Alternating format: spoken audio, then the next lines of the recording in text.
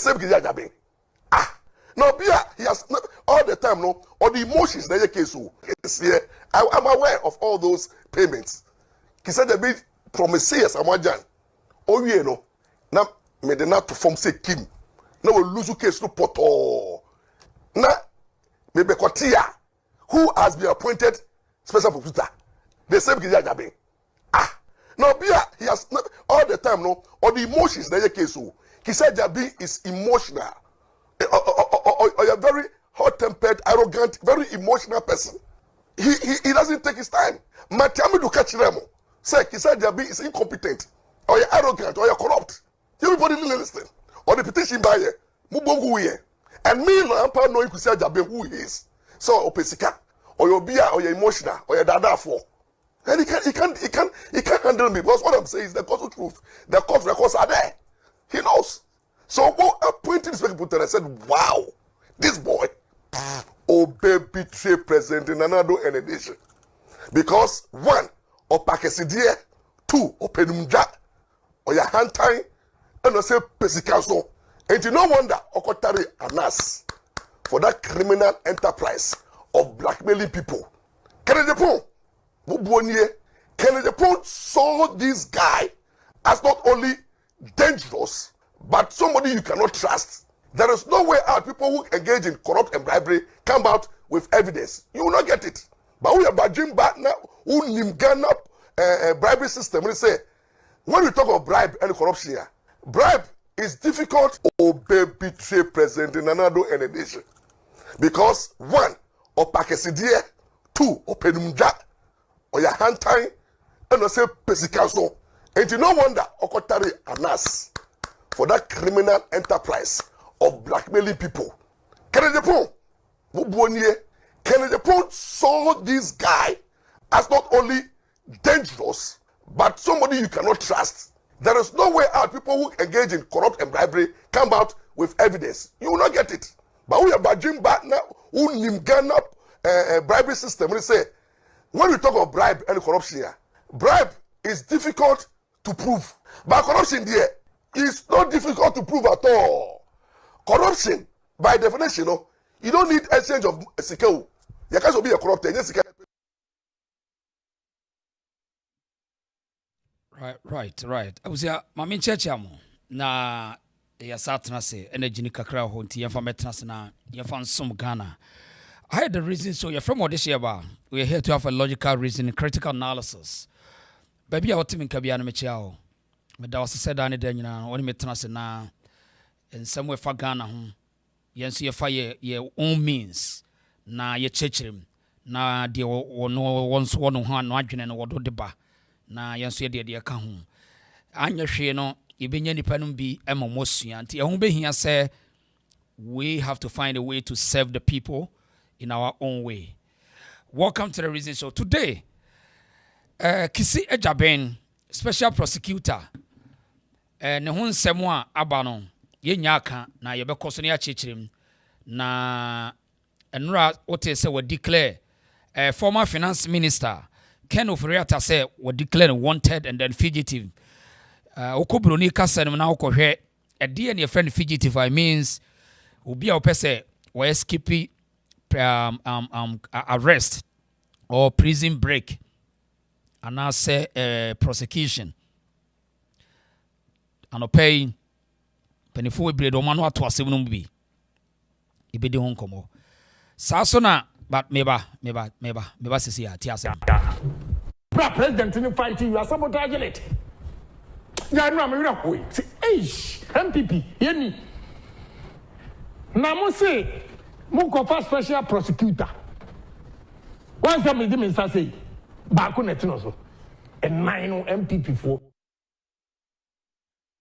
So this matters and more will be here and stay here. But oba like video mami and lawyers are at TSM na Kissi Agyabeng anomu tu no nranon full expose. A lot of people are saying say akwani afra no Kissi Agyabeng special prosecutor and adwuma na wontimi nye ho ada ho In fact, most NDC for be break who say no, we there a strategy. Even though I mean, we be ne yet say they manage news no, but we there. I mean, adabraka. You be doing come ye there wahase yet asemi and tenipa.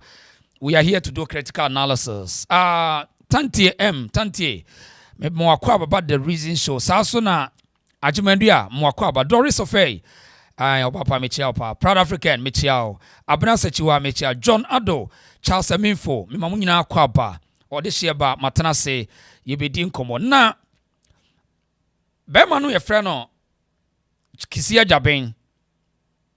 And Rana was shall see a yen in Yama. And someone de beto abontes no. Any pub be bredi komo say no. This is no. So Timika say, what declare will be wanted. Emra when you say nipa no, wakra say oko hospital. So dear ne buy. Enu na nipa no be say man we a strategy. Sebi anra one tedi oye eno ti ha say na fi ento aso. The OSP declares Kenneth Nanaya Oforiatta a wanted person. He is a fugitive from justice. The OSP will take all necessary legal steps to secure his return to the jurisdiction and attendance at the OSP. And this is to Mr. Oforiatta. You have two choices. You can either return to the jurisdiction voluntarily or the OSP will enforce your return. Right. Eti enra koba ne say no enipa bebre no anade achi Ghana phone bebre din komo. In fact, nsem bebre na ekoso say no yenua na wan try. Wanyade na it's a part of the package for media management. A lawyer for ni biatim enra ye kan ye de say in as much as say public servants bebre no timi say o man sika o mo bo man kro no. Sa wo pesa wo gi agyapade na akodo man ye ntwatro ye nye kitikiti nya sa wo nya hwe. Fi say o man no enye sojafo ne di so. We are ruling the country with rule of law. Eye day and will be timi bowra will be fie emra nipa ni ho.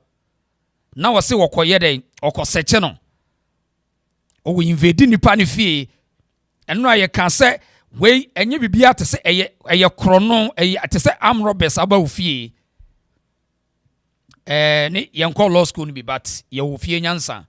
Assemble abeka bi ade achi omeka na sise me no kata ye beko parliament ohun omo so agina sa assembly aso se eye sa na tie fi se sa wotimi invade obi fie no a nipa ne ni ho no eye kro no. Now ye wieso a me do beko Assin Manso nananum atrankonwa ho wonum nyina toa nananum menhia ba utumfo se enei wonum nyina ya asantefo wonum asaba enti ebre no medo bako na memba kwa mpani nsem bi so ewo ba pani bi ho amana chechire mu Assin Manso wo mo ye henfo yebedi ho nkomo saa so na mobeka ya okujeto ablakwa obeka se afanyoma kesa akoto nton akoto aban Agyapade na no matrankonya ewo efutu aba bonten se okujeto onhwe yie se onhye o ma roba na efutu asase eye wonum na omodia saso na be manu efre no Richard Jakpa a okobo wura Ken Oforiatta fie no medical ka kira mo se sankrofo we mu nyina no they are using the Mahama administration to settle their scores. It seems a payback time. Menya to me ti yemfa nkodin semfon. Richard Jakpa ya trake no. Samuni mwa no ye part of Atofo since ambulance deal na ye dum ko gina court no. Enti emra wo Ghana na mra ye adwumenti no. Court appeals court transe no wo mo discharge ne say ye pese mra ye adwuma ye hwem no kone kofa ahodi. But today without any grounds from any court of competent jurisdiction with warrant otimi boru obi fie bemen with soldiers say okoye dey okosechi obi fie by force. Eba. Information reaching Good Evening Ghana suggests that the raid that has occurred at Ken Oforiatta's house earlier this evening, Tuesday, 11th February, was not conducted by police officers. It was conducted by military officers. Now, they don't know that somebody on the top of the building next door was filming, and that video has been made available to us. So, was filming how they entered, and then the video remained until they came out. What happened inside, the video couldn't capture because the person was on the building. The soldiers, those of you went there, you will see that to your left, there was a story building there. A very prominent person lives there. And So, this is the guy, Richard Jakpa. Iti, SSO biati asiye se, sawahya, oshe oral team, kasongo fonwa, obiani asewone pass administration no problem. Oshe obi tise Richard Jakpa oko court, wamu board charge bono, oko court, oko nkomran, emrentino, wamu jano. Iti today, emra krono yadi jano, adena umasa amrani nyajuma. But today, Richard Jakpa can lead to enter somebody's house. This is impunity. Wura obi fie, ewura ni pan fie, ewura ni inside ni room na hwe. Richard Jakpa no. And so uti ha say ya was say court mra na ide Ghana say mra ho, but adenti no bibusa say o ma mra ne nya adwuma. Now report to my CID. Now to me invade obi privacy. Tie no sa be me ya otimi di ono amra hye ne nsem no boru obi fie no. Richard Jakpa tie no okọ court tie asemo kan no ase. This trial change your perception about the country and how it's governed?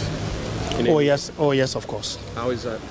Well, what I see is that we have a problem at our Attorney General, Minister of Justice, and Attorney General's office.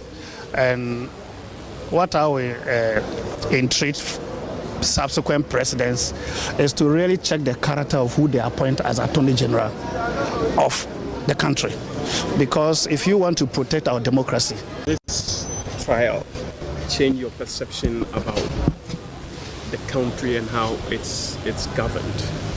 oh yes, of course. How is that?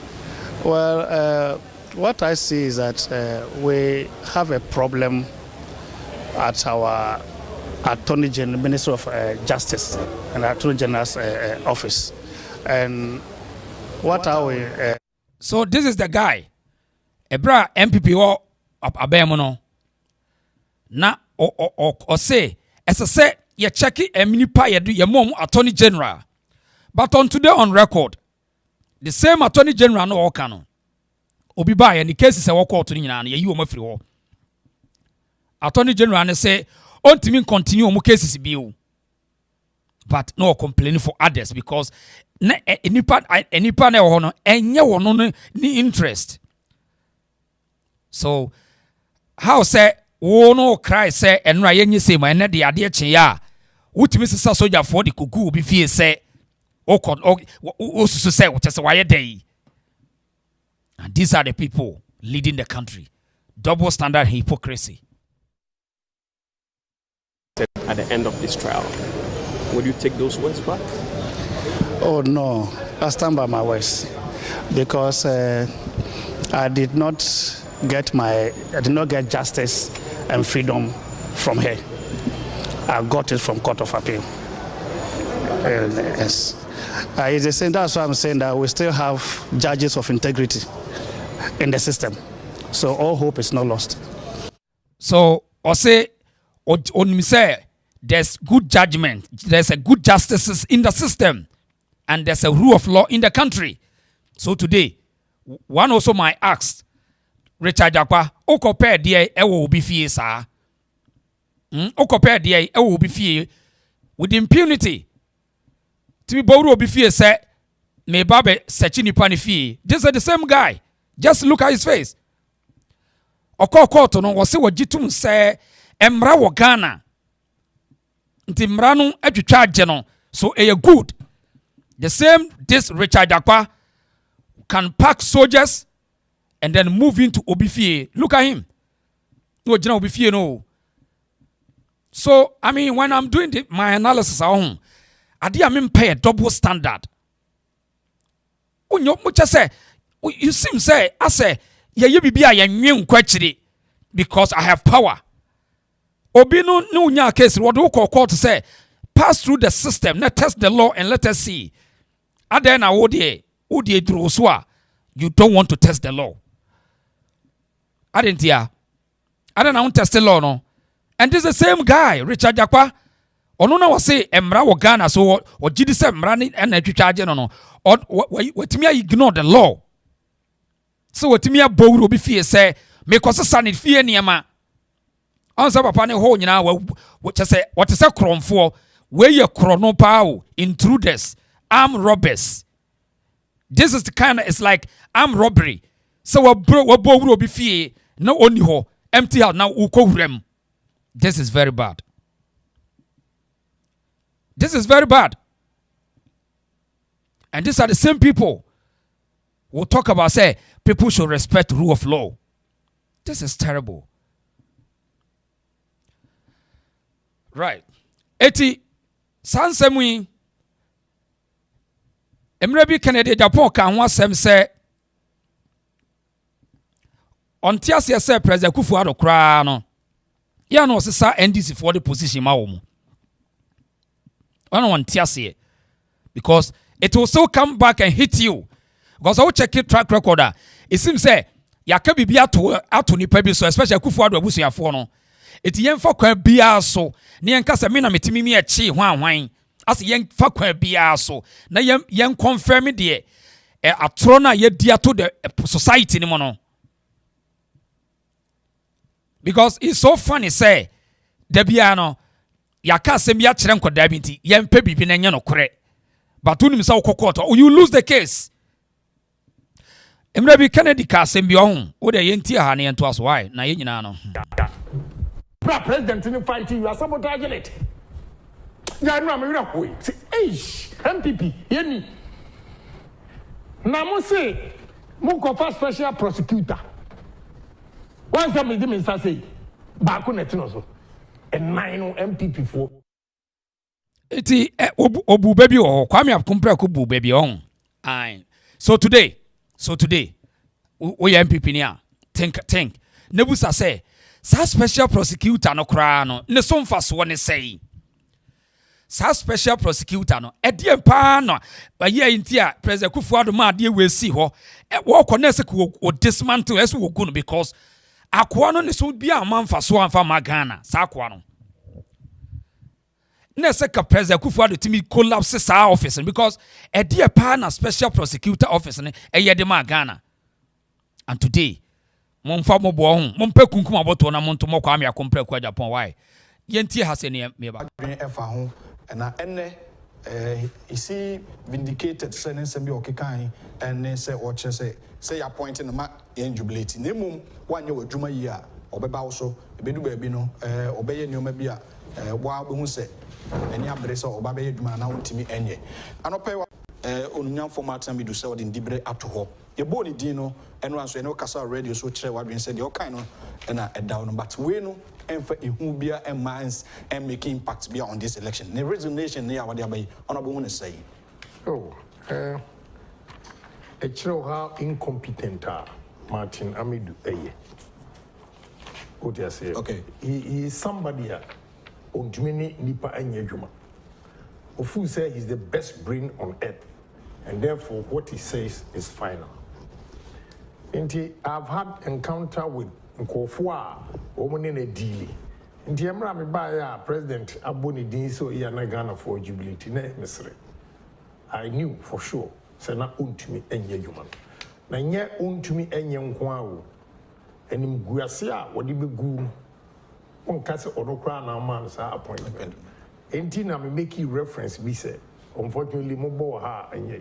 Say Martin Amidu or to say Jata Omo ye circuit show no Edomo ye display. Okay.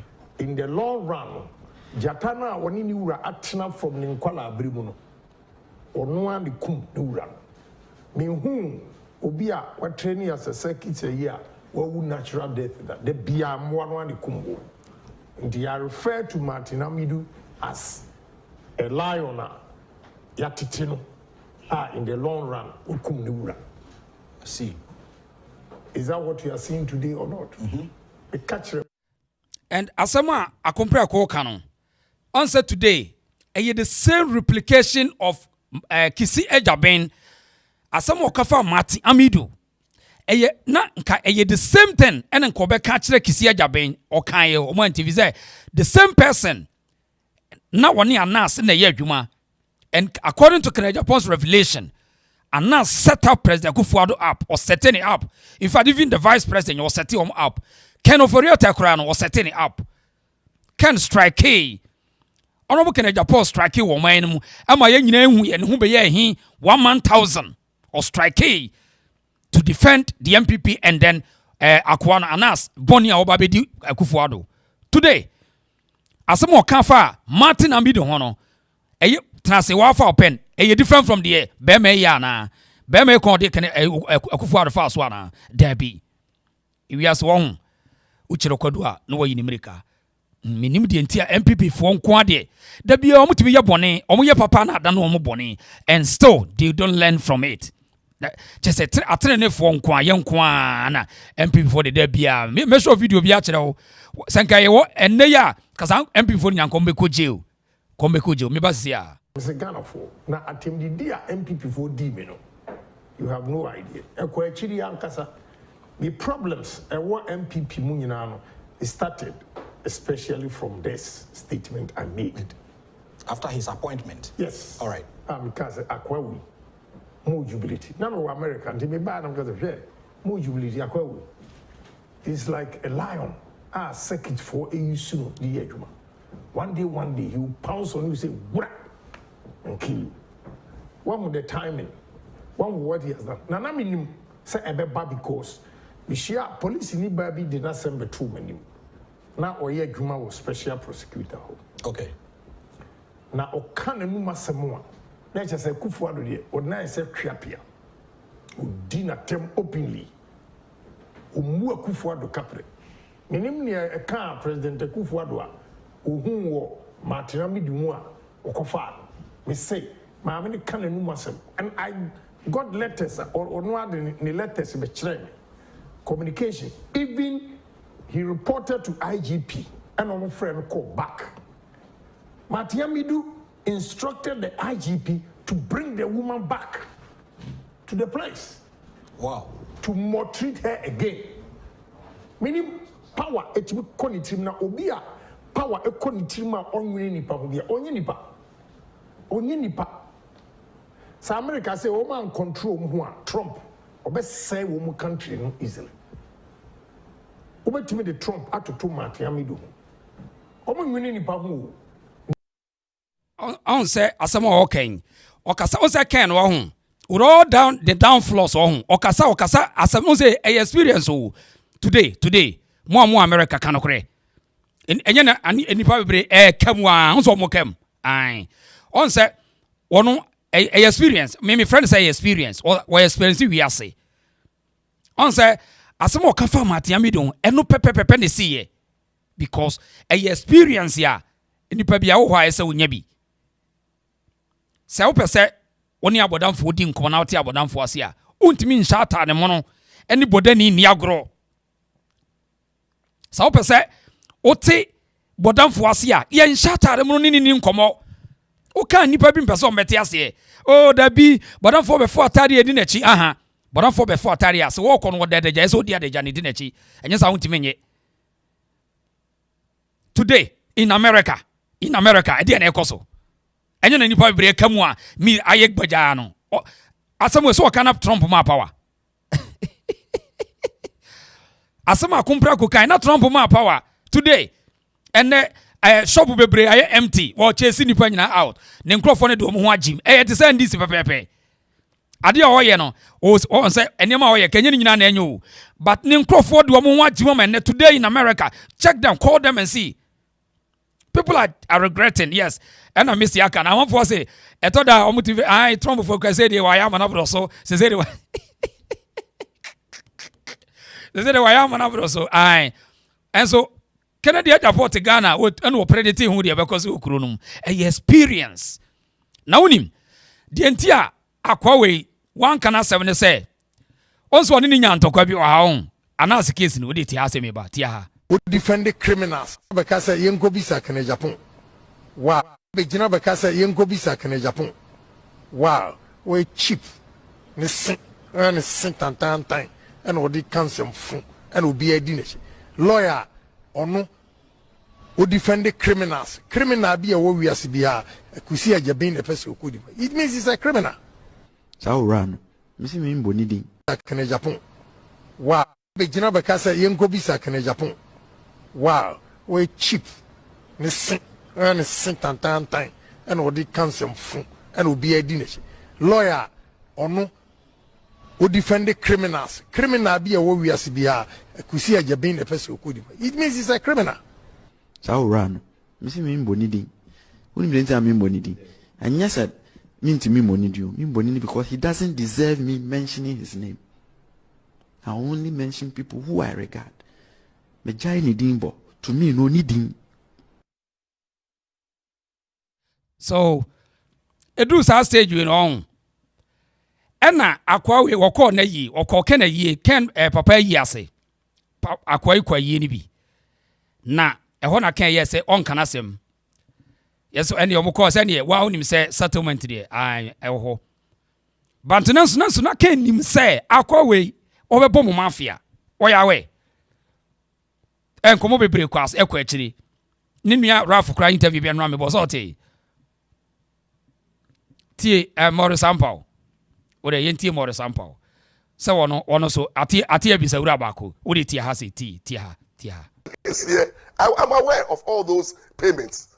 Kissi Agyabeng promises amajan o wie no na me de na perform say kim na we lose case no poto na me be kotia who has been appointed special prosecutor the same Kissi Agyabeng no bia he has all the time no or the emotions na case so Kissi Agyabeng is emotional or a very hot-tempered arrogant very emotional person he doesn't take his time Matiami do catch them say Kissi Agyabeng is incompetent or you're arrogant or you're corrupt everybody listen or the petition by here mubongu here and me no ampa know Kissi Agyabeng who he is so opesika or you're bia or you're emotional or you're dada for and he can't handle me because what I'm saying is the gospel truth the court records are there he knows so appointing this people and I said wow this boy betray president in another nation because one opakesidia two openumja or your hand time and say pesikaso and you no wonder okotari anas for that criminal enterprise of blackmailing people Kennedy saw this guy as not only dangerous but somebody you cannot trust. There is so Morris Sampao or not today ojiga and once was offer can say can beji obo kwame apon akompre ko beji obo a experience o NPP for ya montie a experience enye da bia na wo depend beche kromfo yenye ne saa eti question is say adentina na nado kra wo kono saa yi no one fan ko parliament no manya mfiri ho because the whole year sir yep on point is akwai anoma bakra wancheno in fact former old cases are negu hodada efa Bas Brandon efa endis for one touch ba akokra wo ehu nya no one touch ba akokra so eti ya na NPP for no ya no mo smell something and answer say today they are calling Kereja Poso majene bo kwame akompre ko beje obo because me sin komo bi kwa tire kan ye say won kana sem bi wo na mu nyina mo behu ena akwa no ope onso ope media mo agudie ope show off because odu court obelusu enko ba bia obelusu enti yebusa se die pa ne tie ba ade mo shafa na na do ana any Godfred odame mo no ade what's up now what be this now so plant your enemy against your own self because the omopa ne se ye benya akufo do busuani bi ne agu n'animu ase enya hwe o mo de ne ma di agro ye so mba be bibia ma won ye pa bibi di agu animu ase aye se de Where are people who engage in corrupt and bribery come out with evidence? You will not get it. But we are badging back now. Who Ghana bribery system? We say when we talk of bribe and corruption here, bribe is difficult to prove, but corruption there is not difficult to prove at all. Corruption, by definition, you don't need exchange of sikeu. You can't be a corrupt and influence. So you use your official capacity to influence an outcome. Say who influence that outcome will not come. Samuel Mahama will never have this deal going through. But because Mama is highly corrupt, you see, because you are a corrupt, he used the influence as the vice president, even then when there is no evidence of exchange of money. That's why because of the Dami were boom. Because Okache say there is no evidence of bribery. Do we need to see evidence of bribery? What about corruption? Corruption is about sikejio. You can be corrupt without exchange of money. Munko check it. Munko check the weapon say Kissi that be so bon nim law. Kissi that be me person be say me tshauka. Me person is too harsh a word. But the way you know, what you say, ube buwa kunta rough. Yeah, Morris Sampao no.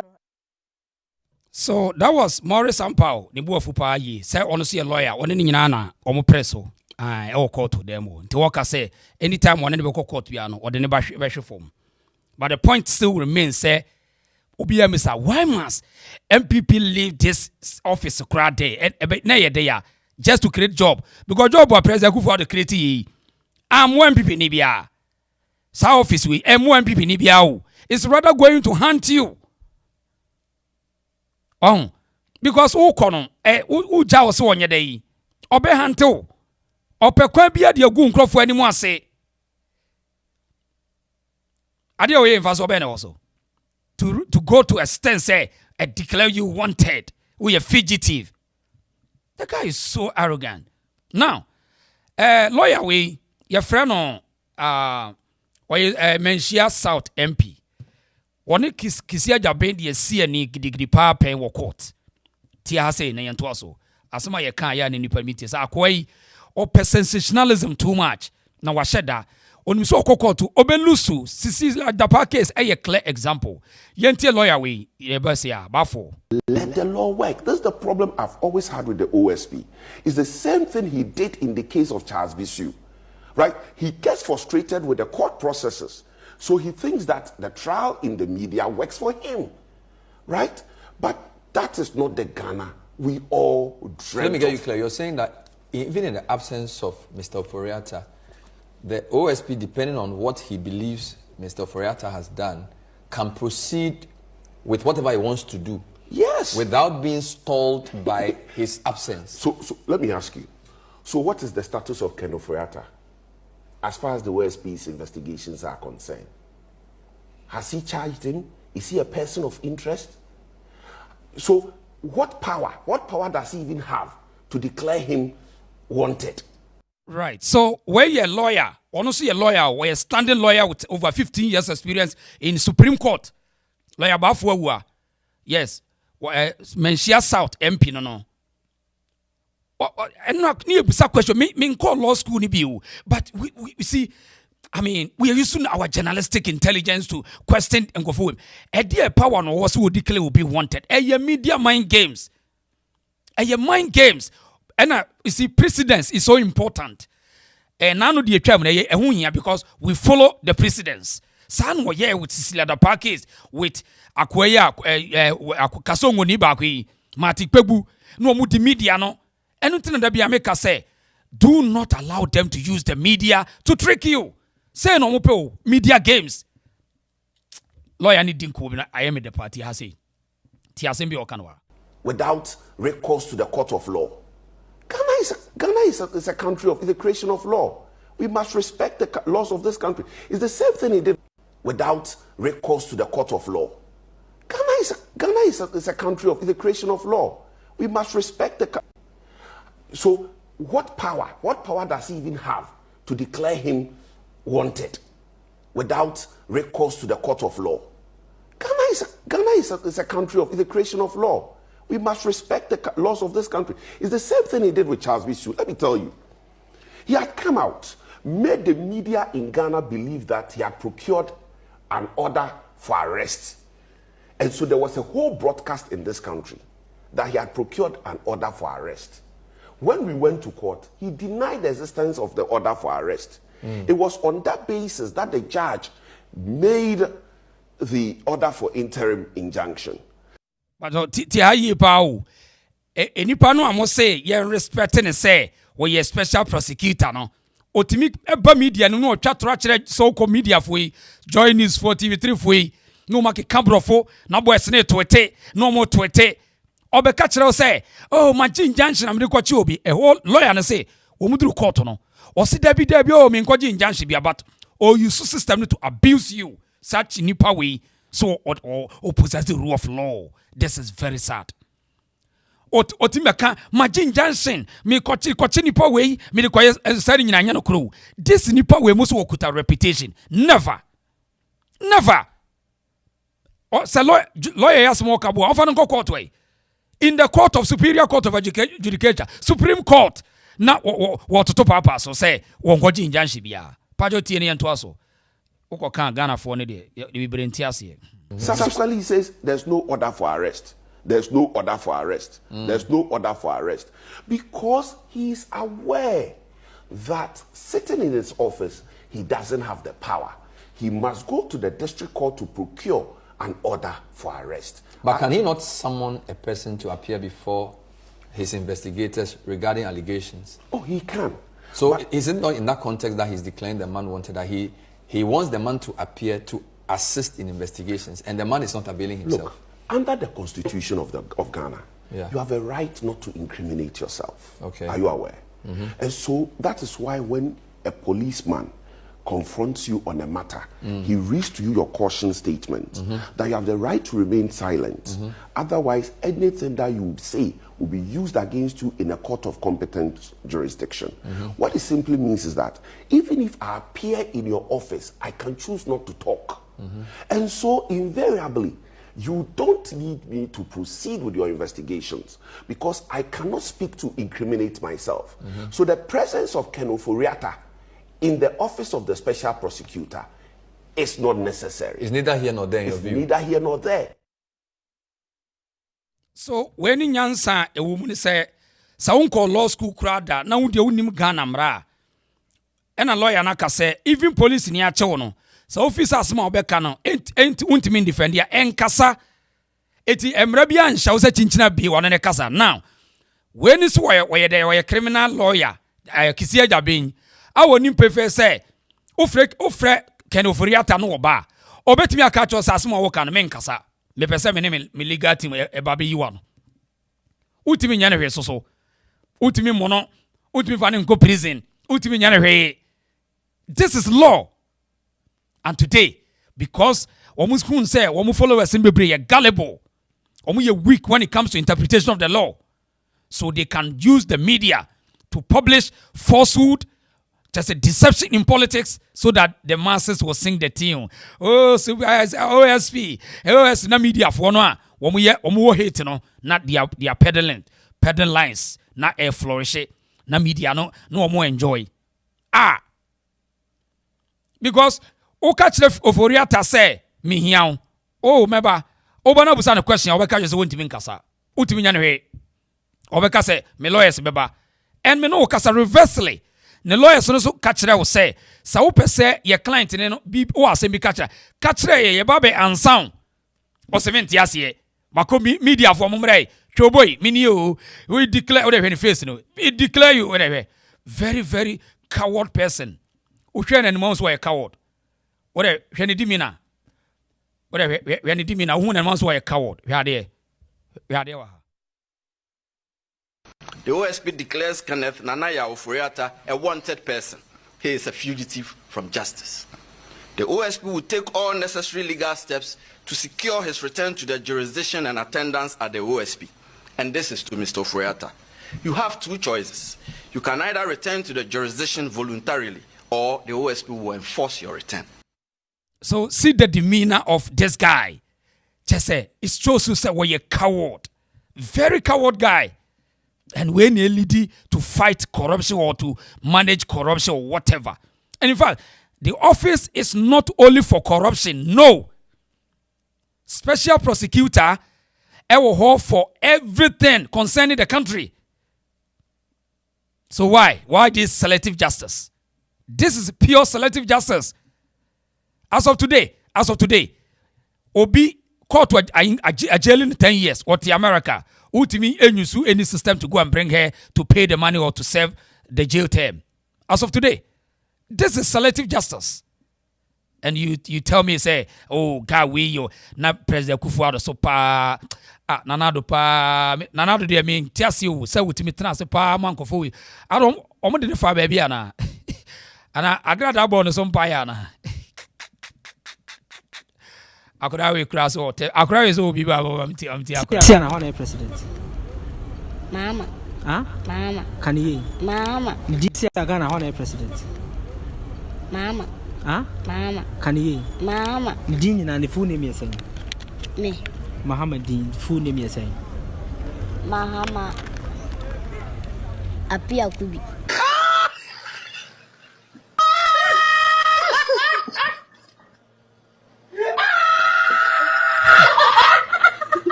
Mahama Apia Kubi pa. Mahama Apia Kubi.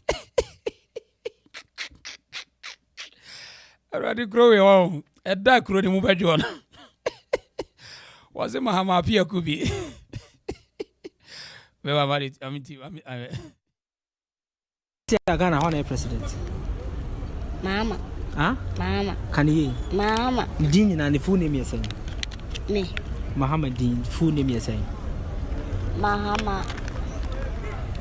Apia Kubi.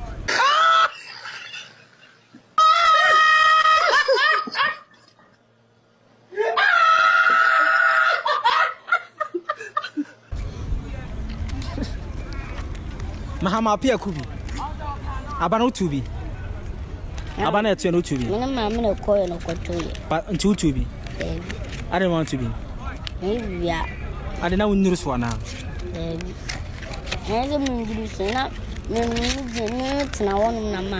Aha. Nti okoto wi no rensa kosisi no. Na do kwese box bi mu. Sa box ne friend is saying. Ghana president. Oh my God! Oh my God! Already growing. I was about to friend Ghana president. My president did say I was a president Apia Kubi.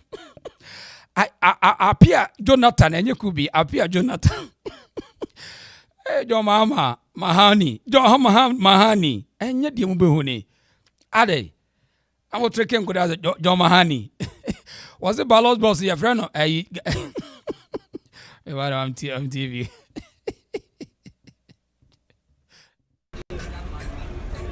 Ghana president. Oh my God! Oh! See, no. I do kwese box bi mu. Sa box ne friend is saying.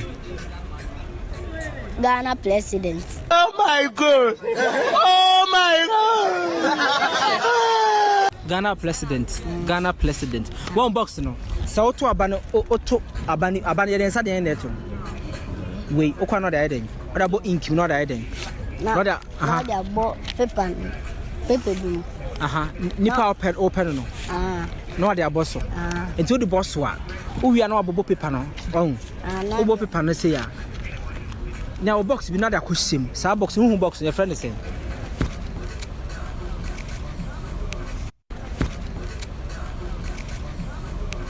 Your friend is saying? Hey, the boss is on the floor.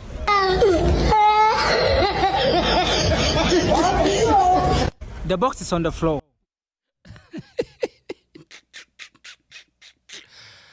Already growing home. A day move at you. I know day. I know day. A grown a day move at you. Not ya, yapon.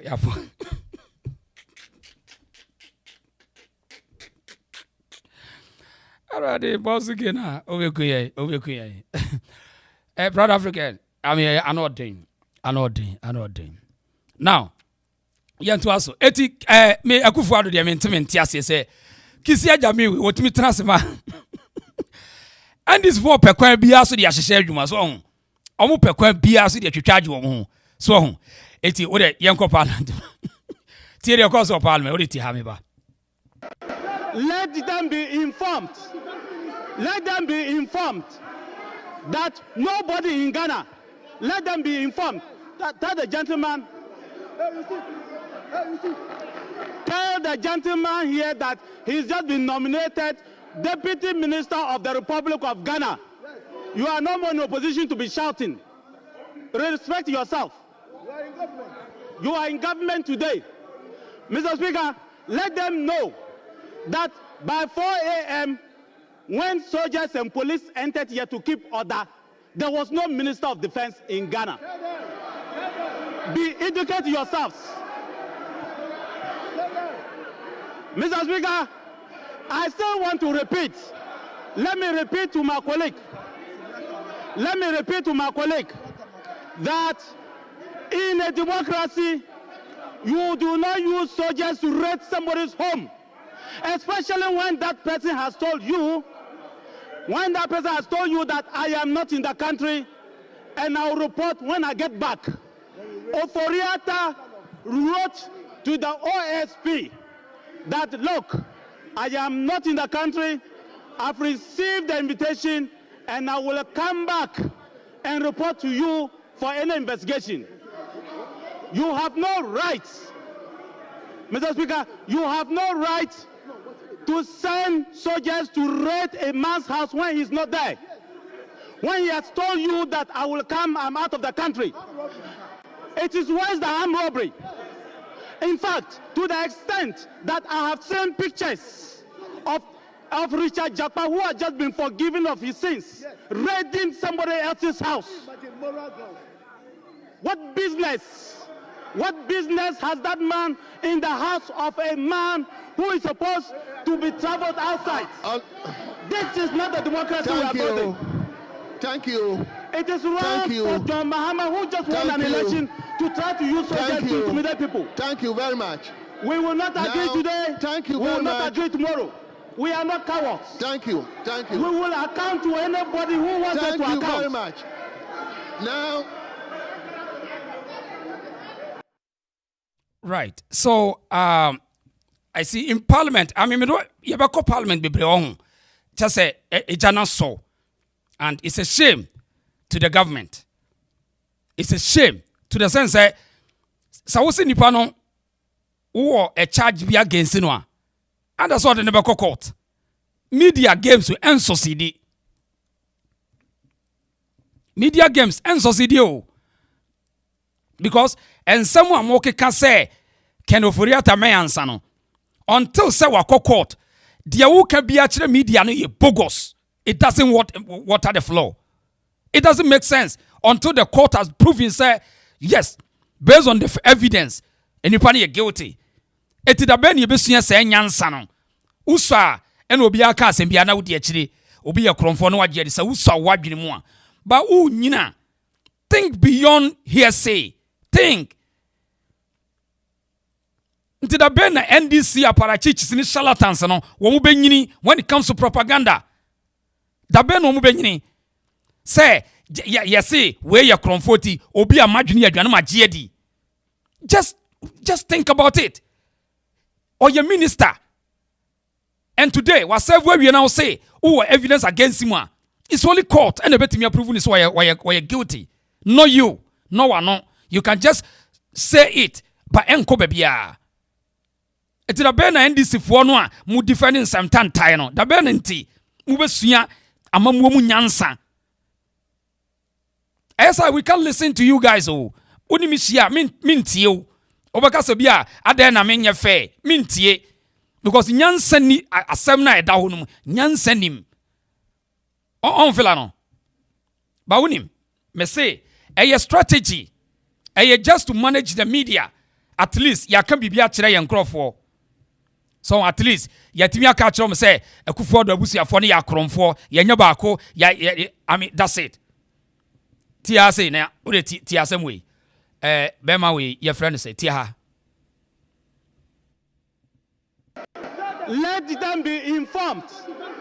Let them be informed. In our local language, fugitive, in our local language, it means that what didn't work kamura. What didn't work kamura. Or to put it simply, wajibab, or in the Hausa language, otilo, or to put it in a more simpler way, yagudu. It's as simple as that, Mr. Speaker. Mr. Speaker, we should not be afraid of accountability. As public officials, I say, oh, you can't fire. I say, John Jinapoche Kissi, no. How to manage their followers? So, at the end of the day, they are just using it to relieve their stress in politics. Concert, omunim say, ya grow. But so we be na what ye children now, so we tibon cause you don't think ahead. Now when you hey, say yes, say ampa, can of Foriata is wanted. No busa say after the wantedness, no DNBC, NC. And this boy, we are funny, oh, we have funny. Was it Yamutu? Oh, as I would train, Mumpani funny the margin dear grow too much. Oh, Thierry can mabufu. We are in this near mental, but yeah, no, won't mean trick me. What Tia say, Tia, John Janapo. In our local language, fugitive, in our local language, it means that what didn't work kamura. What didn't work kamura. Or to put it simply, wajibab, or in the Hausa language, otilo, or to put it in a more simpler way, yagudu. It's as simple as that, Mr. Speaker. Mr. Speaker, we should not be afraid of accountability. As public officials, when they took my laptop, it got to a point they couldn't even open the iPhone. I told them I was willing to come and use my fingerprint. It was then and there that they told me that the phones had been taken to the United Kingdom. I had to give them the password. Eventually, the very America that I was accused of. After I was one will be a grown and a payback time. It's not because they want to recover anything. A tit for tat, payback time. I don't know we a young person or TSS in the forms of political debate, strategies involved. It would say President Mahama say or be fighting corruption. At the end of the day, they have to manage your thinking because when you're sharp. And you pay back because as of that time, John Jinapoi, Ameridi, and almost say, Omeyi, someone no more for me, so Omoko Jenny machines.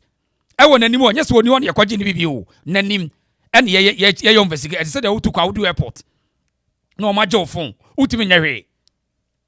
When you know Mojano, and yes, a be on my real. Eti, Omo Manejimon, say, Yenya bibina yen kase yeso ya pay mu back. Etina me kase kasongo fo ne nyina no. Eye pay back eye obi abon say all fight for ade bia ye say wo de ndis di bia no. Eye tit for tat. Eye to settle scores. What does my John Boka no? Eye to settle scores. At the end of the day, they will still come back here and blame the judiciary. Say there's too much corruption in the judiciary. With the case court to Ekufuado Kono or signing ude bodeti to. Ombeba complain say the NPP installed more judges in the system. So that is why I'm going to win case bia bodeti to today. Menya prophet, but bodeti to say they know the deal say when they go to court that hono enye bukata. It won't be saba beka say I NPP kono so say judges bebre egogu bench ne so etu dia sanko court a woni bem. Yes.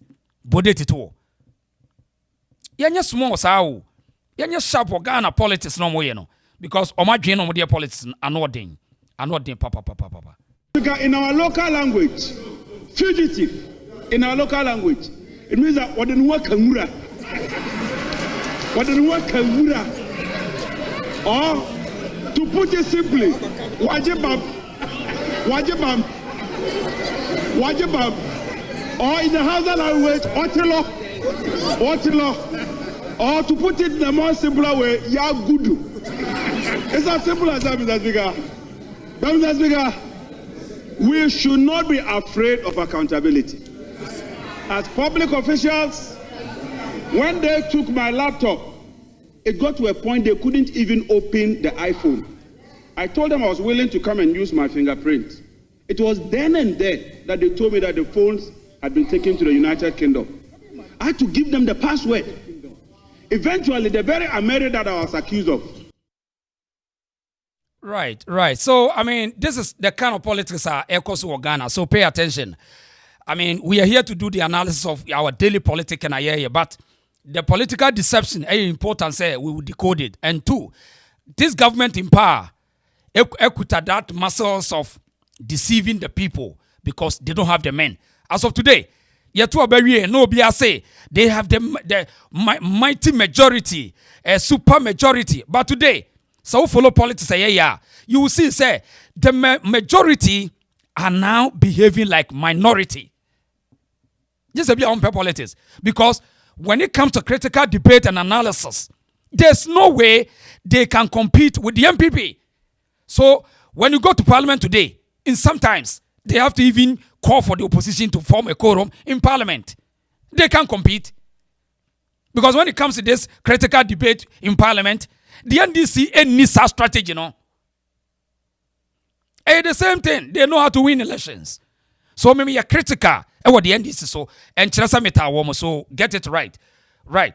Now, John Janapo, yes, our comedy new year to show say mesokromu ye me say. Yentie the same parliament. Yentie the opposition. Na yentu aso was. I had the reason so pacho do me a favor home. Kokromotina also like a video no. So when you politics to anasa nkomo idi amesra why? Wa opim. Yentu aso medam wase yentu aso. And we have given the public, the external stakeholders to always see us in different lenses. And it is time we put an end to what we are doing to each other. Mr. Speaker, some of the descriptions they're giving, some even went to the extent of saying that the economy that he left, in fact, I cannot repeat those evil words they use in-house. Mr. Speaker,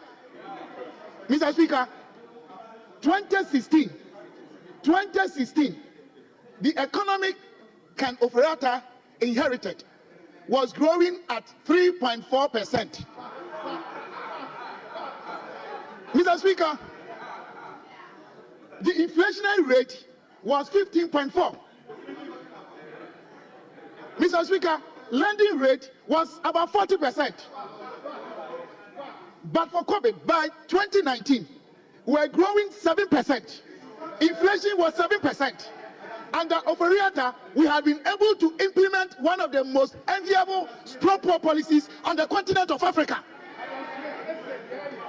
How could you describe such a man because of global crisis? Your own former finance minister, do you know the description you are giving to your country? Do you know how you are placing Ghana on the globe because of politics? Do you know what you are doing to your country? Very soon, your ministers will be leaving Ghana for other places, for international assignments. And this is what they will read from your own lips. Mr. Speaker, we shouldn't allow this outmoded, colloquial, primitive politics to continue to destroy our country. Mr. Speaker, we are one people with one destiny as a nation. Mr. Speaker, I am only advising the House. Honorable Sivinamwa, did I hear you say primitive politics? No, I'm talking about Ghana. Will you consider withdrawing the word primitive politics? Okay. Mr. Speaker, with your indulgence, I have done so. But Mr. Speaker, I think I have to make myself clearer here. I am not even speaking against one side. I am talking about actions and inactions, omissions and behaviors that are dwindling the very reputation of this House. We've been doing this to ourselves for far too long. Now, every Tom, Dick, and Harry out there, even if you are driving a Land Cruiser, they think you're a politician. Whether NDC NPP, they don't respect us. And this is why I'm bringing it to our attention. That do we allow yesterday's propaganda or actions or omissions to continue to keep on destroying the very image and reputation of this August House? Is that what we want to do? This is the question I'm asking. Mr. Speaker, are we teaching the younger generation what we are doing today? Mr. Speaker, what does the Constitution say? Article 18, Clause 2. With your permission. Hey, no one shall be subjected to the interference of his private home and properties. Has that happened or not? The very Constitution that we ourselves, the very laws that we ourselves made, we are undermining the same laws because of politics. We should not sit here and because of politics forget the fact that the same kind of rata made your family members have free school. Your nephews, your children, your aunties, your friends, your mosque members, your church members. But for kind of rata, they would have been home. Let us stop these things against either NDC or NPP. Let us maintain our reputations as a house.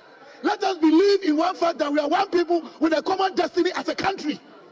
All these things we must stop. That is what I mean. Yesterday's politics we should forget. Because we are destroying each other. And we call ourselves honorable members. We all deserve that. But please, Mr. Speaker, what I'm trying to tell the House is that sometimes, because of politics, we say these things, we think we are joking. But those out there, they believe in what we say and they disrespect all of us. Let us protect each other. Let us keep the dignity of this House intact and portray to the people out there that, yes, we have changed. Mr. Speaker, I am ending by telling each and everyone, especially my brothers and sisters from the other side, to repent. To repent. These behaviors must be stopped. We don't do that to ourselves. Look at Honorable Agoja, very respectable, our leader, respectable, our leader. We are all respectable members. But because of politics, as you call you thief, you are this, you are that, and when you go out there, you want people to respect us. I think this should be the last time for all of us. Let us show love and... Right, so, I mean, you see, and double to Buacha Sofra and Pafibecho. See, the same Bonia, NPP or NDC or power, one more canon. Saboneno. One more opposition, NDC, the MPP, the chair woman. Because they know, say, I mean, politics, I mean, it's a game of scratch my back and I'll scratch your back. Today, if truly say, former past government, and I say sika, you don't even need to make it a brouhaha. Take them to court and let us see. Go to court. Don't come and tell us. See, say we are not going to allow them to use the media to judge cases because when president and his own cronies, you see the charlatans in politics, when they were making noise in campaign time, say, and disika, and then people we sika, and ATS no, we told them say we don't need this kind of nonsense in the media. Go to court. Period. The High Court or Appeals Court, Supreme Court. So at Dana, they always want to solve problems in the media because when they go to court, they will lose the cases. They will lose the cases. So they always want to manage the minds of the people because of revolution in 1979, 80, 81, 83. This is the reason why Yentimin subscribe to the NDC propaganda with their politics. Because so we are critical. And some people can always, you lose it. So you don't want to even to say, you disgrace yourself in NDC's politics. Now, the reason why a lot of people are blaming the MPP say, mobile, na double salary, 32 MPs they can be subjected to court and what today, and because how many MPs in our prison. MPP for no one year sent, year at this year, 1 year sort of before, leave us our case we're behind. Pacho, TSA analysis we want. And today, Munyabua, Mufamo MPP for the trim, none next time, Omba power. Omunsuyan Sase, and this for no. Okwaya say, Equia Cotonamen to Sabi, San and this in MPP for the year. He never spared government, did he? No. Yet I remember that President Akufo-Addo said that, look, they have committed a wrong. Those the double salary issue. The double salary issue. He gave them an opportunity to pay back. Many of the extremists in the NPP said, no, they should be prosecuted. That was a straightforward case. That was a straightforward case. I don't want to mention it. But a lot of the leading NDC MPs who were ministers were caught in that web. Akufo-Addo said no. I said, me say, "Kura na makuma ya me yana me bu afu too much." Na me dwa say, obi aye crime na wo dia che no so won tua on pay back no watua. And today Okujeto, for instance, can get the infantry the audacity to go to Afenyomakin's hometown. No akofa fake document. Paper be the wakofa paper of form say Afenyomakins money property for 99 years. And we got we see cheap people are opening political tricks. Need they are listen to this garbage. This, trash. So munya bua hon mufa more NPP for ni trim na enya omo ya hon, so that when they come to power they understand the game of the NDC. When you find case where you 32 ministers omo nyina go parliament, omo di double salary intentional, a straightforward case obeko jail to serve as a deterrent. Na mo ja wo mo na wo mo ne na ho na wo mo timi afom ho di free. And today, the next time, Echina muni nipa ombe kono so mu twen ombe esenu katia di nkomo bi on me be kire video ba de entie we ni na yento aso. Why prosecute that large number of political class? No, it's not right. In any serious democracy, look at certain consideration. So what will be the gain if Aaron Idrisu, Ama Kofibua, Ama Yarga, and all others were thrown into jail? It was a straightforward case. Right. You've been paid double, you've taken it. We could have read dishonesty in it. We could have read fraud. But the government said no. So I don't want anybody to create the impression that this government is out there to attack its opponent. Let's, perhaps, if the extremists allow space, there could be backroom engagement. There could be discussions to look at the substance and deal with it, and then forget about the trivialities. But some of these extremists will not give space for moderates to engage for a solution. After all, if somebody said financial loss to the state, all right, we have a new law on plea bargaining, which allows you not to even plead guilty, not to even plead guilty, but perhaps find a way to pay back the money, refund to the state. These are all explored. But in this case, the AG has rejected. No, I'm not talking about that. I'm. So it's a shame to the NPP. Today, you are paying the price in ridicule, humiliations. Yeah, you pay the price because now it is a boxing. When you are in the ring bout and all, anytime I'll be your opponent, one punch no, I'll be punch you. It's the same thing. Me as a potential soldier. See, in the battlefield, if you don't shoot, they will shoot you. In the battlefield, we are soldier nuclear to our battlefield. Now we are on 2-2 now. We'll be 2-2. Yeah, there is as much politics. So today, the NDC are using diabolic system strategy to teach the NPP say, "Munye sharp, yeah sharp chemo." Because when you nipa 32, omunyina age double salary. Nana Kufuado we angel, ado show boy, ado gagai. I could nana do pa hey. No what to me a jam crofo we say nyahwe munyai. Eti uche campaign ye man na 2008, 2012, 2016. The man some of us you risk your life in the media circle say you be fight for Nanado to come in so that ono yi onimra obe try one more di o man sika no. Nanado disappointed us. Enya me nko nipa bebre o disappointed obia. Because ne yanim said ye no onimra no oba NDC fo no a no ma je o man aboso no enkofo bebre ko trial ansa no ko prison. O disappointed obia. And today this is a confirmation. 32 MPs, 32 NDC MPs at a double salary. You left them. And today, they are trying to draw you to Kenoforiata issue.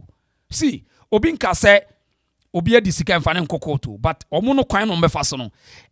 Bukata and a destroyed democracy na ye enjoy no. A destroyed democracy. This is very bad on the side of the NPP. Some would even lose sa case we muja case we to ho tie. And two, crime in the expiration. Crime be no expiration. So today, let us question OSP. Kissi Agyabeng say, "Sa case will only renew no." Let us call on Ora for say, "This is a good case." Because crime be anywhere a expiration. Very sad situation. Very sad. What do you fear coming in to answer questions? You can reschedule your appointments in such a way that you can come in and go. We will not say you should stay and die at all costs. What kind of persons will we be? So that is not the issue. The issue is your express intention that you've gone away definitely. What do you have to show for it? We get a purported medical letter, a very sketchy one, which tells us that you have scheduled appointments which you need to attend and that you are being reviewed, and there are some future dates you would maybe undergo some surgical procedure. For us, this is unconvincing. And as I stated in my briefing, the letter doesn't say you are so much of an invalid that you can't complain and travel to the jurisdiction. We all fall sick at some point, and we all go seek medical attention wherever.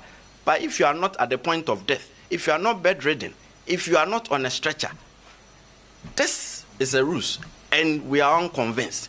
As far as we are concerned, he just doesn't want to return to the jurisdiction voluntarily, and we have given him the chance so to do voluntarily, failing which we will pull him to Ghana.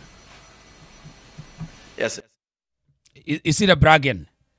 Just see the typical, bush politics bragging. Just the typical bush politics. We will pull him. I say, on reading international law, as we name the bilateral trade and answer bilateral countries' rules. We will pull him. In what stance? What grounds will you pull? Will be our baby say me pull say. Now, if you are no obey any panad in Ghana, logically, obey day, you write it to the embassy, write it to the consulate, and they will see the person on your comfortable to go obey day. So on your comfortable to go, America be to map peja FBI say munko tu kanu furiata asamfano Ghana. It doesn't happen like that. So why are you playing? You play these tricks. We are playing some tricks too much. You pull one, over to me pull no ever he. Into a journalist now to her. I don't know question to say, excuse me, Mr. Man. How are you going to pull him there? How? And it's out modern politics. We live in a global world. Obey then wako peja and South Neba Ghana. A dear crime. What try anyone or commit a crime, Anna? Let us. You reason in politics. Near shallow argument in or unya position. Don't men ridicule position when you know. This is very bad. As the BIS settle scores, we are paying prices. Near pretends that we are building a country. How? How must why? This is bad. Songo ye. Mombari nanga. Kasongo mbona wewe. Songa libala. Oh ye. Kasongo mbona wewe. Mbona wewe. Mombari nanga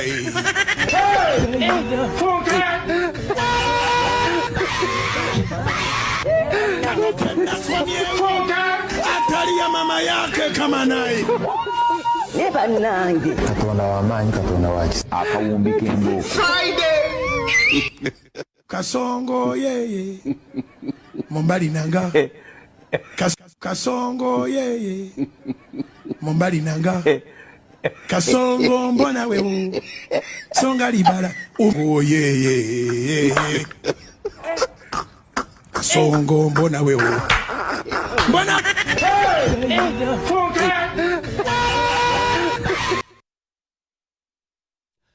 So, se say the Kissi Agyabeng kasongo for no. Aye.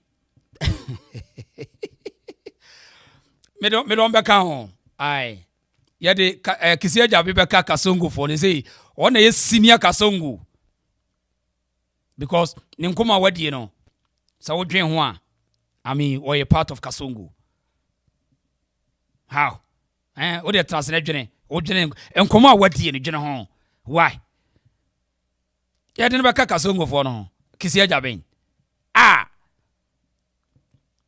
Because no kra no on can Japan talk kwa na no de more. But he say so. Frade. We defend the criminals because yenko bisa kene Japan. Wow. Be jina because yenko bisa kene Japan. Wow. We cheap. Ne sin tantan and odi cancel fun and obi adinese.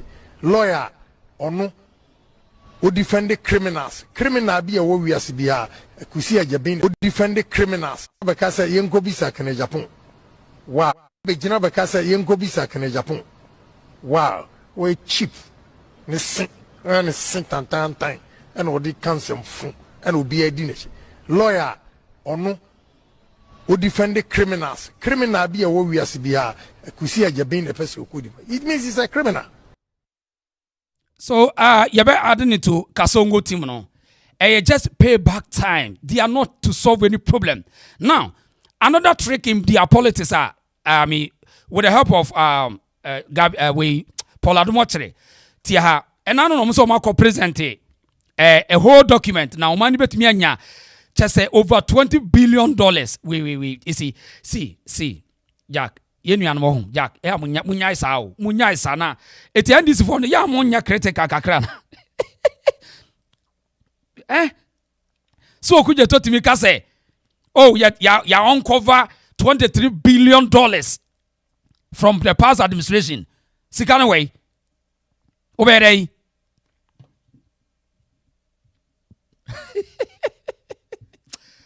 hey, this is serious. Me saw video bi atra on. Wo de tia say, tia video we mu. Ne hu a kind of mind game of President Mahama Okujo to Kofi Boate Remonacha ene papa we ya na mi refinidi. Papa ya NDC free power 2017 on one plan the next day and on one plan no. Yes. Me ba sisi ya. Seasoned professionals from the system. Now they've appointed a military man there. Tomorrow a policeman will be appointed at GMPC tomorrow. We have to be serious. But I'm interested in the rule whether the former IGP, a former police COP who has retired can be appointed as IGP. If that were so, and Kofi Boakye was qualified, it could be a good idea if the president doesn't want Dampare.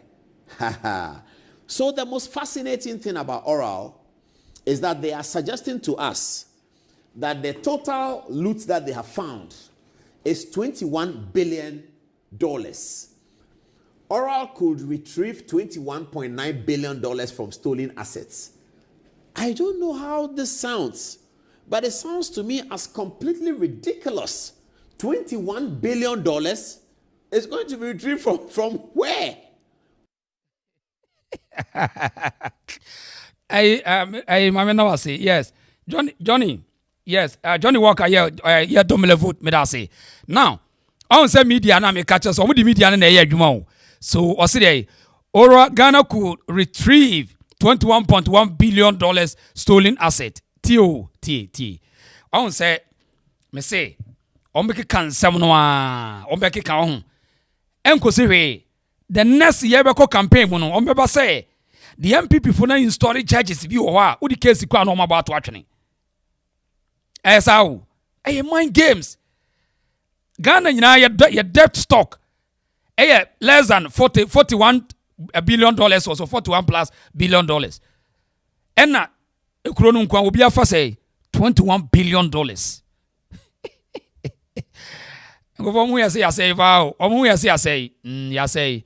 But more here no ye try to say ye mancrofo intraki ai.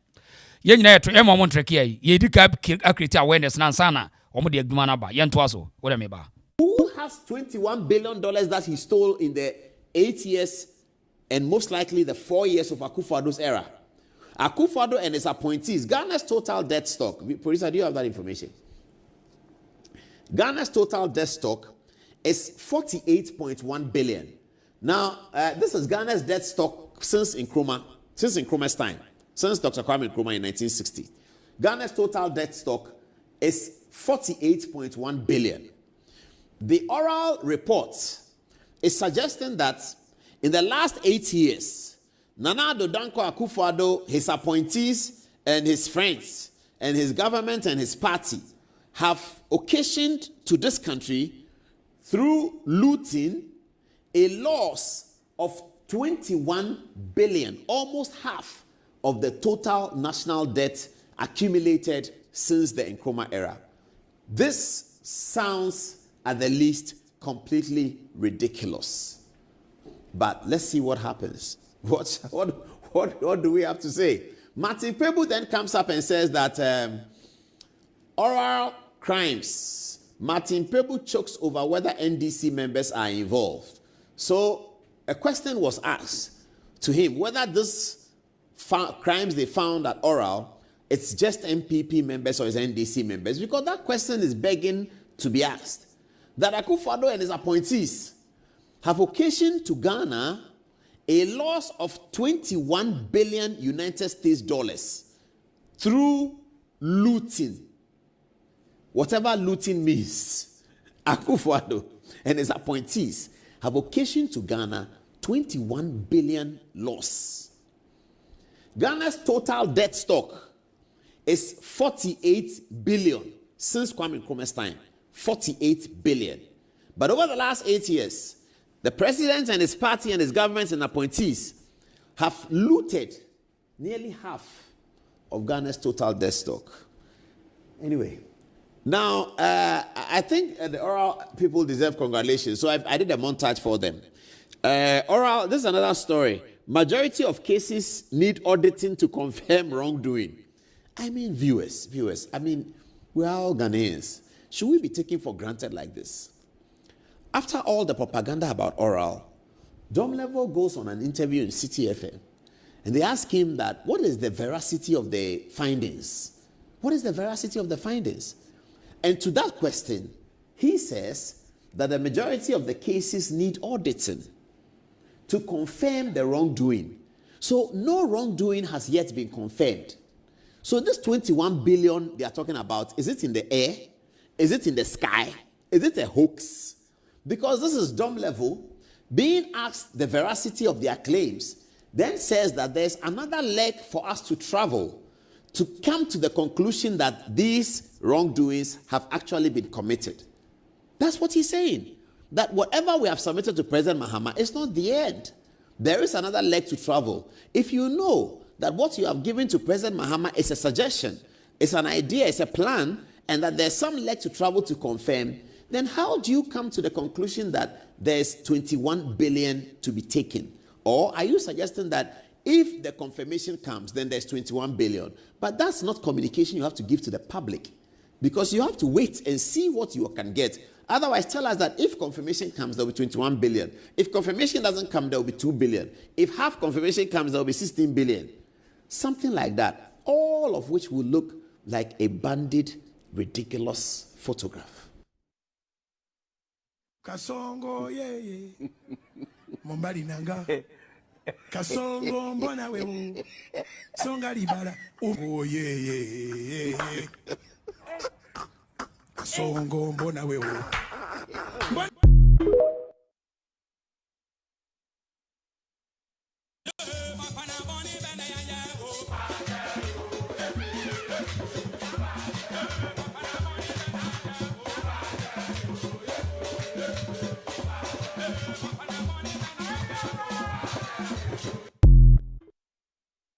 Parliament is not a place for joking.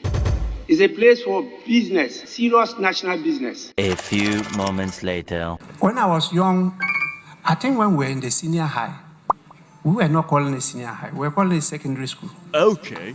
There was some song, it's too late to say that you are sorry. What's it?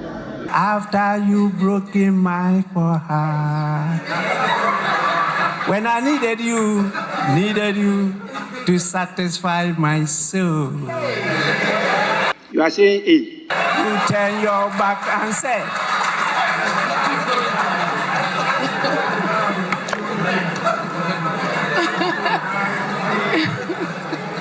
Now, I think we should add singer to Mr. Speaker's. A few moments later. The parliament we are in has never been in Ghana, even Gold Coast.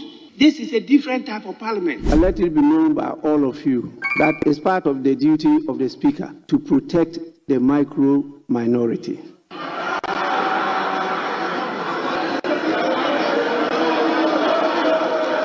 The NDC people was teasing and laughing. Yeah, yeah, we mukwa ne say. Ube so TV, and now ube so WhatsApp nuko. Ube te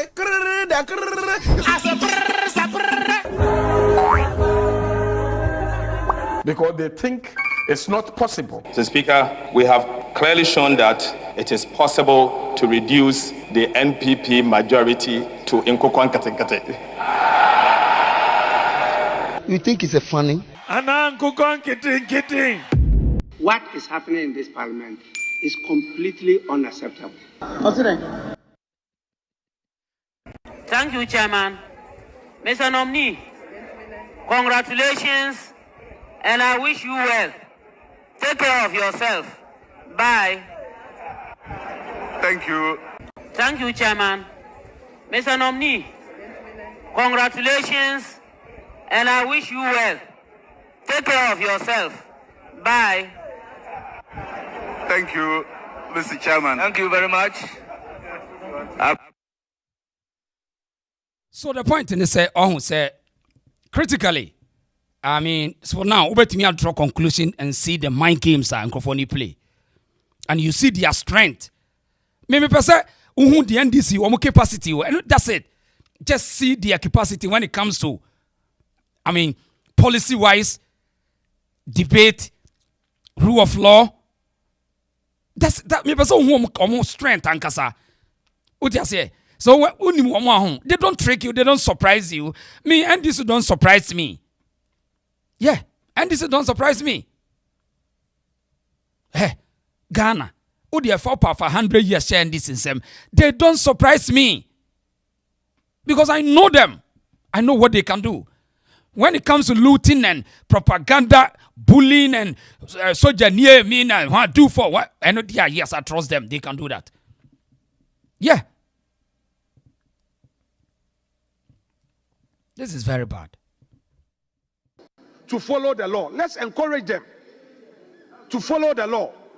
Honorable Nitiwu, in his submission, was being very emotional because just a week ago, he had to invite the leaders to intervene. Some and the clerk. Some people calling themselves security operatives chased him, his car, a former defense minister.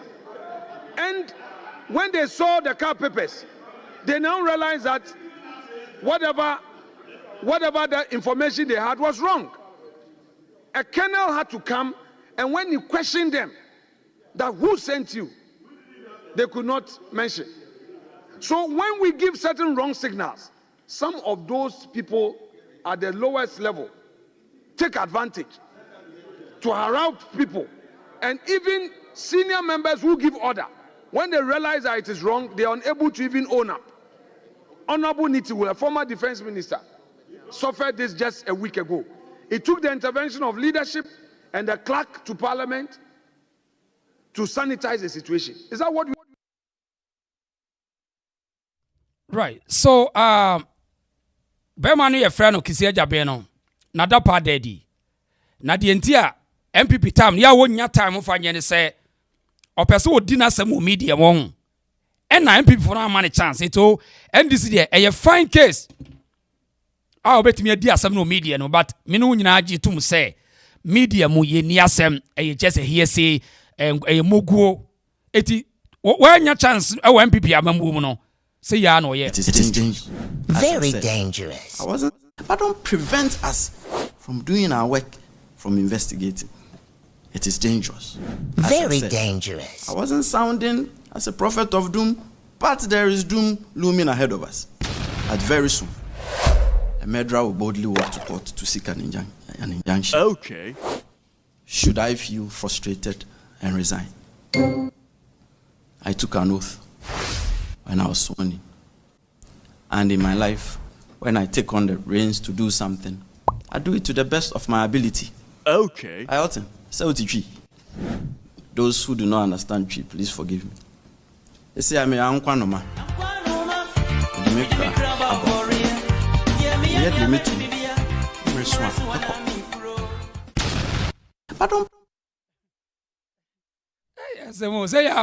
Say ya to on ope sympathy from the media.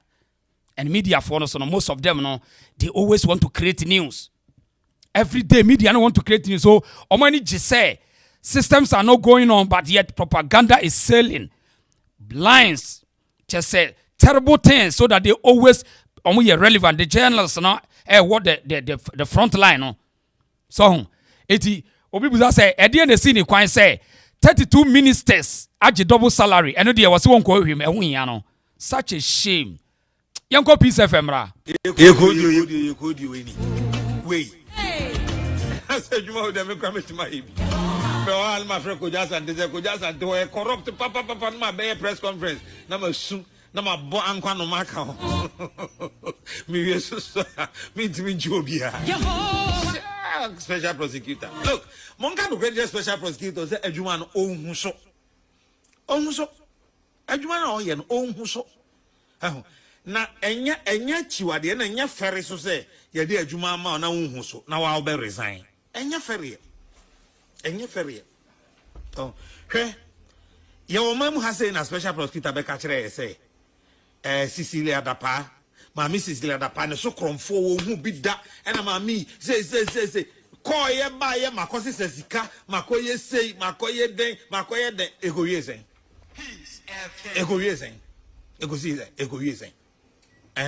sen special prosecutor. And the special prosecutor, how person would say? Enray, I will be general how yes, our press conference. And now who say, Ken Ufuriata, where the Ghana Bonnie? Is that what you are saying? Say, Ken Ufuriata, where the Ghana Bonnie? Special prosecutor. Also, Tinra, no, Wednesday on. Tinra Wednesday. And a special prosecutor who say Ken Oforiata why Ghana Bonia ebi mada kwajo mongogre offense fugitive one fugitive mongogre mame there be me page na pod there monfa Google offense definition of a fugitive monfa mreme na men kind has isi an ehwa dey say special prosecutor say when you bypass empire more Juma say oh special prosecutor over prosecuting for there are few questions you need to answer. Say never Ghana for be for serious. Now the end the otunte adwuma no hu so adwuma no ntimi nye. Special prosecutor den na La Bianca case went me any chira nkwan kodu ase. What happened in that La Bianca case? So that was the point, and ultimately special prosecutor na dwuma etesa akoda ya asem oba bekan ti akoda yi special prosecutor ho you na dwuma tese akoda yi what the enti oya akoda no ase ni Ghana president mama can you mama din na ne full name yesen me Muhammad din full name yesen Mahama Apia Kubi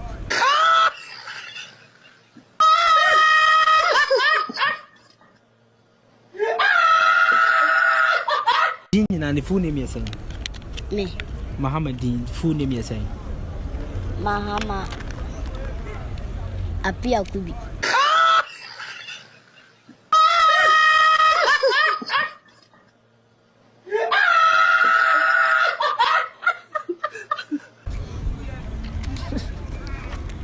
Mahama Apia Kubi abana utubi abana etu na utubi me na me na koyo na kwatoye but nti utubi I don't want to be yeah I don't know when so na I don't know me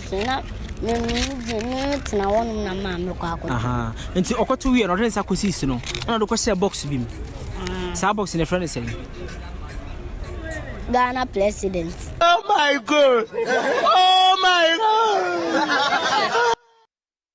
Okay, yanko efutu ai ho na afenyo case wo na mo ka sa gap be ma we ahado da no akasongo senior no oba public accounts committee or anasa vetting obeka asem bi edito afenwoma kenso na nananoma tankonya a wo mo afutu se omo ntena se e ma wo ntwa fufuo emfa mfa wono matiko to wo ba bonten a wo ma be chechensim na yentie ensem a nananoma ewo afutu e dia beto Ghana fo anim yentie ase be ba sisi ane ato so pa cho bomodi ane like video no ma why wo de kokromotre also like video no ma ne nsem wo pa nenyi gatse ya woto so enso na nani abreni nsem nyina no wo de mamra hye bedwa fie mu ni aban mu mpanifo bi o mu kyeremu se honorable osahene Kwame na afenyo marking ne saase bi a wo kyerese wo ewe futu ne ne keka ho na ase wo nam kuntu na se ene wo gye ye ni se ne wo se hwe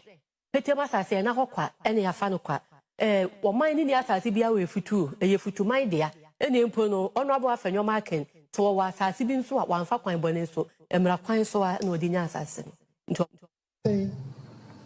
worry your vetting wasi Assin Alexander Fenyo marking we are aban na asase efutu asase onya benzi oye futu stool land. It is never a state land. But Mbrabwana, what you what the Toyan, it's a fin. Or you vested Asanteman. And a walk of a in Abba. Abanaje, it took me National Lands Commission. Once, Mampo Yateha, and Obia Fenyechi, Okubay, Oswaka Jasasi. Our mind in the movie. It is so be a Kajana Sassi, not already a day Juma. No more hen, and now one who show Maji, Nambum, what she said if you too painful a robber, the MP, what she chill 17 waiting. Pacho, afe no Johnny ya, dia wuhwe na nanme wa futu. Wo mo so okujeto ene no orative na twatro. Mo hwe so mo nso ma roba na afenyo markings osahene onkoto asase bia mfru aban bia ho nananom se ensase e wa futu enya aban dia mpacho on record iti we minister ya wo hai foreign affairs minister home minister na wuria na wankasa wo de na to the position so wotimi ko fa krata bi wo form se ena watoto nsase na yento aso awadama iska dadam wa fa simba asase na rahin if Asanka Lands Commission, what am I China for na nekeka ho. Enye bi ma MP wa for your judgment. Na crat eso working can watch there appropriately or commission no kaji dam itum na others as me yeduma. It is man simpa yet ha na ba ne chimbra no chichi ensa kwenyeji. Nene wie no ba ye hyen aroba account a e no no nwanye ne yi on sem fata de wo begina TV do no ogba ensombo no ba ye hyen aroba da membra no so since 1961 o man pay bi ambete egwedo a ye je petition aka mana wonya akokuru ye maka obi arasu Efutu Traditional Council was yes, oya the Okowie Dam. And yet dam no there in chair. Oban. Woman there one bomidi na wabo futi pain Nizina why shan a robati and a maran why sham a robano. On Brandon Sasu and a year brewa, I Sasuranum, what assassin my young movie. No big no was yes. Right. So nananoma trankonya ayewo efutu mantemu ena nei omashemu okujeto ablakwa se enkomo obedi yese afenyoma kes akoto tonsase a omodi na propaganda no omo se ohwie se won hwe ma horoba ti asemu yi na yento aso their own darling boy ablakwa the unlimited opportunity he had scrutinizing CVs. Today, when his CV is being scrutinized, he says he's a tenant. 15,000 Ghana cedis is all he did. No. Please, colleagues, wait. 15,000 cedis is what he disclosed as his regular income. And he said to the whole public that all he earns is what he gets from Parliament, 15,000 Ghana cedis. He doesn't do any other work. Yet he's able to afford airport hills for 8 years. Every month he pays. I leave it to the jury out there. Songo ye Mombari nanga Kasongo mbona wewe Songa libala Oh ye Kasongo mbona wewe Mombari nanga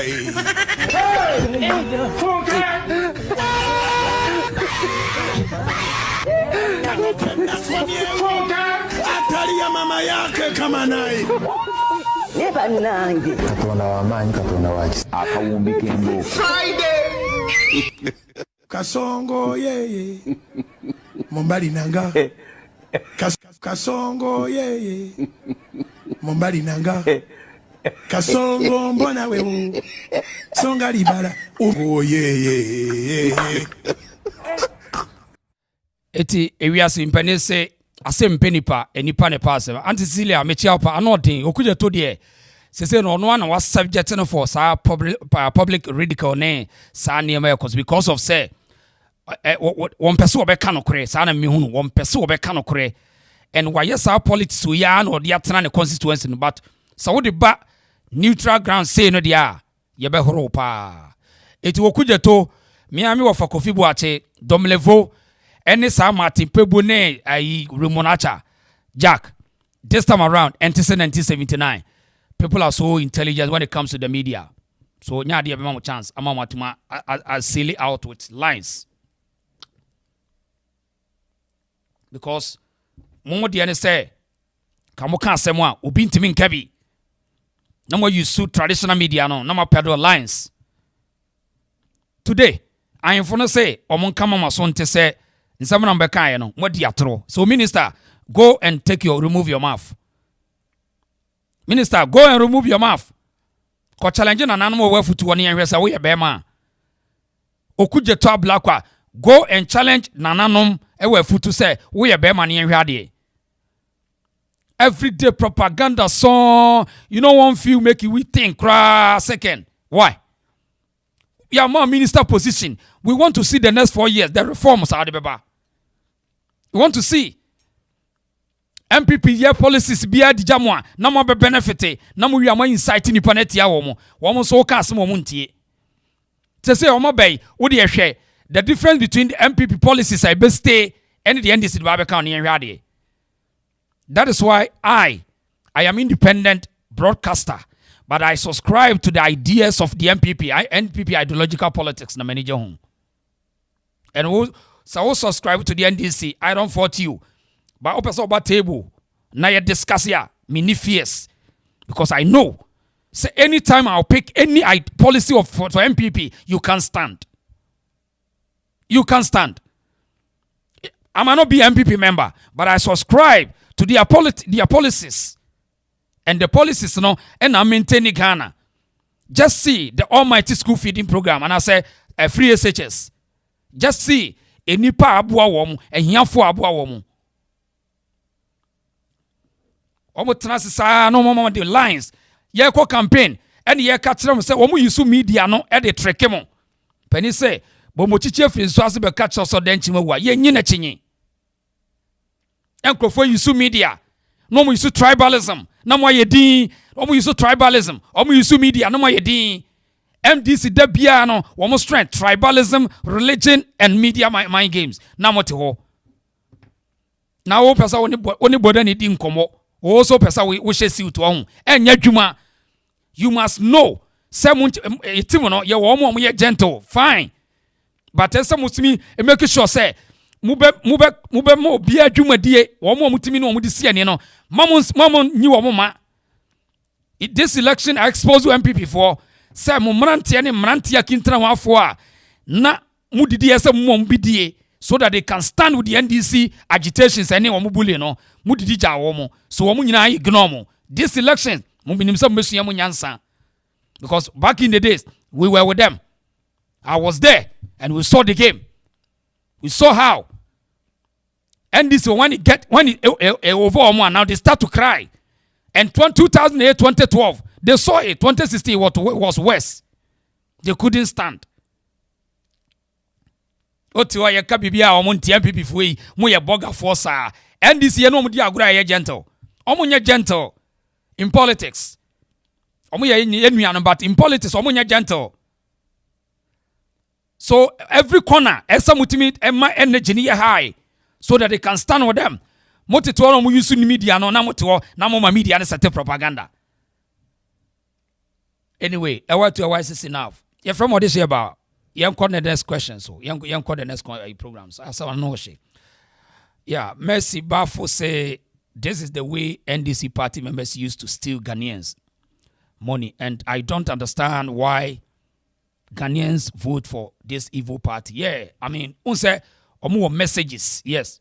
Omo trickish messages. NDC are good on that. They have a trickish messages and bullying tactics. So when they come, they can't bully you. They know where to go. Aristo will say NDC ideology is to pretend, and they are going to help the people, rural areas in countryside, but only God knows. Yes, they know how to trick the people. Yes, Ohima was a great job. Ohima was great job. The reason, me that say. So I think said the NPP for no will study the game ye. Omon TNDC for now. See the thing say omo just omo colleague Dabi. Mudro Parliamentary nama kudisa agrono. Mudro Parliamentary nama kudisa agrono. Why? Yes. Cecilia Jukuma say the pretend omo pretending kwa. Yeah. Black GD was the Rawlings is the problem to bring this party. Yo. Young comments ya I'm found comments ya. Answer makase. Oma na kie nyina nipa ba ko on. Titimu bia anim. Onto say Rawlings. Enkroma shase na Rawlings obeto aso. Broni na ye na ombeto aso. Omo ba ya no mantima anwene ho. Ya comments ya on. Na ye nuanom e was central region bi atwa na nanom wo menhia na nkomo esi ho no. Mbaba be kire wade. Ye nyina nipa ba ko. Ese ye just wo mo de especially politics e divide here no. Yankwa na menchire wade.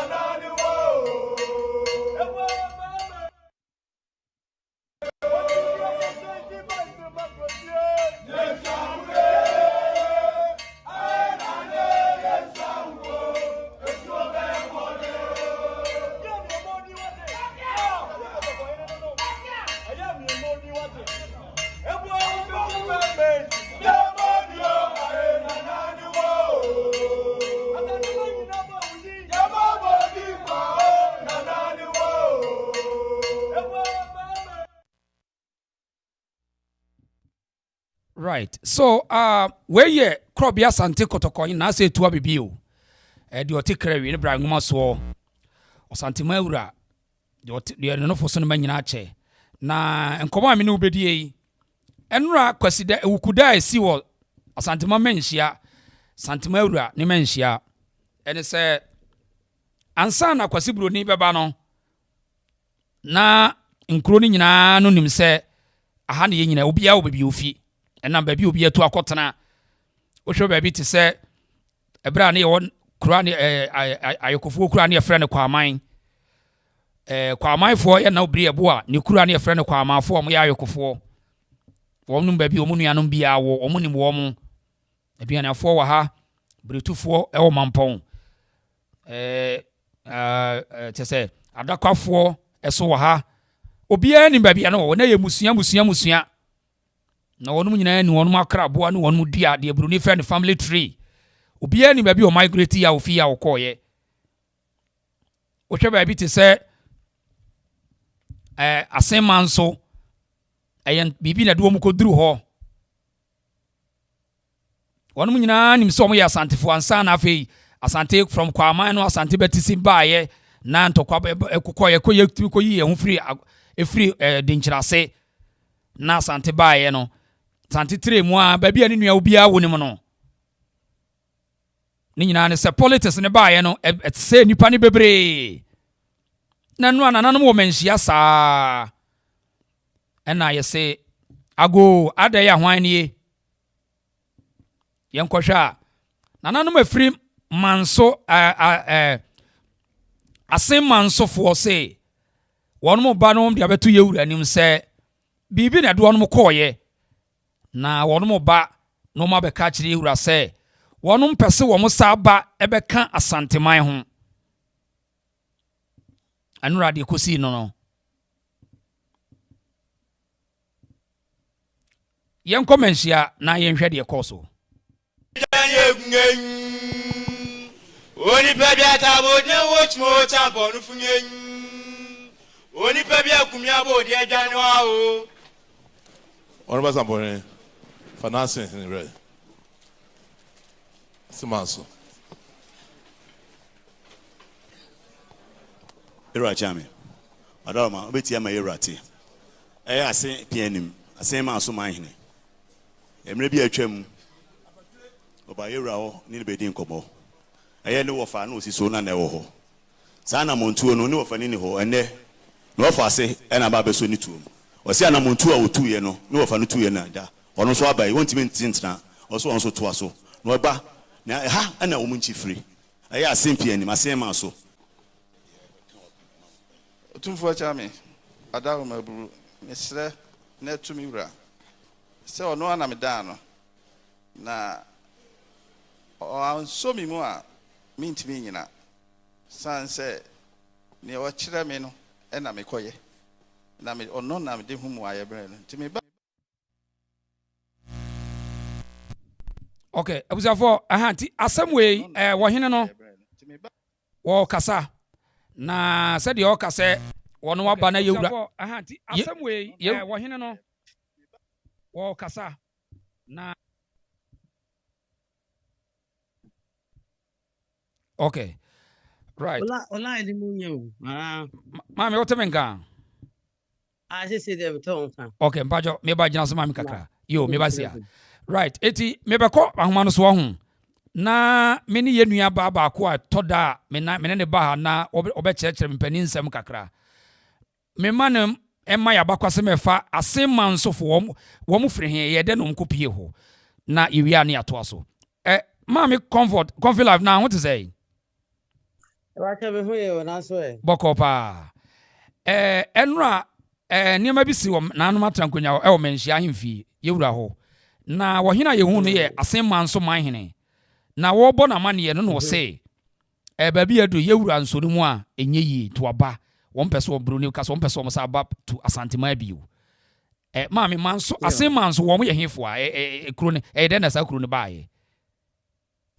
Yo, me da se wa kunya wa yama mi. Na ya mi sha papa. E kan Assin ko na yemi no. Aha. Yo wa Assin implementim na Assin atanda so. Em se na se kora me ko ma ba kwesem bi a. Be de to bijume de ne so kakra because to a abranti bi na di kan no. Ma me nchia what for. Ene wa hefo nyina. Yeda se. Am chia wo bi bia so. Na me do ase wa kunya so o de ma me. Pia.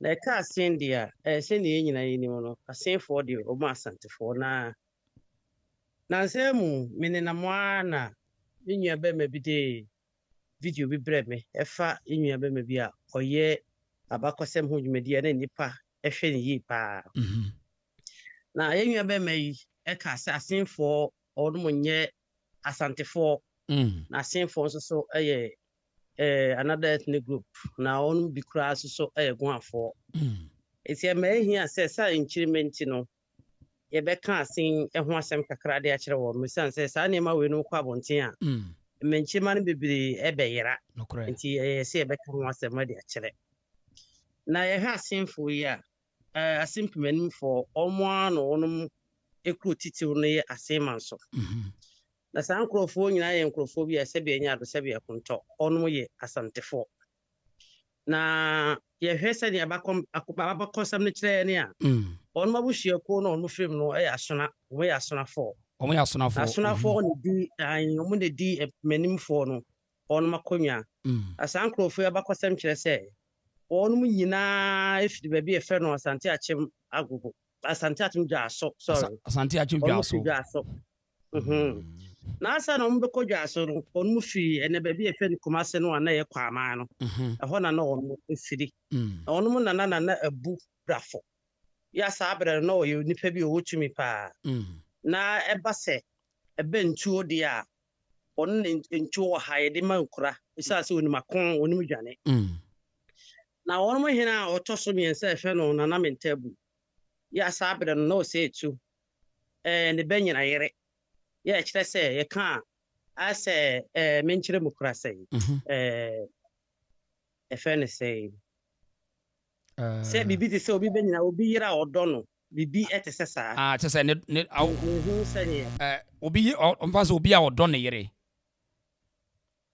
bibi saa mintimi nkyerɛ hɔ twi no mu saa wode ɛtoa so a na ɔnom nso so ɔnom berɛ so ɔhena na ɔtɔ so na ɛfɛ na amo ada yi ɔno na ɔkura saa nkɔfie a ɔmo na saa akofena anaasɛ ɛtufena no ɔmo na Asanteman mu yɛde ma wɔn mo hwɛ so ɛsɛ sɛ ɔmo yɛ akofo ɔmo ka akon ho te sɛ ɔmo di akoten ɛwɔ akon mu nti ɔmo na ɔmo saa dwumadie no korɛ na abere a ɔmo hwɛ ɔtɔ so na mo ada yi ɛna de wɔn ɛbɛsen kɔhyɛ baabi ɛfrɛ ɔmo asa ɛwɔ adanse yɛ bɛɛ bo ase ɛno na ɛbɛma ɔmo nya abɔdi bi ɛfrɛ ɔmo asane adɔm asane ada ɔno bɛyɛ ɔno abɔdin a na ɛwɔ ɔno hɔ na sɛ yɛhwɛ Assin mpemanim a yɛbɛka biribi te sɛ ɛpem anim a ɛnweɛ ka minya biribi te sɛ ɛwɔ sɛ metumi anya biribi a yɛde bɛtumi agyina hɔ aka ne na yɛhwɛ Assinfoɔ yi a sɛnɛ bi ka kaeɛ no ɔmo nyinaa afiri asa no ɛwɔ ɛboase kwan yi so yɛ a ɛwɔ baabi a ɛfrɛ no boase kwan yi so Assin yima nti fa sɛ boase kwan so wotɔ anwea nkwanta na wobɛfa bɛkɔ side hɔ anaa wobɛfa bɛkɔ side hɔ yɛfrɛ no Asantemanfoɔ so ɛhɔ ɛna na ɛwɔ na abɛrɛ a yɛkɔ gyaa ma akɔn no koraa no ɔno kɔ bi 18 no yɛkɔ gyaa ma adinkra wɔ no ɔmo nyinaa bɛ ɛkɔ bi ɔno fɛ gyaa ma adinkra no mu Assin mpɛn anim yɛafoɔ yɛ nkurɔfoɔ bi a ɔmo na ɔmo di kan fa gyaa ma adinkra yi no mu ɛne nti saa abɛrɛ no ɛmo baa yɛ nana kwanim akyemmenta yɛ a na ɔno na ɔyɛ nana abu atodwa ebese be kadini na abu atwa bra na abu atwa onu be wuye ehonu mu no onu be ye be fe de say enkrofukuo bi a e ba chobeba yo right wo ba sisi na em se wo yo ba time so e ka ho eti wo ma ye hu no se de abakwasem ne sitie so ho wo ma ye hu no ye nuanom no efi se utie wo mo kasa no mo ka no wo mo katwi pempempempempempem eti obi sorry na wo ye na wo batiti bi nyina wo de yentie nanan na yento aso yentie nanan ne yento aso Manso era chami adama obeti ama yerate Assin pianim Assin Manso manhene Emre bi atwam. Oba yewra ho ni bedi nkomo. Eye ne wofa na osiso na ewo ho. Sa na montuo no ni wofa ni ho ene. No wofa ase ena ba beso ni tuo. Osi ana montuo a wotuye no ni wofa no tuye na da. Ono so abai wontimi ntintina. Oso onso to aso. No eba na ha ana wo munchi free. Eye Assin pie ni Assin Manso. Tumfo chame. Adawo. Okay. Eti yes sister na saba hu. Aha, yes sister na saba nti. Aha. Ai. Eti very sorry. Mami comfort to asomaye. Yo. Nsuo no, adoso ho mo no. Ba pushe nsuo bebi be safe. Ti abra na abu todwa abra owu ye no kofa ntawantawa bebre beto no mo na adwadifo na won mo ho no entem. Sabre na ohun na inchi kokko na e ba chemba he. Okay. And them said ne bane tete ne pa but obese obete no watana se kakra obatan so hu obatan ni nimde ne babedi. It's too much. Iti ya na mama wonum betena ansa ho no mu ache. Okay. Na nam tawantawa na eda wo mu ne adwadifo ma no na madwan de semu nti no. Ezan se satam na santifo man bi edidwa ho ana wonum soso no wonum tawanta. Eti akire no wonum de asem ne bra sante hene. Na so wonum kire se wanhwe ahwehwa asem ne mu yi amfa ama wonum. Enti eba sa na ba wonum ene wonum hene yese ne sade wonum betu wonum bata. Eti sa ansafo yi wonum ekire se edidi atembi kopie mu a hode bintimi enka ho asem. Nokre pa. Enti asrafo no wonum ne wonum krofo ana wonum to ho ma wonum homre so. Enti ebra wonum juru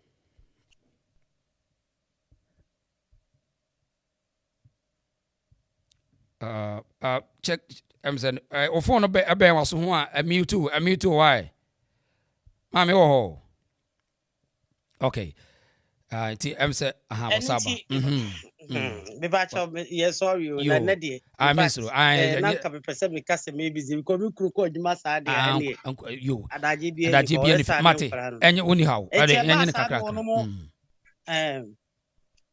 eti aba sa no ko ba se o se onu asebo o recall o hina ni mo ya hwe ni ama o me sande na adwadifo ma no on mu eyinti ene na nam so me ka se nam sika peso nti na adansemai abo ene ti sa asem no na de sa ba ye se nam sika peso nti na adansemai abo ma onu so ma onu mu so eye se ne sa de onu so bebu onu ketim na sa ba na nchi kokko na o ye abusua ne tiri na omo enkrofo omo no wonum ko ebreku na na nchechi beba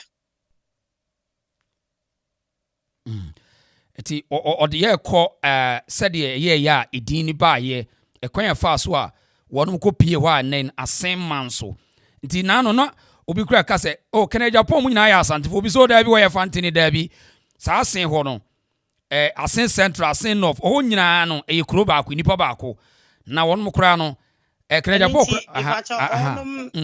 okay waba first breku ane nyantachi krom onmo atu ko onmo nim so onmo hwe ba bi onmo pese onmo tan mo ko to sankrofo of from aseti na asetifo no onmo ye guanfo asetifo no ye guanfo na onmo sa koto nkrofo bi from akonsotiri na akonsotiri fo no so onmo ye nkrofo bi onmo so ye asante onmo fidwa so na akonsotiri no onmo abakosem ye very a beautiful pa ka onmo de ho akonsotiri fo no firi achim asante achim dwaso na wonu sabre na atuku dom woni ni nipa he ani tu mese wo yima be pa cho mesra woni di fa chebe yima right wo mo ne na atuko fensen atuku dom onu nyina afiri asante achim na satam na wo ye hani na okwa eda enaku eda slow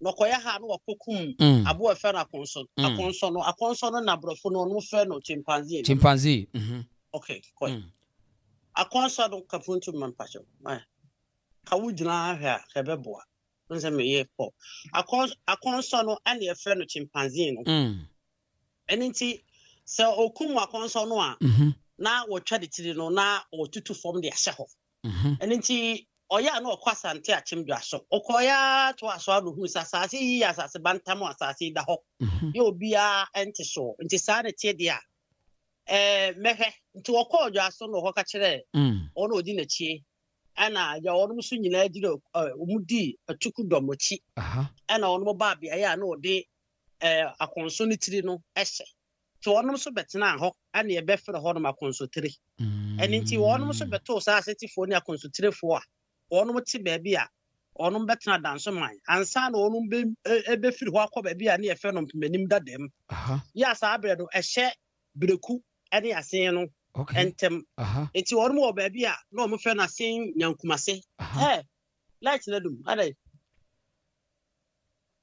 If I me bo yo Jesus okay eti right eti na o chire mu ana the woman say yeah Jesus okay em say ene de ne manate ne pa nti obesa ba na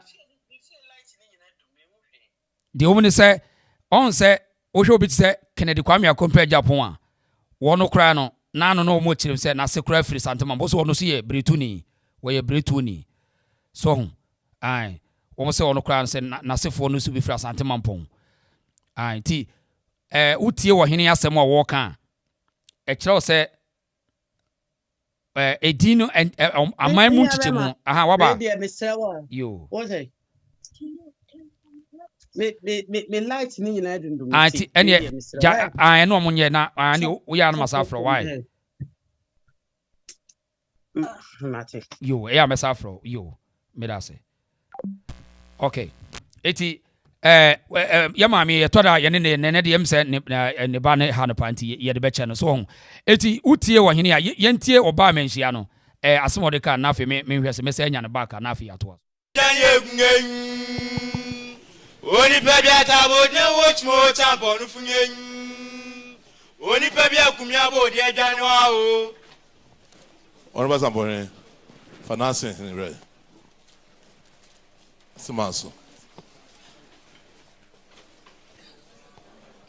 Era chame. Adama, obeti ama yerate. Assin pianim, Assin Manso manhene. Emre bi atwam. Oba yera ho ni be din komo. Eye ne wofa na osiso na na ewo ho. Sa na montuo no ni wofa ni ho ene. Na wofa ase na ba beso ni tuom. Osi ana montuo a wotuye no ni wofa no tuye na da. Ono so abai wontimi ntintina. Oso onso to aso. Na oba na ha na wo munchi free. Eye Assin pianim, Assin Manso.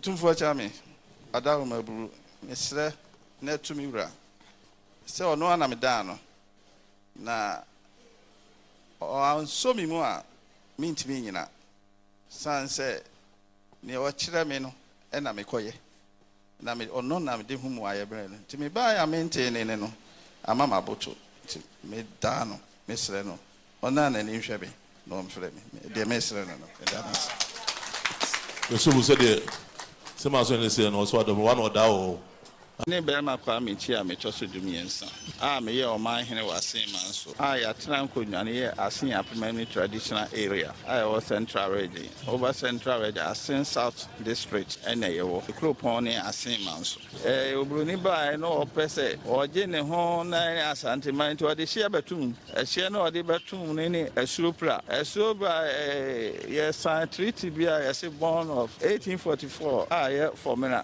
no na de hia ne beto yentem na ye de ye Assin ye kasi nya ye Asante for right ati said ye Assin Manso na man hini walk no was one me Asante for na broni hye a de ba ye so the bond of 1844 almost inside the treaty of formina na broni yes wo de be cheche Asante mu on say Asante no frebre tintini o ene obi aye se obebubu Asante for apre broni ye ya ofa kwa bia bi so eno wo kire early 90s no after 1935 wo kire amanyofo no se opese odi Ghana so dia je se ububu asantefo na pre se wa mbubu o mapra enye ye enkroma the same time Rawlings the same time se wo pese odi Ghana so na wotimi fa nipa ni nyina no mumu a je se wo bring asantefo down.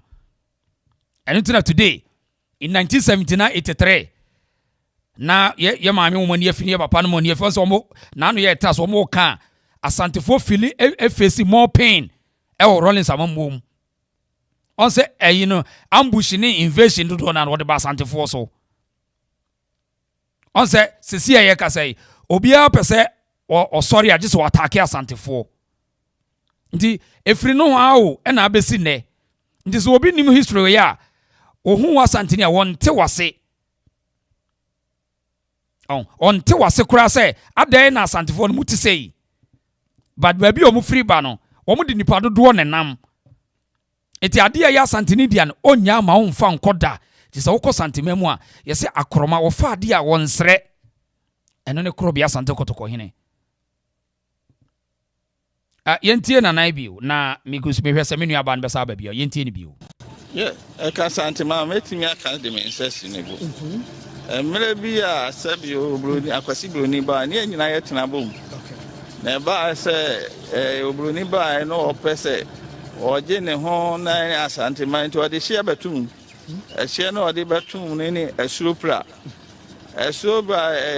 yes treaty bi a yes born of 1844 ye formula eno na de hie betum a obroni nya ne de se ne medi mo a mo pra ye gya iso ena mo a mo nso mo wasa esuru ha ma ba ya danse amoko makosi Asante ase eno na de ehie ne beto yentem na yen de yen Asin a ye kase nya ya Asantefo okay Asinfo nya ya Asantefo nti e bibia nti enya hie ne na tete yentem na mom edin toto na aba ena yese ha central ha ya Asante na nso yen yenim ye ho de yenim ye ho se wabusu yani etu kwatena America eno nkire se onye wabusu yani bi endi ye de na ye ka Asante ho ansambo na Asante ankasa maaye no na ye na namo ye kwa ama hene no ne ye na nano no ne wotwaka okay sabra na komase ye kwa ama no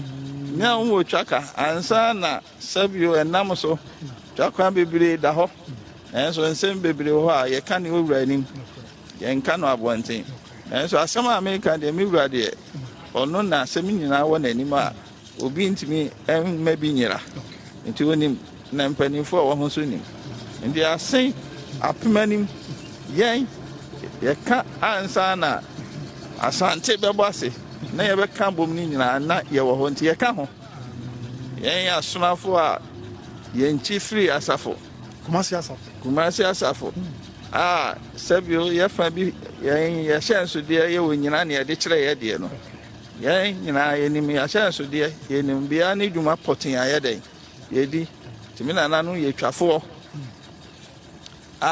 sabio na na mo adade okun ya wotwafo ne mpo ni tuo ye ka ye ma na nantatuo what I say double bar wa we use double bar ne ma say ye fro say ananta ne nyina wo ho enti ensam kiremu wo nanso o kasa bebira ase no apre wo ho enti ye disia na ne ekire e twimba ewura na afa de ne nyina o kan ye nyina fu ane ho a afa de yenso fekuoku a ewo mu no ye bodi ye nim afa de ye besom ni asom ye na ma ye nkasa ye ho mfa ehye ente en ne mo ye kasa ye ho de abose na ekire ye sene ye tie enti abose no right eti uti Asanteman so ohene omahene asem wo ka onim ni mpani nsem na bibi na de na kopie baabi so ho on say political demarcations de na kopie baabi to uti asem wo ka no a nsem wo no mu pa opese wo ka na John ado so kra ka say also call that area no a obehu most of them are searched towns yes searched so Asanteman pon mampon insuta kwa aman nice one mu nyina the same anuafo na ntina make say edumre bi kwa Kenya Japan ma bi kra o ka me say wono na sefiri ma Asanteman pon Kennedy akompre kwa Japan ya to wo nyina no migration do mkopie ho na political demarcations na aba ti said ya ka say sa wo pese odi Ghana so na woni Asante anko a ɛbɛyɛ den no aseɛ no to obi wa wo se na asantefoɔ no ɛna wo mo de dabi sɛ de wo dwene no asante ne nwene saa asante ne dwene nipa bebree ho na yes sister ne nya ready no meba mame nkɔ Europe mra ho na opani bi yeso obema me mpani nsɛm bi opani net say adomo na ya ho ya wudini ne de say nana okay edikan sese unfie ni be say mo 70 on me kaka 71 okay when your friend America no when edo bra wokum judges no aha some na me adwuma akra me am kra me kwhwe bi e 37 me fa trotro si osu e me kosi cantonments ana me nante bi na me nya card be nante fi cantonments wure ma na me 37 kwhwe in fact na ya yoro wo hwe ma me pa lensa nyina akwa so wuzu jane no ane judges judges me ba aha eya tie me a wadama na me bisa se judges no wan na me yekum wo mo me ba hondu be hol ba ko mo wukum wo me tie we as the conversation goes on okay if you say yeah ndi me ko hwe bi nti me new ana bra woyi wanga wo suspect won say wo ye no me America ba na me hwe television so na fe so ba bi ayete kra me na me tikuku he nti me ya minimum say jafu bebre wo eho na wo ye wo show no sare di me wo me and then because be 37 funu no what one buy after 2 years na me ba Lagos di na me Lagos young office baby ana me adwuma no ni ye fe nipa papa ne e kire ogbo as cooks and a house help what one be call Ikoi and the Victoria Lands bro di me wo ho na abranti bi oyo krani oye ono so bra bi so padwuma na oka okay kuapem aha nti odone ba ho okay opani gina so ho na meba betie wo wasem na meba mesa fro say be 5 minutes time wa gina so ma me wa wo de tie page gina meba why meba pa na me ne ma me bi wie nkomo we meba. Hello, sister. Oh, me very sorry. Me see how you know some. Only problem. My telephone it was a about us. Phobia say they me fa cho fan che me fa. Only problem yet was about us. Only video call I hear me am tisum. Omadum kania. Na 10 asa 10 off. I don't know the question. Okay. Abusafo, your mama no yemfa osremo anti yento so ho. Na yentie wahene wakasa se wachire na se kakra na fire to aso na yenko fire to aso wadama sister comfort asaba bi wa abusia moment no yo eti study me na kan no consultate for the day na etukudom ya ono no fi so wo asante achim ono na okọ hada bia no okokuma abo afa no akonson ya ye chimpanzee no ho de litira hye ho no wasa akroncho hu sasa ne asase manta obi ante so no kofa na chidifo bae ena wonu nyina bae betena ho nti ho ena wo beto ho no din se ya ha na ye de akonso no ni tidi ehye ene akonso tidifo ene ti ono mo so akonso tidifo no omo no ono kotena ho emu ni aseti na akonso tidifo nyina kotena na ono mo kotena bebe bi efe ndanso ma no eche no ono tufiri oba mpemanim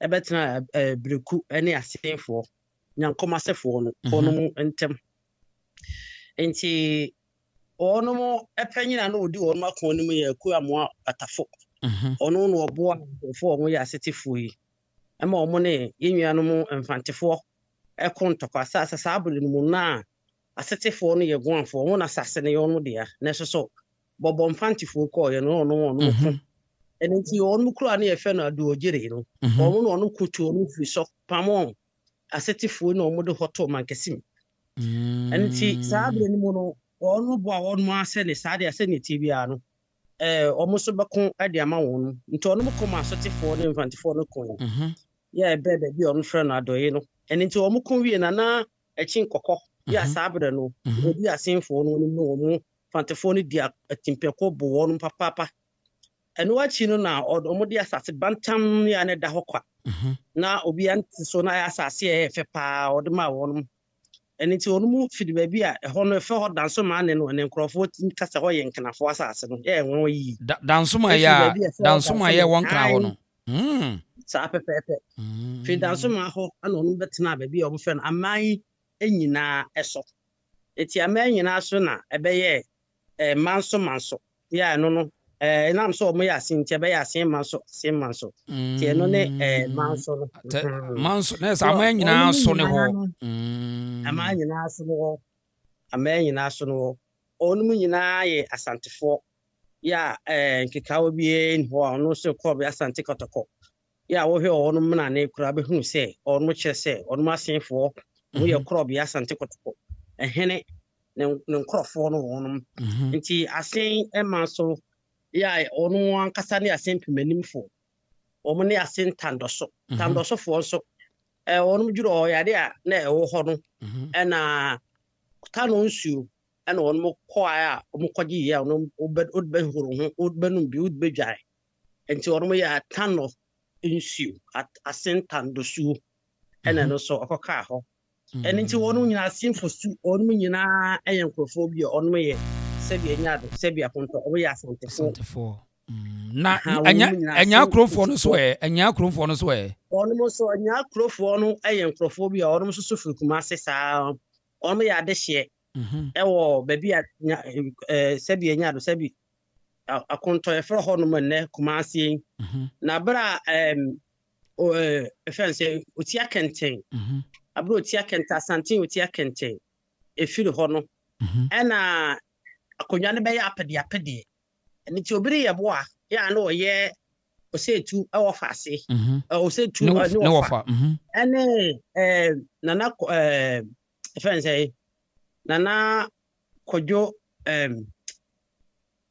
kɔdwo nyaako akonnwa no bɛtɔ hɔ no ɔno mu nyinaa di apɛdeɛ no na dodoɔ no a ani sɔ sɛ nana kɔko nyaako no ɛbɛ abɛdi akonnwa no ɛno nti obiri yɛ boa no hunu sɛ nipa do no ani sɔ sɛ na kɔko nyaako ba bɛdi adeɛ nti ɔyɛ ne sodɔm nti ɔyɛ ne sodɔm no ɛma na kɔko nyaako no otu hɔ no mbɛsene kɔ ne kurom kontas to ɔkɔtena kontas na ohunu sɛ obiri yɛ boa na hunu sɛ da bi sɛ deɛ kɔko nyaako ositie ɔyɛ benane ɔyɛ jan saa brɛ no so ne yɛ ka ɛmɛma a ɔno ɛyɛ kwamafoɔ no a yɛ ɔmo yɛ ayɔfoɔ no ɔmo yɛ very giant ɔmo soso wɔ ɔsɛ tutu sɛ wɔso ware sɛ Goliath no ɔba abɔ mu no meba o ɛno nti yɛ na na ɔsɛ tu ɔdi ka no ɔyɛ brane wɔso ware ne tinwi nyinaa yɛ mpɛsɛmpɛsɛ yɛmfa yi wa nka ne tiri da ɔsɛ tu no na ɔsɛ tu ɔdi ka yɛ mpɛsɛmpɛsɛ ɔho ayo ɔde hyɛ bia no hɔ aka ne tete de yi waka ne ti ɛne ne kɔfa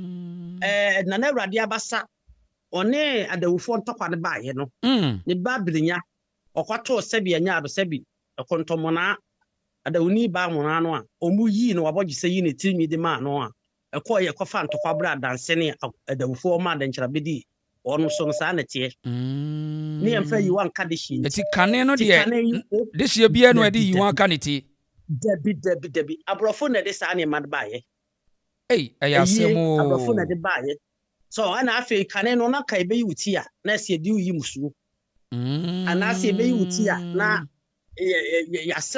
yasew beito ana bibi etesa na eyi wuti ho se obi a wokum nipa na wawi nipa enti yeyi wa yedi musuo eye ba musuo ba na eyi nipa enti kane no na yenyi odehye enti adehye ni nyina na onum ti nwie mpɛsɛmpɛsɛ twerebo akodwo wo mu nyina tiri yɛ ayemfo akodɔmfo na ba nyina no mu gu ɔmo mpɛsɛ ti yɛ mpɛsɛmpɛsɛ ɛna se de ebobom Obia ne ti empesempete. Obia ne ho ayede sebia nya do sebia. Yede sebia kan ti da. Nti wonum nyina wonum ye abranefo ana yede sebia ne bo wonsa no nan. Eno kire obobre ene usu ebidie ba ko bidie mi ne bidie mi nsa na ebobo. Ana sebia bo otiri no so akire obobre ne usu akire brane ne ntokwa do wako. Na se na wo se tu eye brane dia ene ye wo de ma ye asem ye na mutadi nkomo no kwan no ho pass. Na ye den na emre bi asem bi a ye nana kan se na mo ya ho se na ne obi o ye brane ye santene bia no free tam esirim asem ye eno no se awon se asem ye papa the fence ye wura kan ye no anka ne sa omo na afa aka ne sa omo na atia ne sa ya hini asem na beda ho ye kumawu ahini asem na atwe bo akwadwe nsi adwase ne papa ye da gombani. Okay. And ne maame so anka Assin anka de hia o ye genani onum ni di ade e punu mienu anka ase na punu ba ko ka ho no mu di kumewu ade na abara konwa no ebeto ho no na obepiri bi no o ye doctor by profession and abusua ni bi sore yes o no mpene mo ba hima ampani so san say ne papa ye sebia nya do sebia kunta amanfane ni and asam ne ba ye na ewura se hwe o pa kire say na sabi gada ba befa ya asantefo mi ekoka ene frenchfo kokoma won mosifo kokoma won mo no sabi sabre no ono mo de mfrane enkoa oha thousands ene omo de bre Asanteman yi asane nhyehyeye ene gada ba ye abra asante gitu mu se on kakoko etia frenchfo na wono mo apafa ahudi amakapo ya sabre no no ono mo fro wono wagadugonse no ye Burkina Faso ne no ono mo gitu mu no nhyehyere so ono mo de nkoa makoma apem ebeba afibie nti no ono mo de ba na ono mo de ba na ma wo awo mu ye ma omu ni asante no aware se ne ebe ye nkyere ono mase sa na that ye na so ono mafa no because connected no ono mo ya brane sin ne fo no sa se no onu di aduane pa aduane e feed form a ye mfedam organic food rankasa ya wunyina brane ena na se tu no ya woni fiada oyeje ba ye kwaje no enti ono anu no oyi nipa fada de fa abra ebe wo no manu kotosi ebe wo no na tutu kakawrere e ka kire ne se eniema we no oya obi fra asase suntem enu ti na bra na osetu e ka santema bo na manu kotosi na ne yam hyehye no ono se e bia no akohwe ne ba se kofi se tu no sa na ne tie eni ti osetu aina aba konsebi danensa ya wo no ne yede to den sa wo nyine nyini tinu e brane no e tente gram ne ti nyine gu ne chi bebre enti no ono mo de be ye wono ba bro Samson ni ada Samson story nyina ne ye wo dada na say akanfo ni asantefo no wo story ne dada sa pepe na tie enti osetu so brane no mi hu bi da sa so na sakusu no e brane pa ono nyina obi ati gu no chi obi anu wa na tie twa entetre akama mu yemfa ayiwan kai nti agese ekonkwaso mu ekonkwaso mu na yiti asana no aba yesu wonim say asema wo kai wo ho 2012 mo say 2012 mo baby me comments ya ho so Mrs. Wonim say me gumpese wo ho sabe na ye mienu ne gina na ye comments ya kwot ta akokosompa nti yas omaso aye ureba na ahenkwa ne banti obi ye na opia se kowachi ye ura ka kire omu pen se mo kwan no mra menche manimo me wo hu photo wa ho mo mra menche he sisa wonua no nyina na mo mra menche me na me de won ma mo from rastafo no e kom ye ura ho otena se ma kantankrachi sumankwa anyi di manim eno minima de kro wo hu ya we ni ka kire se munkomachi mu fa mu pesa ne nkomachi no me ka asem we mani brisa na me ka no ye wurati what soro no ka kire mo se mumma wo mumra me nchen ampa me gada wo mu nyame wo picture da se me de wi a me beto so amobi ahwe me na me di wo mo se wo no mu nyina e na me ko su mankwa ahene ba fo kugya wo su ne di yanim ne kantankrachi e na ye wura wo ma ye beche ano ma me wo de kasa me wi a me beto so de kasa aya enti kane no adesua ni mu no odehia bi ene wa de yiwa kaneti ni enti anana no ntimi tanma bosomo no mabosomo no fie no bo se ya no ntimi fo bia isa ye free ya tibiem ebo se tumi ni be wo fie o ntimi nka wo bia kane no na esa se o mu di amam na ne amane so yemfa yi wan ko bi tinti ye na se o yinyi no na aka obi be na nka obi age se atwa ne mpesempesa ansa na timi aka obi enti ye he asenfo yi asenem di kan ye no wonum nyina ye nkrofo bi a wonum eye asantefo emu bia se ye asen mpemanim asen atanda sofo wonum nyina asenfo su wonum nkrofo nyina na elimina so elimina ne brema sikuma so brema sekuma fo de emu firi brema fo ene tukotna brema sekuma so am brema ya ne se honum no elimina na nesi bebo nsu bre so no na ho mu nyina hye asante ase fina na kofi kakali bre so se no ne kofa sagranti wo ne bai elimina no asem no kofa sagranti ne bai okay eliti de yakoba ne se sa apre ni mu no afi ye call na nesi bebo nsu bre so 1807 no aye call atibu se mu no wo die no otufunu etu mu ojapade no kofa ntokwa ba ye no a sa abre no emfanti kofi de si pass nipa call no mu hunti no ono mo je sa abre ne na kan tonne no wo Amsterdam Fort no omodi atibu ne aputo no akoma no se omo ban fra santifo ho ana na otumfo asibebonsu na wo ekremoni osoma me yakọ ka chiro no so mu ne onu ni asem ade a apute no waye no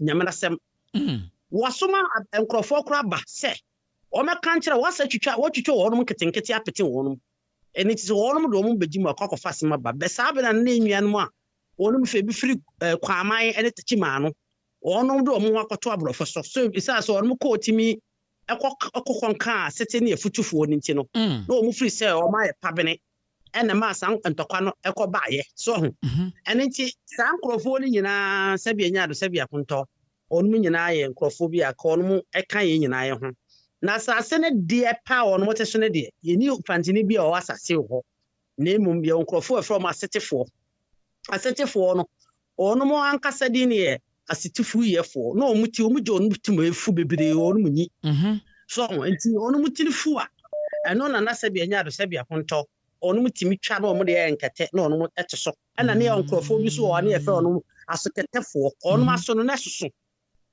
onum soso ono mo te sabia honum na ansa na onum bia ade na onum ye ne se nkrofo beto onum a na onum mama baabi atena baabi a ne efe ne sahwi sabre no sa sahwi honna na onum te honum ne wo mo bia ya na onum te ansa na sa sahwi fo yi ba ya onum betu hye onum so yes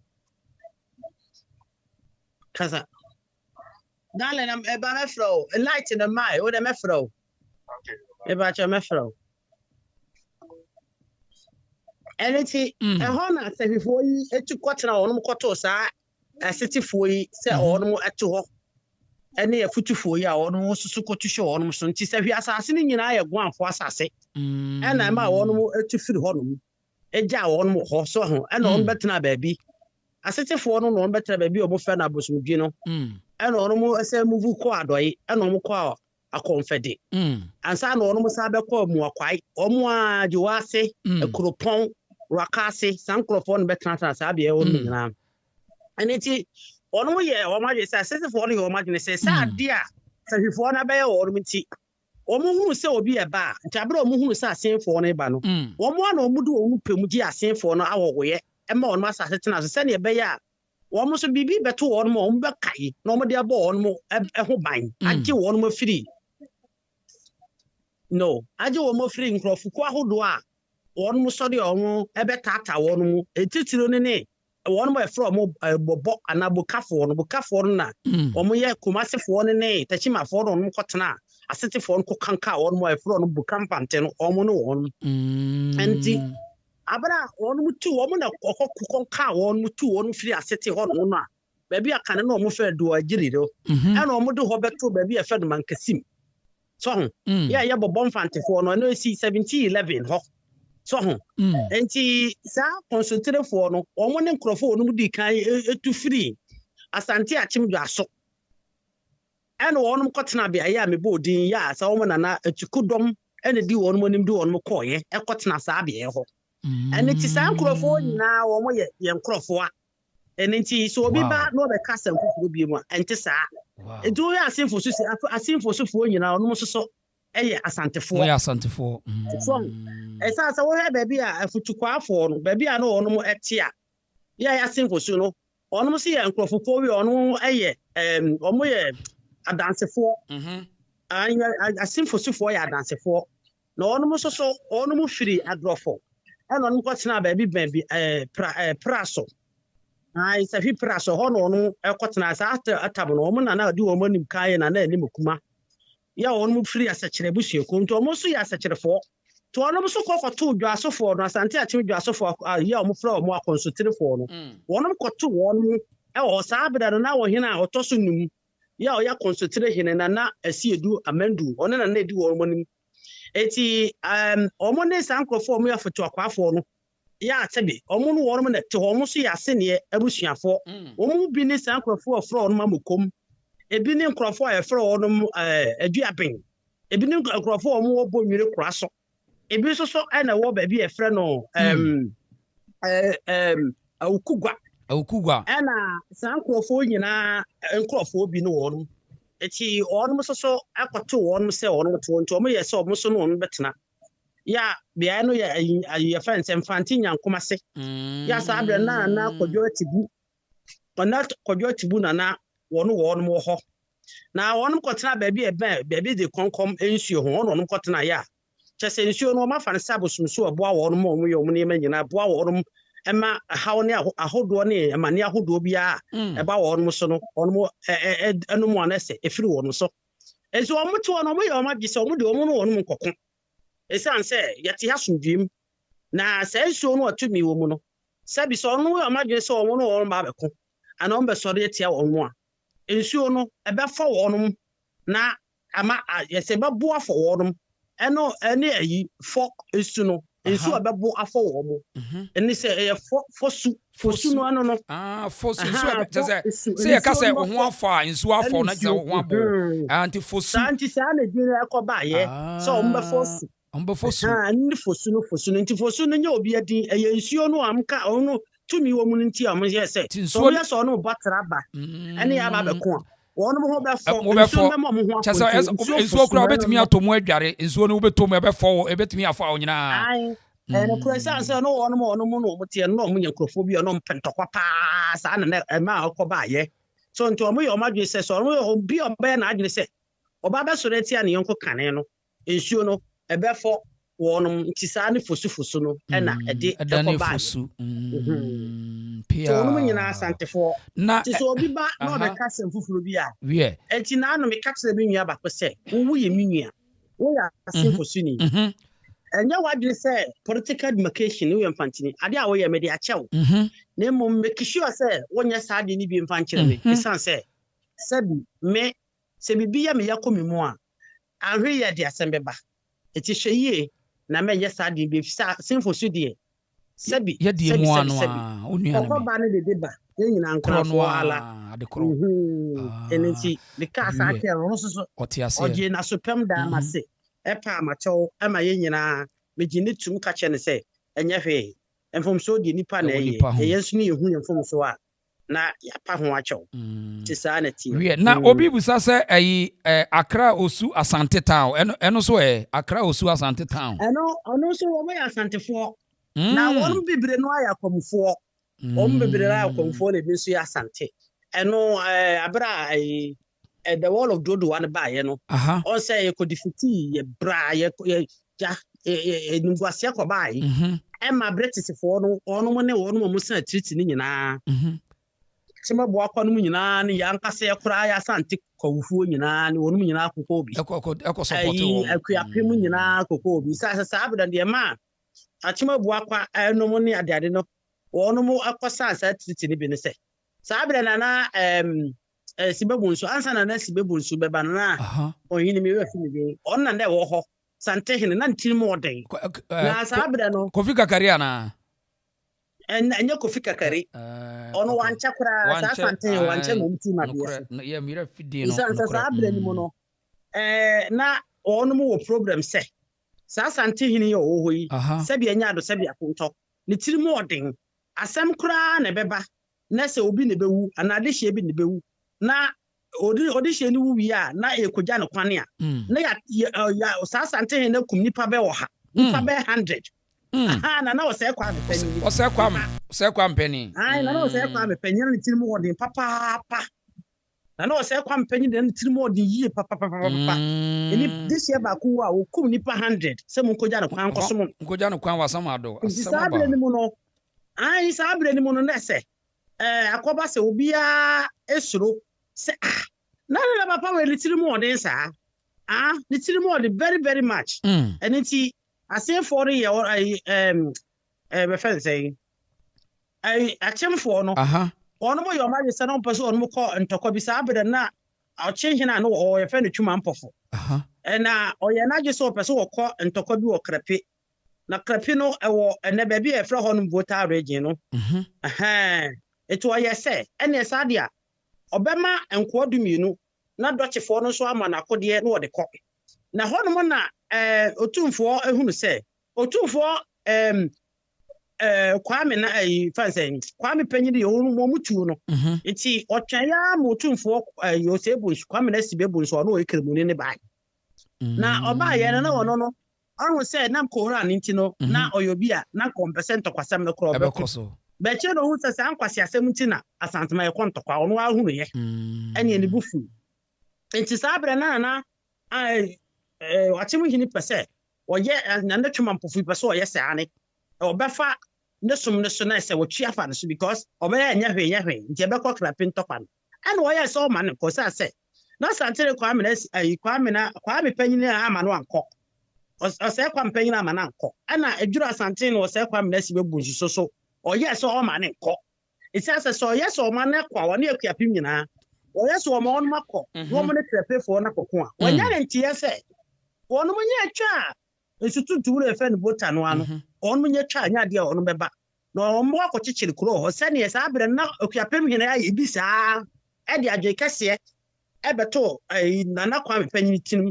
So me come up as a no call no cochichi crow onto one mat. It's Abra. Nana ample for ye, a champion no as by no, yes, or Becan, no so one fino. As I been for focus and not companion in Timordi and then Timor in the Timor in Tiabra. As Antimacia yet. Now, one more issue moon to Nadia son Sabra mamma for him a bear regent, a beshan and 9. This as a not the Nisha that amphibiasa. And no one time, and another time that's baby's bow, no so yes, or mon mucono.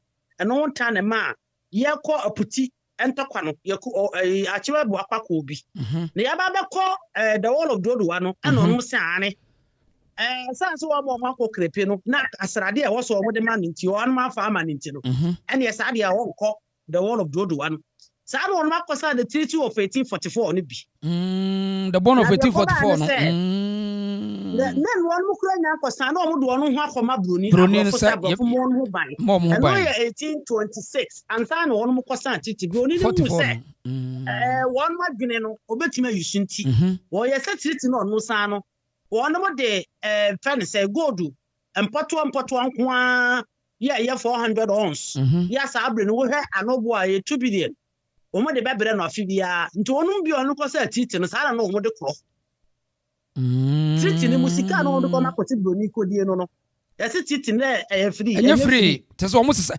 etine ehia wo mo a wo mo ajapade nyina omo sesa de koche kwasi kokko no de ko ano mu na sna ya sante ajapade e bisa se no onu nyina ka sante ma ho onu nyina ya sante fo obi obeka che so onu nyina sante ya chimabu akwa ya sante na no owusu atabre so ya ye be call ayi a friend said the wall of Doduano and I no ye no address e say so onu won mo call putin tokwa ne ba ye no krapeno otumfo kwamne se esibebo so otumfo kwampanya amananko otumfo esibebo nsu esoso amananko ebi ososo onu ko putin tokwa ba asade onya ye no ni anso esi usu sniper bebre na kwonto kwanya nko na ko obi aso beja bi na ni anso nti ne sade a woni akuapem anya de orumbeko onu se akuapem akonya no nso entokwa bi onu ko kuti asa ayi akomfo nti onu ko ji onu no wo fa ase na kwotena so eti dia atụmabụ akọba na ekuapem eso beye nti ba sa no ana nana kwamde sibebo nso eye sa ne sa dia opoku frefre enkonkọhwe de konti a wono se bia atụmabụ akwa omobo asrafo na no mehie wono dadada won tenenka okoya na oni ekuapem abo no so omni asante beku Obogu frefre ah. Now sabi bibi ye wono a. Ade na ye wo pogu frefre. Se hwe ye na ade a wo ye. Sa atam no na no wusu ata na abedi ade. Obeka meka woni mti atuma bu akwahene. Ena won ye somni asante be ko nti. Won mo kura mfa asante pogu frefre fa. Asrafo ni bi no mu tu hye won so. Ane na ma na no wusu ata atuma bu akwahene ko gi ni titie. Etiti ya kwa na etwa manidie e wo mankia. That so la afino ahemfo etwa ade no mutwa no no ya maniti tia. Wow. Ne ya maniti ni twa di. Na no wusu ata yakosa na no wusu ata yakosa. Sa abire ni mu no na ekofa asase mu no nyina de ebaaye. Enti ya chema bo akwa oka asante ho. Na no akire no one fence srani ya no so efe tando no wo chebi ono so no wo chebi ono na bibia ni o kacha achim bo akahene na so onu nyina bu no mabo srafo no mo de aba na asante ade akokon eti achim bo akona na owusu ye fence yakose ono ana odi kan kowe sa bambo ni fira bo fo no ho ono so ho ono no wonti from 1807 call puteni ntokwa ne baaye no ye fe no the wall of Infantry Confederacy no na na osibobon so etire no wono mo de wono mo kwasha abrofo ne nsa ansa na abrofo ne ni wono be yankrata ogun so metimi ayisu wono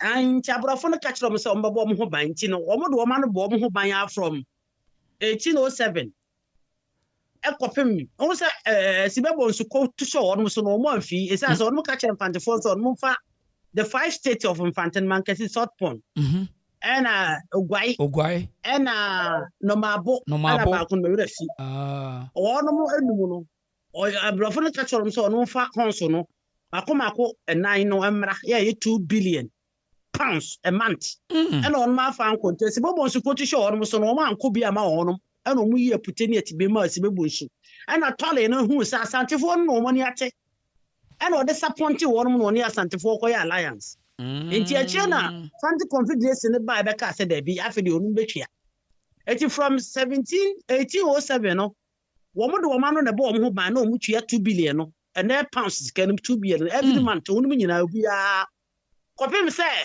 na owusu ata yakosa ye se yeko amfante a wall of road wasa na wonu wadi kan kwara o mo kwacha abrofo asinti wonu so wonu nko na ekofa asante ko poku frefe ko tu onu sama na owusu atati ko di mu eti sabe ni na wonu nyina atwi asa 2 billion ma abrofo onso nan no gold onso na ma abrofo no ansa na abrofo no so metima yisu wonu eti 1844 no o say 1830 no yes sign treaty ye jai yensa ase no ebi de ma abrofo no because of say eno na peace treaty eno mo akire no na 1844 no wo mu yi wo mani bi ye pa ase na ye pe de won krata so be ya dance ese mo boy ho ban eno ma won eto wa be ko bi an krata na ya tworo ye de manyini yink na atworo da wo fa manyini yink na wo so de o de atworo obi ho asan no onim tworo nti san no obe prase no ni ya tell say de bi wo obetim on so ana on mo eco school a British colony ni mu no on so be san on mo signature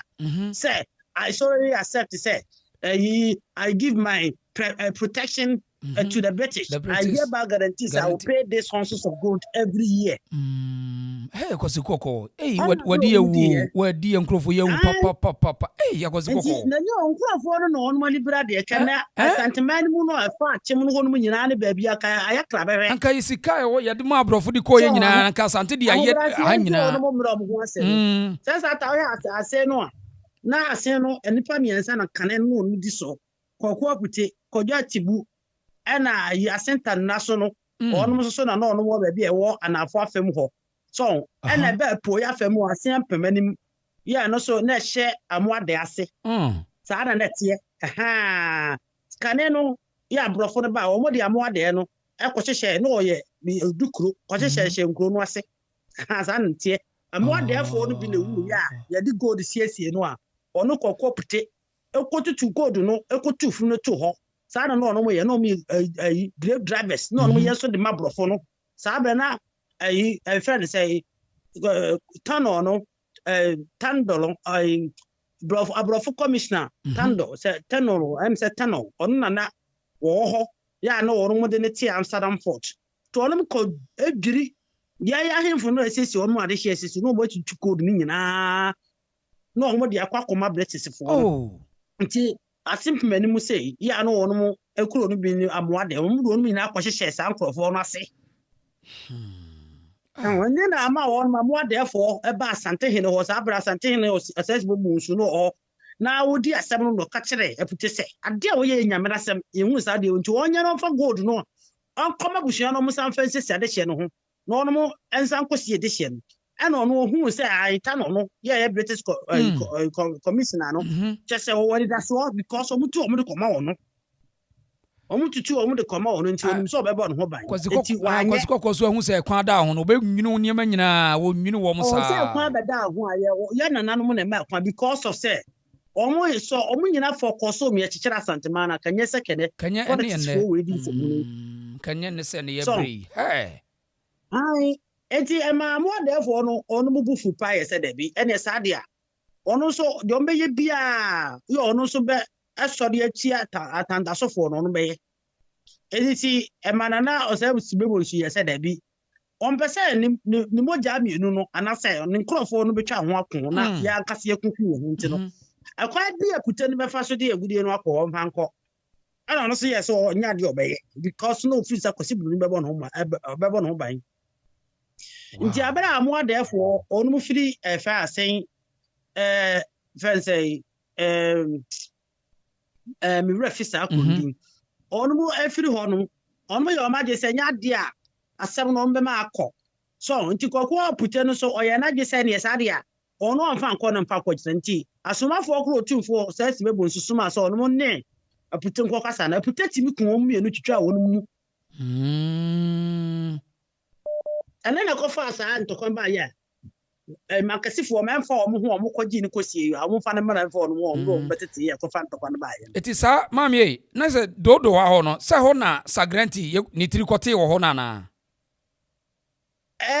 one is sagranti segala galanti di onu no santiko twa ni tri wo da bia no James McLean on se was galanti ni die ni tri ankotwo na se was galanti na sem no kasa wo ka o obi asem ayi akwa ye fe no ayi Hitler kura wantimi no Hitler kura no wantimi se was galanti se gana wonna be di yaboro no wonna chese be hye no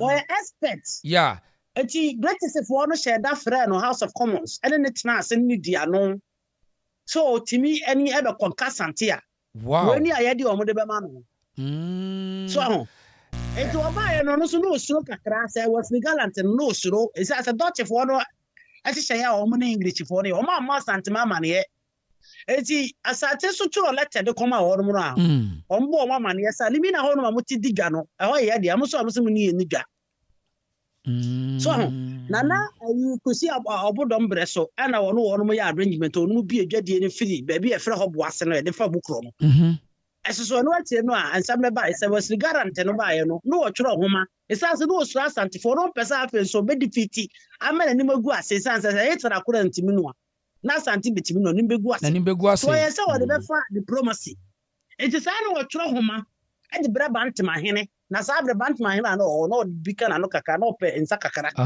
so enenti eba no so mmona na kofi kakari amane eba no amane so na kofi kakari bufu no afre da bi commando Asanteman hina bo no mane se nkrofo ebe ko kutu acho mo so se yenko be ma na eko enti za ko ekoko ye na nanta hina ye fe na danta hina no ka ibedi nkukoku asese ene afe ayi fe nse adanse adanse krobi ne hene okun papa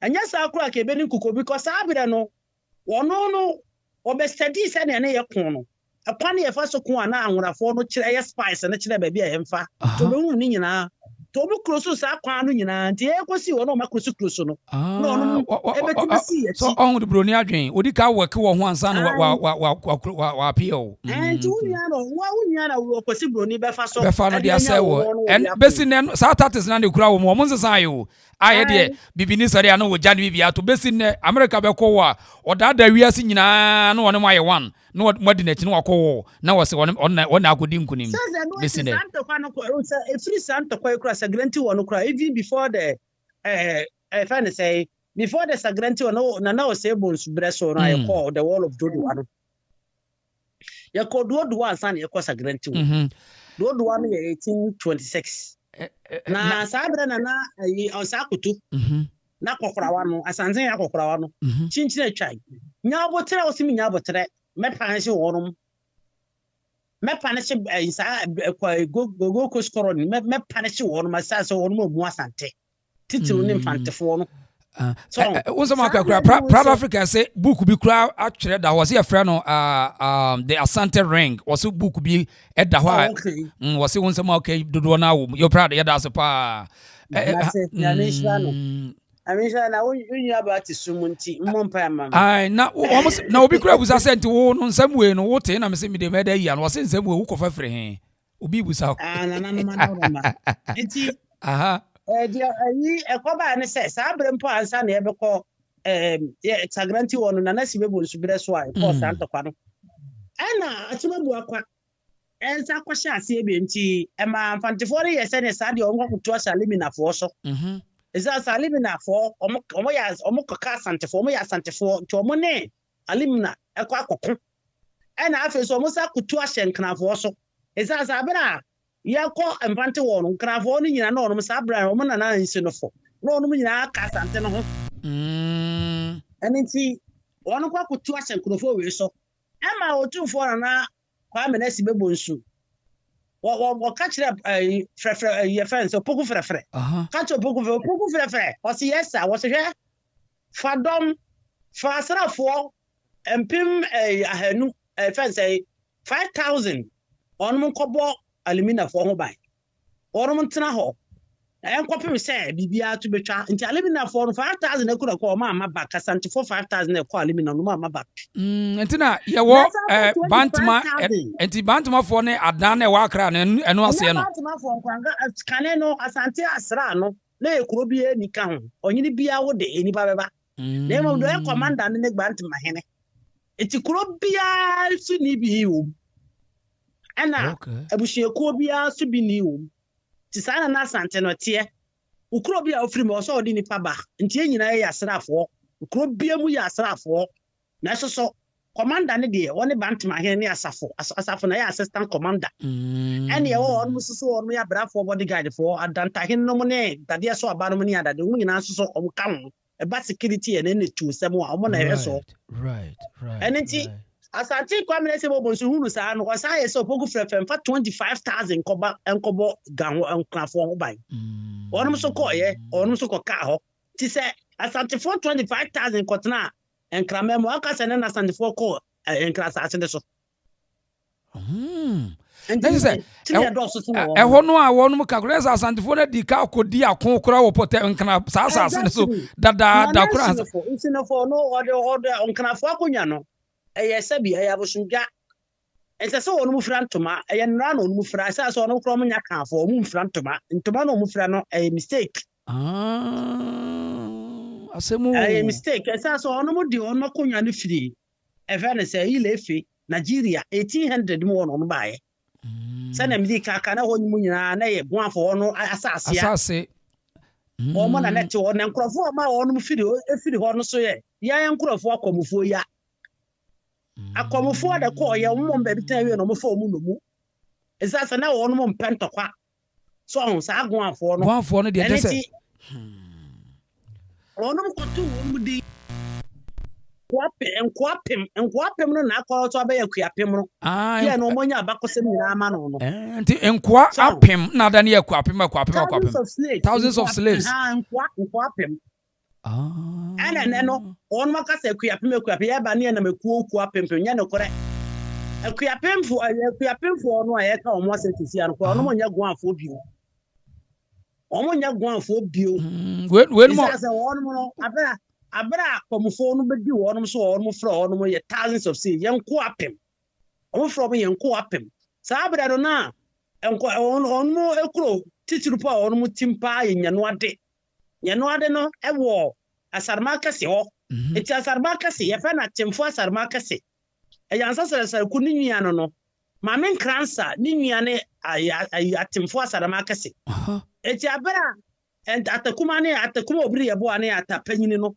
won masam ne ba ye ya sabi anta sere gusu we ne bedima ne wu achi no na mamen kransa pe de batakuma obiri ye bo asem se ne atapanyini no eti amamu ofa no ye fe no atimfo asarma kase no wodi ahumtie firi ho ene wokọ sere num na no adefo na sa ase kwotena so sata ni na so no ono mo fa wo mu no mu omo fa wo no mo to wo no ene ti enu fo ani ono mo atunto bebre ene bi so mo do ono atichai ebi na sesere kudi ma na danfo eye fa nsei otumfo kofi o se tutu e ma ne de ba ya odi bi koma asafo hene so odi bi koma asafo hene ene odi bi so ekotre adum nti omo ya abrafo adum no enum fo ena sata mo si breketi bantama kotia so ye kwakwa na esoja no a ho ne eso no tim finfinti ye bebo ayinu a ye bebo akonwom no a kobi se ja ne bedum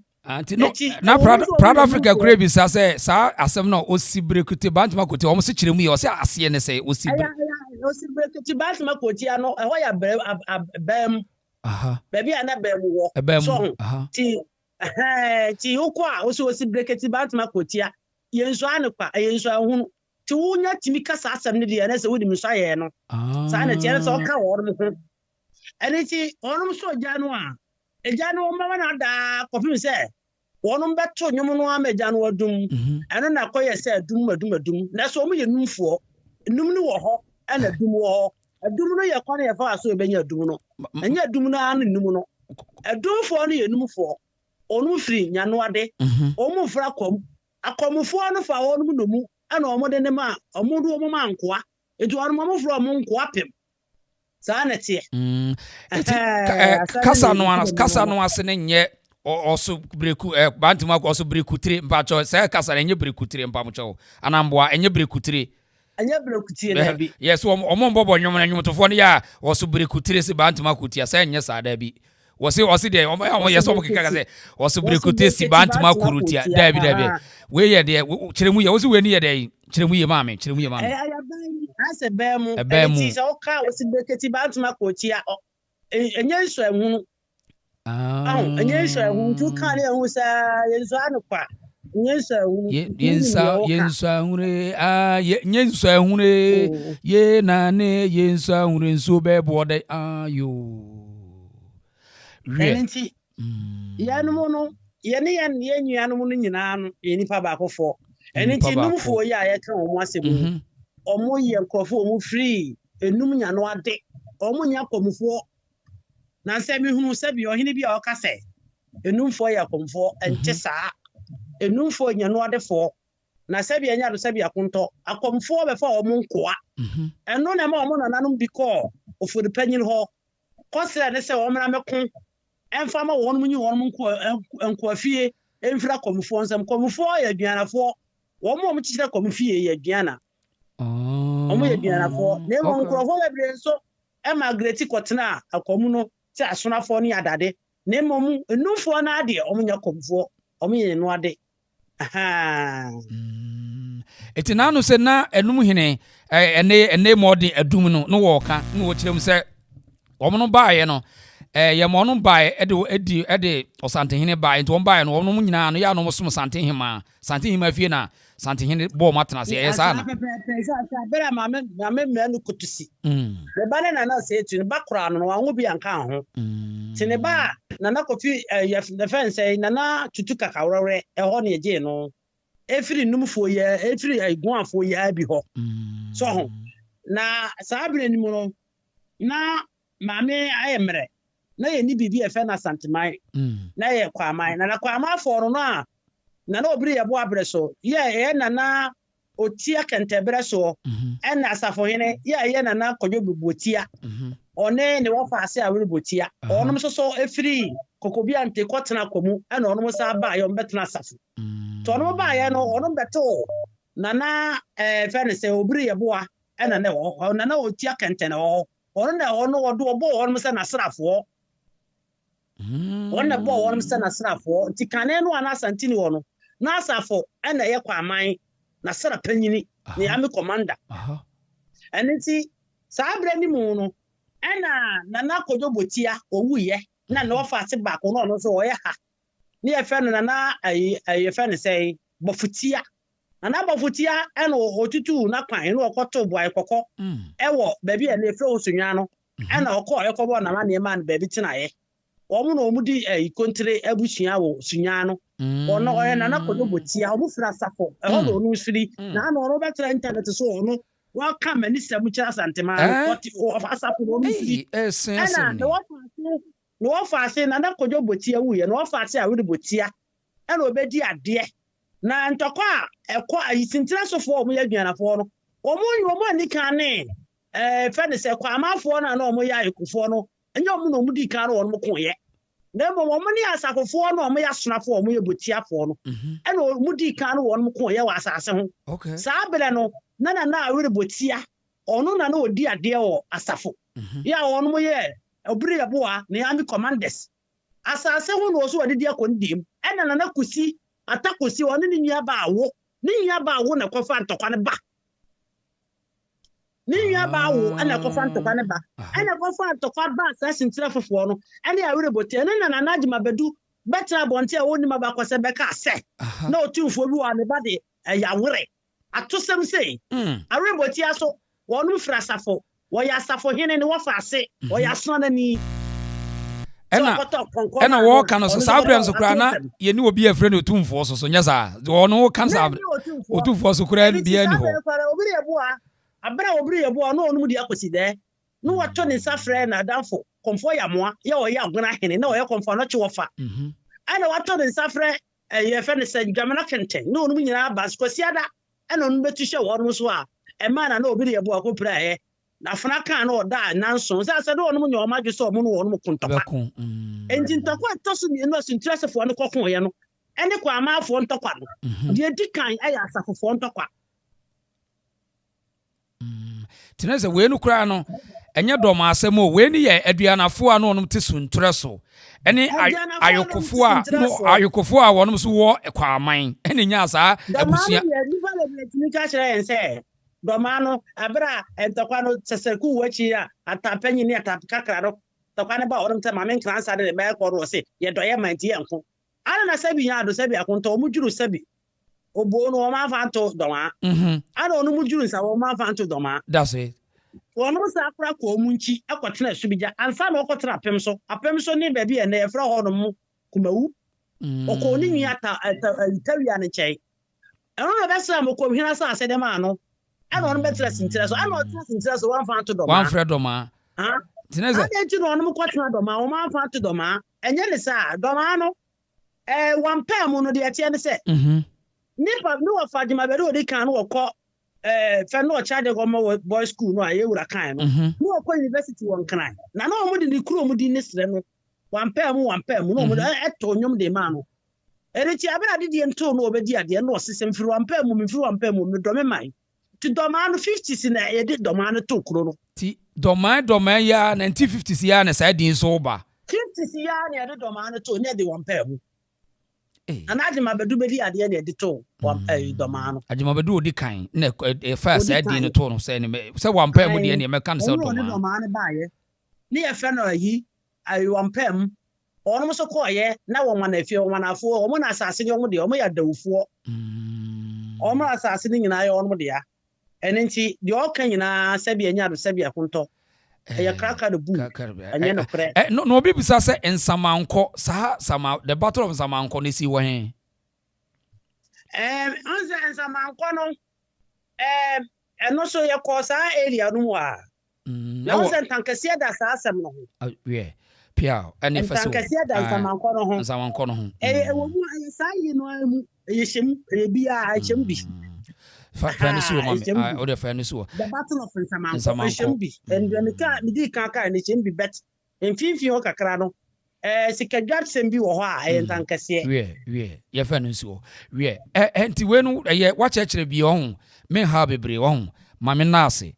Na yenuano chesene abaso body na me pacho ye maami o kase ukoni page na friend Comfy Love mesrew open penins me say na watia wo ho when wo kom na de kire wo when wo me kan o me twere mesrew YouTube wo de bo Comfy Love o de kwa subscribe na like the videos afi or the video to abose be pop up o page no so sa why Comfy Love COMFYLOVE Comfy Love why abusia Mr. Moa, would you be a Miami? And I saw no pet. Or you see actually books. They said, you are more can you say, young can't choose actually book. Now, a bed in home. And Nuntina, a break a crack, audio, oral video, audio, no, Baby Petty, why? And to one no be TOB Mesrawa. Because book no can de Mesra Mwa Mubusa book and book and no by us and for it is book no grow it's ya no oko Comfy Love page no so why go de Coco TV why I thought that or free TikTok no de abeto ho it will benya bebre nso atie mami fa unsi a ho e kuro bi ya friend Kajabi so unim sa kuro no aha nano wa hin Kajabi na wa hin fa minim glory za batidi da minim Kajabi kra bisa be wo Asaman kasi area ho ba bi o Kajabi no ebetumi abasa ebuzia wa woni ba bi a Kajabi wo mami hu comment search why enuanu ma mo hwe Kajabi em say Martin wan say o mo ka no kra em say race course o Kajabi ebe wo Asaman kasi area ho ba bi aha nti ye mana Kajabi wa ho na ya wi na afa prapra ba bi da so prapra na wada ba bi e na akọ central radio say wo chichire sa chichire so wo ho aha chichire so chichire no do so next ye de aha ebuase kura obi wo ebuase de edunkwa chichire so wo dunkwa de nchirafo do chichire de do so na se wo nyina akura so boko no mo ya busuafo e na bi su kura wo jamase adawu adakofo chichire jamase se ho na papa firi jamase dawu adawu fo papa firi dawu yo so ono mo ne papa na se wo ko nsamanko wo no okobi esa zo mo de di ade eno 1824 no ni abrofo no kokko na obi account says in voter region yes KJB ampa voter region ampa wakame yeah KJB voter to mame na wase na KJB nti why me da se pa why and obi bisa say obi se wa ware na no gina so no o gane ni kunu kaza wanti ma wade bi wale yi oso wa ware December 2000 it's my ware 25 years was so awarded 25 years abusia was so awarded 25 years nti eno so no na obi su busa say na ye den na wo keka sansem we nyina no wo so obi su busa se eja bi emesi bia no nyame asem me de na me ka me nyame asem se de na no wote ye no eti se no eno na wo kan yi we eno na wo kan se nanu mu ankasa pe wo ana o mu pe wo me na mo yi me ko school kura me nya abakose mo school da ma de kura vera abakose okay ti we no eti se we no ensam na ukonsem no we ne friend ukom nsam na de man ti we no we ne twi no mo friend evangelist no ne brofo na mo friend evangelist no ti we wo kom okwasam no me papa because me no sane mi submit no me pese ni panyina ya baako nokre na ade baako a wo me ho no nse wo ya made a me ma me bufu nokre ena me nyobi a sebi me dia sebi chimiti en ha me kora ha debi ena payi twimani mo me papa ya ma manije se wo twimani mitimi se boa me ma me tenetene nokre pa wo gidie se brebi beba ba bi enne ye frɛ ne Ghana no ye nyina ye betimi asa aka bombi wo gidie sa ne de me ka kire wo se nananom ehunu mu no de beka bom akanfo nya beka bom na akama no be kra behwe saa ne da eso ananse me so ene se me so da wie ya me da kakra wo de frɛ me me to me wo ma na am sorry ye na me so da me hu ne danso abia ya na abero bi di no ma wo sa ene me ma me nsa esusu di no achi ana abero na isa ma Mr. Nick danso abia me ni agipa na wo bo ne nsem abero no tina ka bi si wo me gina aka ne nche mu na me hye adwuma taade na me ni agi na me sere ti odwuro wa na me se Mr. Nick danso abia that is say no si me hu yo me nua ba na me kɔ manim ene ti me kɔ wura fie kakaka bi mu na adwei otedua so na ɔde ne yafunu na tadua so no ya se o titi no na me hu ma me abro panyini pa so wɔno so ti dua no ase na ɔte akonwa so na bodom kɛseɛ pa da ne so te me hu bodom yam hyem ka me dwane ɛna ɔse nya nkɔ ba bia na asɛm a aka kyɛ ɔsɛ kan no na ka akanfo enye baako na ene ne nansa asema meka na meka ne se me record ayisu mu na saa bre ni mu na wo se mi ko mi kurum na me fa aka ko mi kurum na ebra me dwuru mi kurum no me kwan ye de ko mi fie kwan so me fa so asem dwuru o ka kire se fie no ba bia mi ko wura ho nye fie no o chen ba bia fie na ko dwuru enam se ya bodwa metu da sinkran ya ka kire me no otumfo pacho ye wura me bo di ka tem otumfo aka kire me se me mehu no ya ka kire me se ha no otumfo afa me ko o si da bi ni ho ena me pentem na metutu me ntoma na ntoma ne soro na ze na emu ya yimidi nti eso no ko fam kakra se ye wura se me mra ebre wei na aso a wose me de ko me hwehwe no so me hu eni ti mi kwa na me hia abemo aba ko no ka kire me se ye wura se ye mo adon ni nyina no na ye nyina ye baako me hia eno ne ade na me hu na wie ya wo de frɛ me na che se ayifo manso for Assin manso for so ato aba se omo so pesa ade ya wo kan wo so hu da ye o wono so abai enya wo ana mente kura se isan se ebe bosome miensan mu ni ena me ya so manso ene atanda so for ono aba kosem ene to medwuma bi so isan se me so sa da ya no se e wo so ono ba fi ene atro bi ana ene na mabonten sana nyankopon beboa ma aye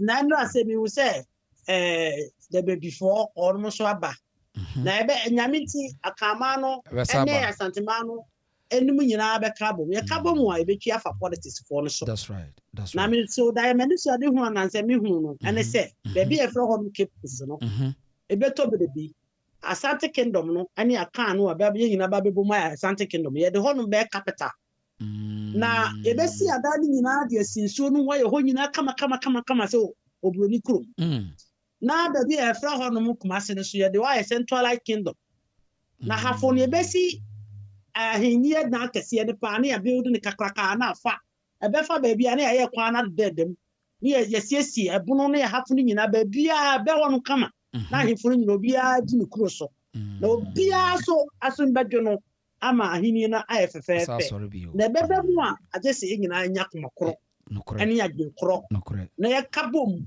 na ya chichire akaman a Asanteman eye kingdom kesia ediso no mame na wase wo hu na Aunty Margaret na obisa elimina waka ho asem ni nyina awie ho nyina do omo dodo na ya Asantefo nti why yan yebe mana ko na ya ba mame me dase why me dase pa yebe sa to aso da foforo why me dase papa yes mame confirm love no aha eti ene wodi akọ school ene me matie nyina maye din na metie bia so me gidi sa wo so watie bia anti confirm love no wo call the page no ni din ye confirm love bo so ene wo transfer TikTok ko aboko ni nipa ne gusunu bia dwoto ne dia anti obehu ni picture we ho TikTok ne Facebook YouTube nyina obehu no so ho na wakohwehwe no na mesre wa wo de ko subscribe to ni page no ho bia nima bi ho wa betimi afa pen na wajoto eno na wo wia wakotresi enye so kan ya na waje di wo wia obetimi akotresi app so ho na wo bisa na wo dia verify so ho nyansa ni ba ko fo ntrim ensamo wo kan no wo die to da wotimi kan se na info ni bia frɛ na no sisa na wo bigina so cause ne bia frɛ na wo mo confirm say yeah we are wo kan da wo ni ofiri kromo ha na wo se memfiri ho wɔn se deɛ ɔka no saa ne teɛ menim bebree medi ho adanse ɛfiri sɛ metaa no ne kasa piao ɛti na sɛ deɛ si nti sɛdeɛ ɔka no Ghana no so a so dodoɔ no aso yɛ akamfoɔ nti wokɔ na ɛnɛ yi obi di santini atɛm ma ne nyɛ wo dɛ na wonim nkyi nyɛ saa nti sɛ Bruni bɛfa adidiɛ sɛ nka asante fa no yɛyi ne yi a nkɛnsɛ hwee ɛno na de baabi a yɛadura bɛɛ Bruni adidi yɛ ho akyɛ na ne nyina nsa na asante yɛ ne tamfo Bruni wɔtena ase de paper ne pen wɔwɛke wɔ yɛ adwene ho sɛ wɔma asantefoɔ no konka a ɛbɛ abɛyɛ Akan City ɛno nti ne du mmere bi no wɔn se yɛ nana JB Dankwa wɔ yɛ pedin no kra wɔn se no wɔkɔyɛ se yɛ nya na Akan City wɔn se da bi yɛ nte aseɛ ɛyɛ ɛwɔ ase ɛduru hɔ a yɛbɛhwɛ ne yɛaka ho asɛm mede lɔmba no ato so wɔn wobɛtumi afrɛ me na yɛdi nkɔmmɔ yɛfiri amanyɔsɛm ne yɛbɛto si amammerɛ ne amanneɛ mu wobɛtumi matie w'adwene na yɛmfa 1 or 2 calls bi ɔho na yɛntoa so fie ase yɛfrɛ ma ɔde hyɛ ba meda wase Proud Africa wɔ se dɔma mewɔfa deɛ munya no na wɔno n'asɛm no wɔyɛ deɛ a wɔyɛ fie ni so ho ba yɛnhwɛ ma ne nkyea so ho iti yes ama na KJB ne sɛ wo ti region wo ma kyekyɛ kuro no nti no region bi wa ya na abu afa me da se pa mo correct me nyina ye KJB edi no sa kuro no ɛwɔ ase sa di kuro no wɔ ase ye bɛka ho asɛm da edi ani mu ba yes but ma bie phone lines no betimi afrɛ me ho na ye di afrɛ ye hyɛ ase afrɛ amanyɔsɛm mu ye hyɛ ase afrɛ amanyɔsɛm mu na ya beduru ha se nti ma me ntie wo so adwen ma me ne te sɛ Nyame adom na so Pia ye ho ye wo ha sei wada ma ma me ntie wa ma me moni adwuma o moni adwuma Pia moni adwuma me da se so Nyame hira mo se mo kyerɛkyerɛ yɛn convi life love me chia ne pa ma me we de wo ya me bakra metimi awo no yeah on said dana danso abia mo asemi ba afoforo no na wo mudidi na on sa me ringe wa na me ka se Bruni na nya ade we yanke de ne hyedem that's right no wo kan ye twere nko wo kan ye twere nko a wo kan ye twere sa on sa me ka kire wo yeah before ye crampa de pa no kure na nka Bruni na nya enipa si yanke de ne hyedem na nka wo kan no mo twro sa na kyese ba wo ye bibini nti no na yesu yenhu suatra wo ya fa no obi kra timi ba o ma me obi timba na mo try history am kan de na benya no obi asoma ukodi Bruni a kine ade na wo men still na ekom de wo ukodi Bruni a kire wo kro ni de o maye mo ena na mo ka tradition asem na mo kan ye de be dey woni de o de be ye kan wano tum ne anwe ho na Bruni kra wo ka Bruni so won tuni history Dabi won to twene da won to twene na Omomuti America buza say what bibini I was say happy Halloween bibini no say happy Halloween and so akwasi de wuku de kro ni ma de cross no ka kire say happy Halloween uni baby Halloween fi Halloween uni baby fi na bibini na akwaje Halloween aginem wakwaje Valentine aginem Christmas Easter waje aginem bare akwasi de wukude fofie ni wose woni ma de kro da kuda pa ku woni ma de kro and anytime any ende ma me kasa any ende na me ye adwuma efia pra na ma me ni papa na me ye wo mo adwuma no na wo mu busa na me di edini Mary na na ye na me di edin Mary Doris Mensre America for na come happy Halloween akam ho pa ma me kasa na me di edin Mary na ye na me ye ba akosusu adwuma na o ye adwuma wo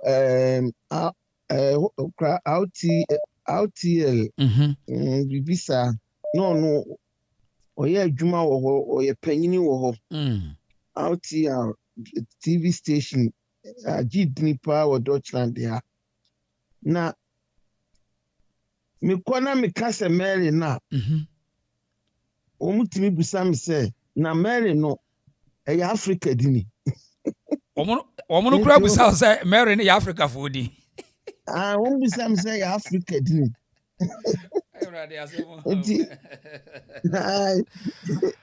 eti me ya misi o ye de ye krom ye tutututu edini sa ya na ye kan say English name enti ye no se ni Africa dini na so ye wa Africa dini ye wa Africa dini a obi a won African name ba ya na ye sa to abrofudin and I'm say ye kwa sorry na omu kobo ye sua no mo ye di sa abrofudin no abeka ye ho osi omu ya hu say okay ntimi ya no mo ayi omu abrofu so omu prade a wo kan asema no mo ayi omu abeti sei no mo aye say eye ne wanwampo omu nti ase say wo fo bidin yeah because no offer brun bibini drink to no so side bi a wawali bibini ne bia and just adoption why I say adoption my adopting name wa comedy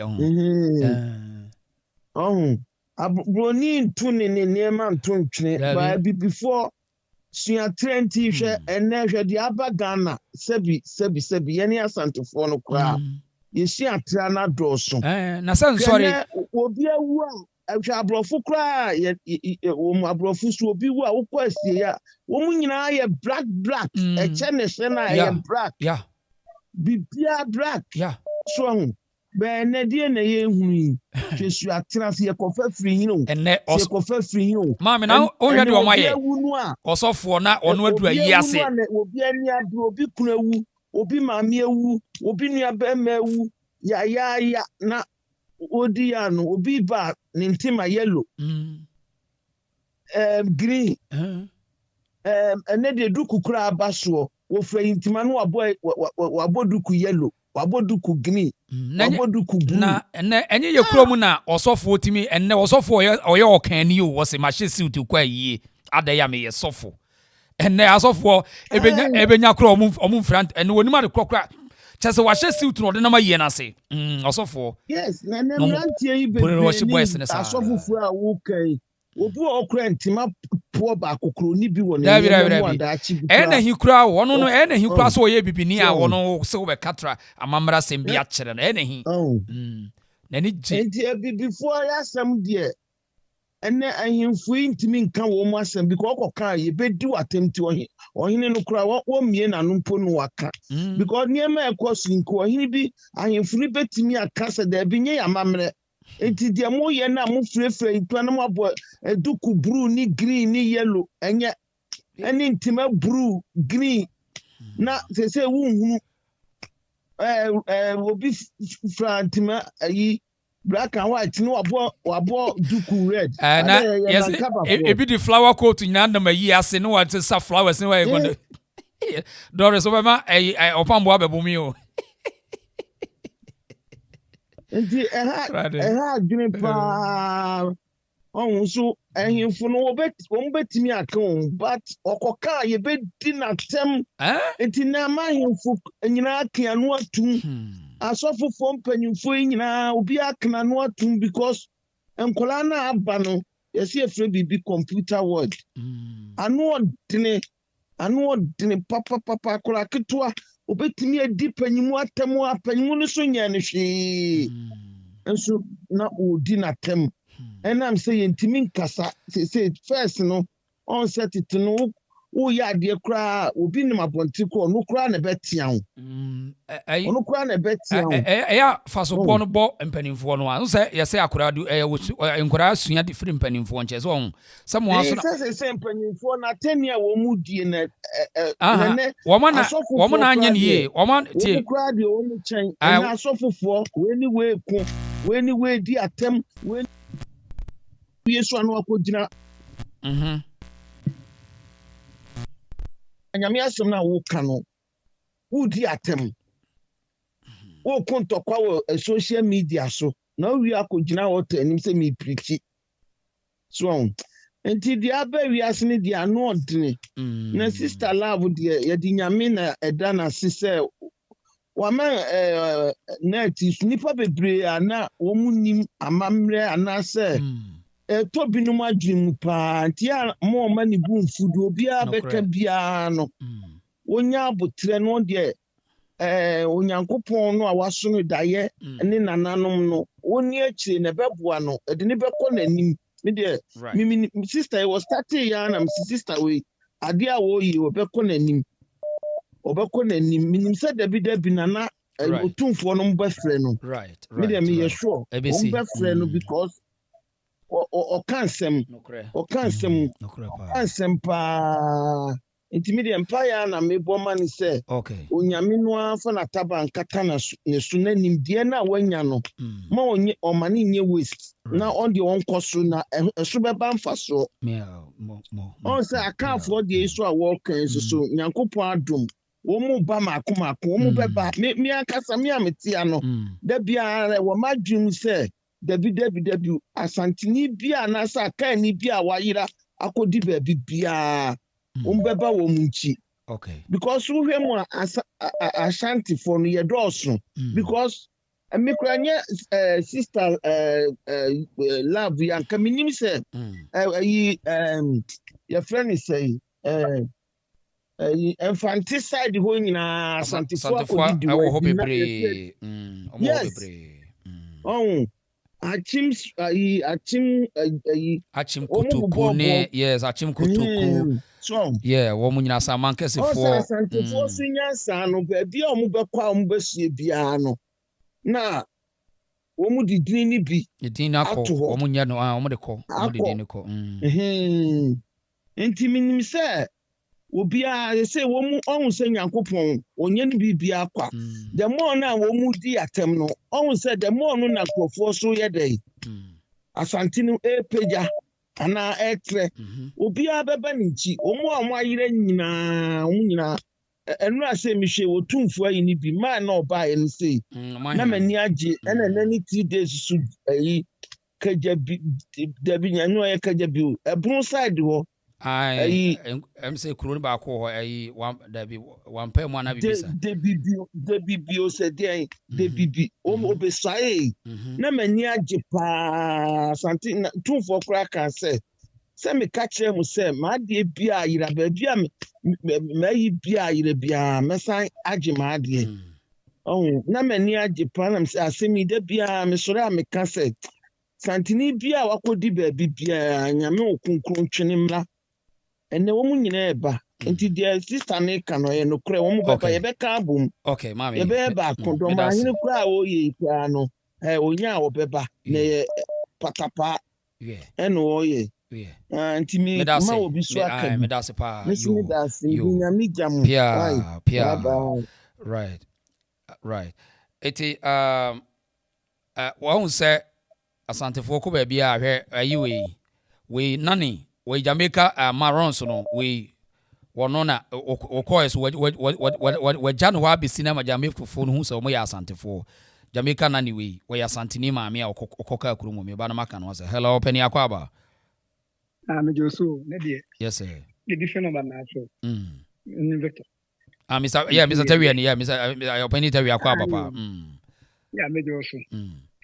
You and maybe the Kasai. And for this month. Now, me, yeah, who can crack. Okay. So, which is the best. I want to say you need to know money. Okay. Oh, Massy. Me, oh yeah, na the way ni way so bi ma kakra na no e so wo ma bi so beka ma na no ka sai pa ama o ka ma jo friend different so yale baba so we don't know call patients if you am tini tumi da yes no na no e so mo e beka so ka sa kama pa woni bi pa na o ka no make me on bo susu dis bidie am so wo ma yo ya de na susu dis no a time beba beka no asem you see 85 e woni ena na men fa we nto na me nkwala adachi o mo baniti men kwa tu kaka kotoka wani head of state wani allied da e Ghana okay dem kan state kotoka head of state da e Ghana okay kotoka maybe that was 2083 for not to wide pa me shot to pen e kwa na minya obi ka na no mo kwa na e commercial ka na ma bi to busu no dia be mu former head of state na kotoka wumbi for me team one share and be the friend time me question one or also on your and all comes no and the civil entry and now man for the Emma yen nine address kotoka on nipa so jenia oli kai e broadcast 1966 company no yes spokesperson Emma NLC National Liberation Council now omi ye kufu on okay I said ye e fa isi ye abo atijan ekoye dey na ehin enti kotoka omi ye kufu wie no sa tem na ankra no e major general na Kwame Nkrumah retire forced retirement enti sa kufu na nkanka ho enti omi ye kufu wie no e no mko fa general major general nka bai okay e no mo promote no wa man ye lieutenant friend say lieutenant general on promote man one promotion kan be ye lieutenant general nka e no no be head ye e no be ye head of state of Ghana na kotoka ye see ni ono be ye chief of defense say army staff ono be ye chief of army staff and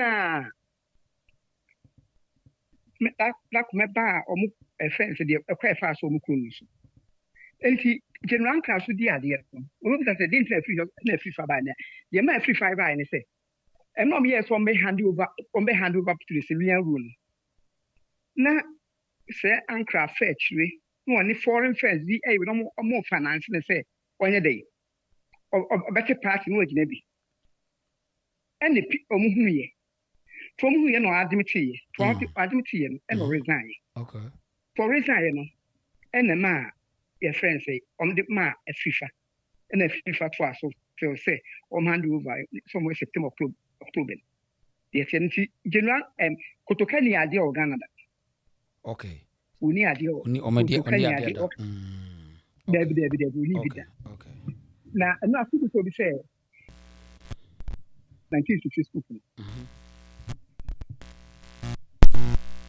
say JWK Harley no yet a friend say police commissioner IGP okay ono IGP and na kotoka eka ho and na fact na FIFA no e major no ka ho na Mr. Yakubu so a police commissioner no so ka ho and na DJ Akwasi Okran no ka ho Mr. Anthony Deku so a police commissioner no so ka ho and na one Mr. J.O. na sanko also a police commissioner na sa coup na a joint police and military coup I Ghana na after that am for sending police for do omushim ti since then no police ni bi anya dey komunye coup ma police no bi nka ho da enti dey oho say ya treat no kakra am me kan okay yo me da sepa Mr. Tewia me da sepa bo ahin Tewia me da se yo okay yan call the next person so my fear sika pa me chia pa Sasuna proud African proud Africa de onyame ode asem kra be hye me kon proud African nyame ode asem be hye me kon pa o yehofa champion wa do no ogina home is yes o judge ayi Supreme Court judge akoye o de asem be hye me kon right Patricia Boachi was say oni anti Sherry din komo ai Patricia Boachi wa me chia pa Sasuna anti Sherry akwaba ai enno sapoma ma wakwaba hello Agyamaju ma me jo so na what to say Nyankopado me minim say etiefu na obia ye homoje that's right obia juju me dollar say me na beka me dollar say wallahi politics na wo kan de edika mi refi ma me asem obeka just say what was what you to kwano ha what you ko ba bi no ha me doada interesting enya sam ketua na me nka hwe dia me kan ne say but I what they say enso hunu enso ko enso be bode na sa bo otumfo say me ma de akodi ba bia message ma de enu nko na mpesa wo ka wo bo ma me da wase mate yo Pia, it was a special request. Mammy, Manona. I know the tea. You know about say, and was it when I'm in for one? You and I and toss was a.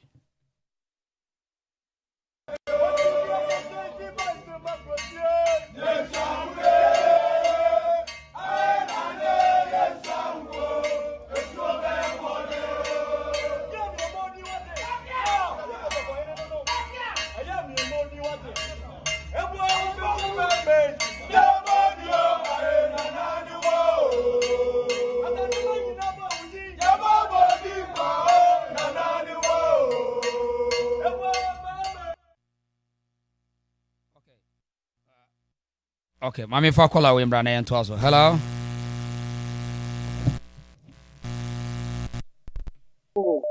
Hello, Mami, to say. Ayo. Me say, Mami, me this. Aha. Mami, oral tradition bi well me na ho. Mhm. Intina me bisa no trese. Aha. Elmina, omo ya Asantefo na during the war no. Aha. Asantefo no ba ho na omo beti kro bi se Bantama, me mama mu Fred na Bantama, o se Bantama nsuta kro no ahodo Asantefo kro kwa. Aha. No so mo beku nti no na ese omo na boa ma ye ko Infantefo nti na o se eto mu din bi se edina nkonkonsa. I was Infantefo no so mo ye konkonsa because bibia no mo di mrika no makwa akoka. Makoka kire Asantefo no. Asantefo no Asantefo edina nkonkonsa ena oka brenya ensuo na eda no so ekon e fa so e baaye o se Asanteni bi na obehu no se we de manya bibisa interna me pese nkoko no mi se de me ma me ka kire me no se sa nti na omoto se wa bonsu edin ahodo be anti mo ho nyina moto se wa ne bonsu nyina wo ho omoto se wa de no wo kire se won mu nyina ya Asantefo migration do mko pie wo ho wo mu nyina ya Asantefo me ma me ka kire me pen interna me pese me bi se mko ukosa ankras na mo wonsuta omo wo se kire wa mi na hototo aso sa edna bantma omo ya de kra wa yi a otumfo ye bibia omo ba omo bese bantma himi fie nokre nti na me pese me bisa na mi mesad na babio mesad na babio ye beto aso why mesad na bapa why meso me das ma Margaret me das pa you bye you yemfa we wa ha nana ba na ti say nana ye hu ye wa pa wada ma me ntie wa yo ye churchfo nyina enu ahwefo nyina sure reason on if you say mesi onyame de oye bia na eye isi ano sa opportunity social media ntokwa hwanhwan ni se ni ade no we say isi ama na ohini bia odi akonwa bia ehwe ni nji ohini bia ehwe ni nji say Asanteman cancer no keka bomu ba astate keka bomu isi ohini bia akonwa bia otisu bia no sisi ohini bia hwehwe ba bia akonwa no firi ene na bakosem na ohwehwa na se ebepie ba bia ono pese ehode a ono ade ba de beba na region na wo mu kreti ye no omu kreti na nkata kra no se aso mo kan de so wo asase wo akira ngire se menkofa so wo se de che no enti omu ni nyina ya ade a Asanteman cancer ana wo mu hye daye se wo mu de betiti mu kwa se de be ya wo sinana se de be ya wo ombetu defeat Asante Kingdom no because na Asante Kingdom no great so just here enti no omu decide mo we enti de bia me ka se ebro region say obi na di o creative bro region mistake kesi a we say nke na nke nipa be question no because our region no enya abrofo nko na team dabi kasa hodo bebre na eye de be e wo sa region no mu enti say on say saasem no 1959 eye nkroma ne adwumabadu ne techima hena wodi kan na wo mo no ye no so mo ko support no so e wo CPP so to catch them say oni Asante ahene ne bekasa na wati wo mo no in fact omo ye ne say for developmental demarcation keke to wie kra no krata na so no mo nimsi ko besan mo say mo ate mo ho no authority no mo nsha Asante na say ba wan sign was ba bi obi asom bia no obi ankosom ba bi akunya bi ati oni mom administrative purpose no ana ya friend say Bono ne ahafo region so Bono ne ahafo region eno ano no bibia no nkunya asem ni nyina no statutory body no untimi nsesa nkunya no tumi ho itina besi ne bia no wetima sa krumo krata just bia Asante nyina na say onka ho asem na say kro no ho krata de ba bia wo no ho menhia nkwa na wo kro bia wo bia so enti say central region say there who say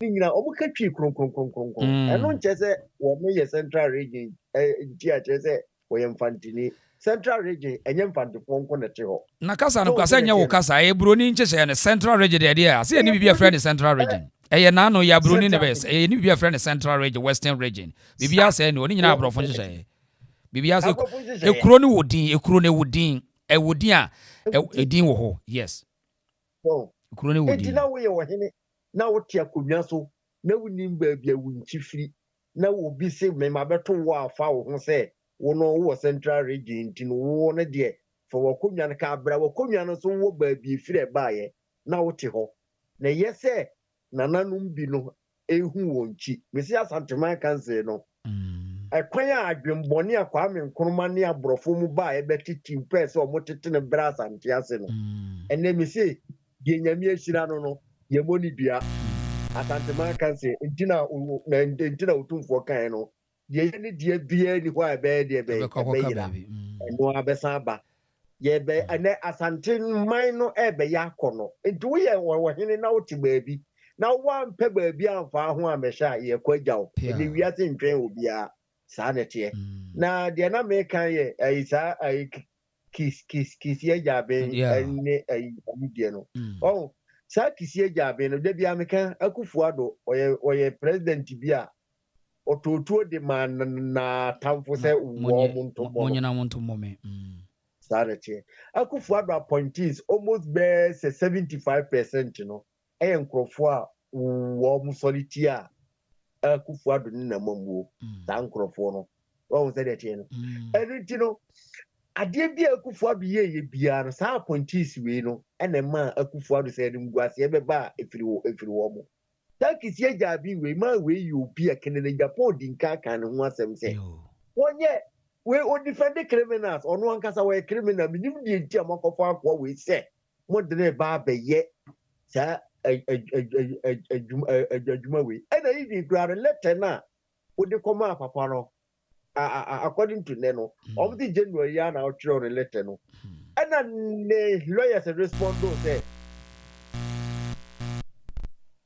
o ke no ho ya de into obeba wo Kissi Agyabeng wasemu ni say wan kire o daport obeba na mi nua na wo yare ibi kra usai a yese na misai ya de edu yare na wo hwe into no betima ka che doctor se say kwa mo hwe mi no munyai efi say yese ye fra bi wo mi mama na say ye hia mi ntino minyai na menko abrai wo hwe no ho ya de na wo nwiye no adia wa ntima nkire daport obeba ntino wo no we declare wanted sa wanted no kra na we declare no kra eje utumi so tia say eji sa kwa no me say wo mu nyina no omo ye bibia pe bibi wo ye kan say say be o benya animunyam wo mama ne nkrofo anim anu ti no mu nyina ye sa hwe o say enra na no ayi a wo mo to sa Council of State abaya omuti Asante region DIC ye ntokwa kakra si mu ni ade ade nipa no wo ye ni ti unim say Asante regional police commander no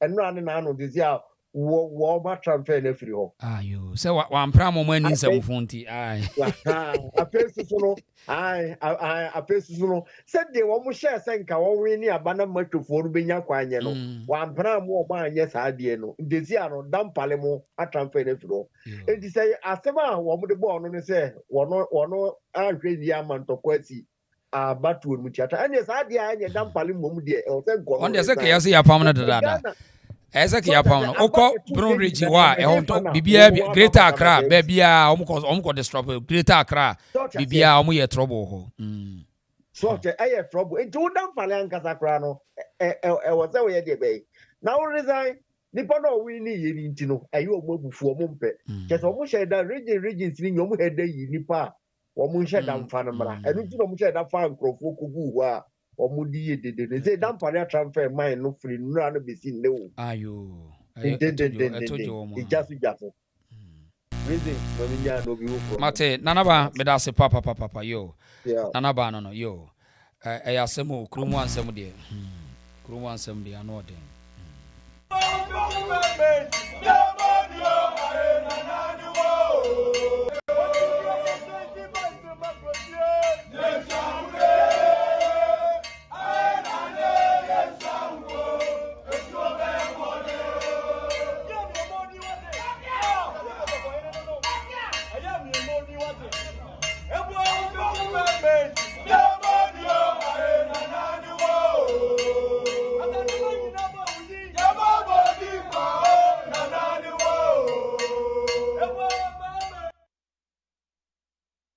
me kan wo platform yi so oji na tiye kwa oji ne kwa yesu ye wo no Sunday na wo hwehwe na busua wo beba behu na busua ewo akwamu a omufi doma yesu me na kan Jesus Christ yes o ni Jesus Christ ye ni din dey refer Jesus na ni din say o the kwesi hene that is the right name kwesi hene Jesus me na me kan Jesus Christ wo de me se mo nyini na mom wo de muntie o de den kwesi ekrobia ne munsem ekrobia ne munsem o me kan kese ekrobia ne munsem anodin akosi osi evran akosi hene ai ekrobia ne munsem o kan kese abetimanya ho asɛmti man kan kese o kan kese abetimanya problem si aga na ho na president Mama. Huh? Mama. Can you? Mama. Din na the full name you say? Me. Muhammad Din full name you say? Mahama. Apia Kubi.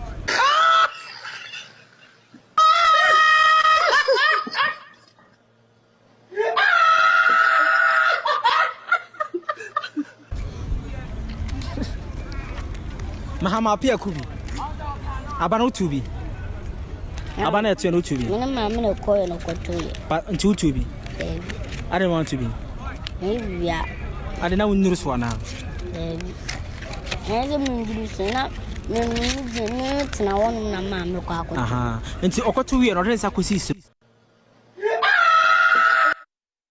Hello. Mama na what to say?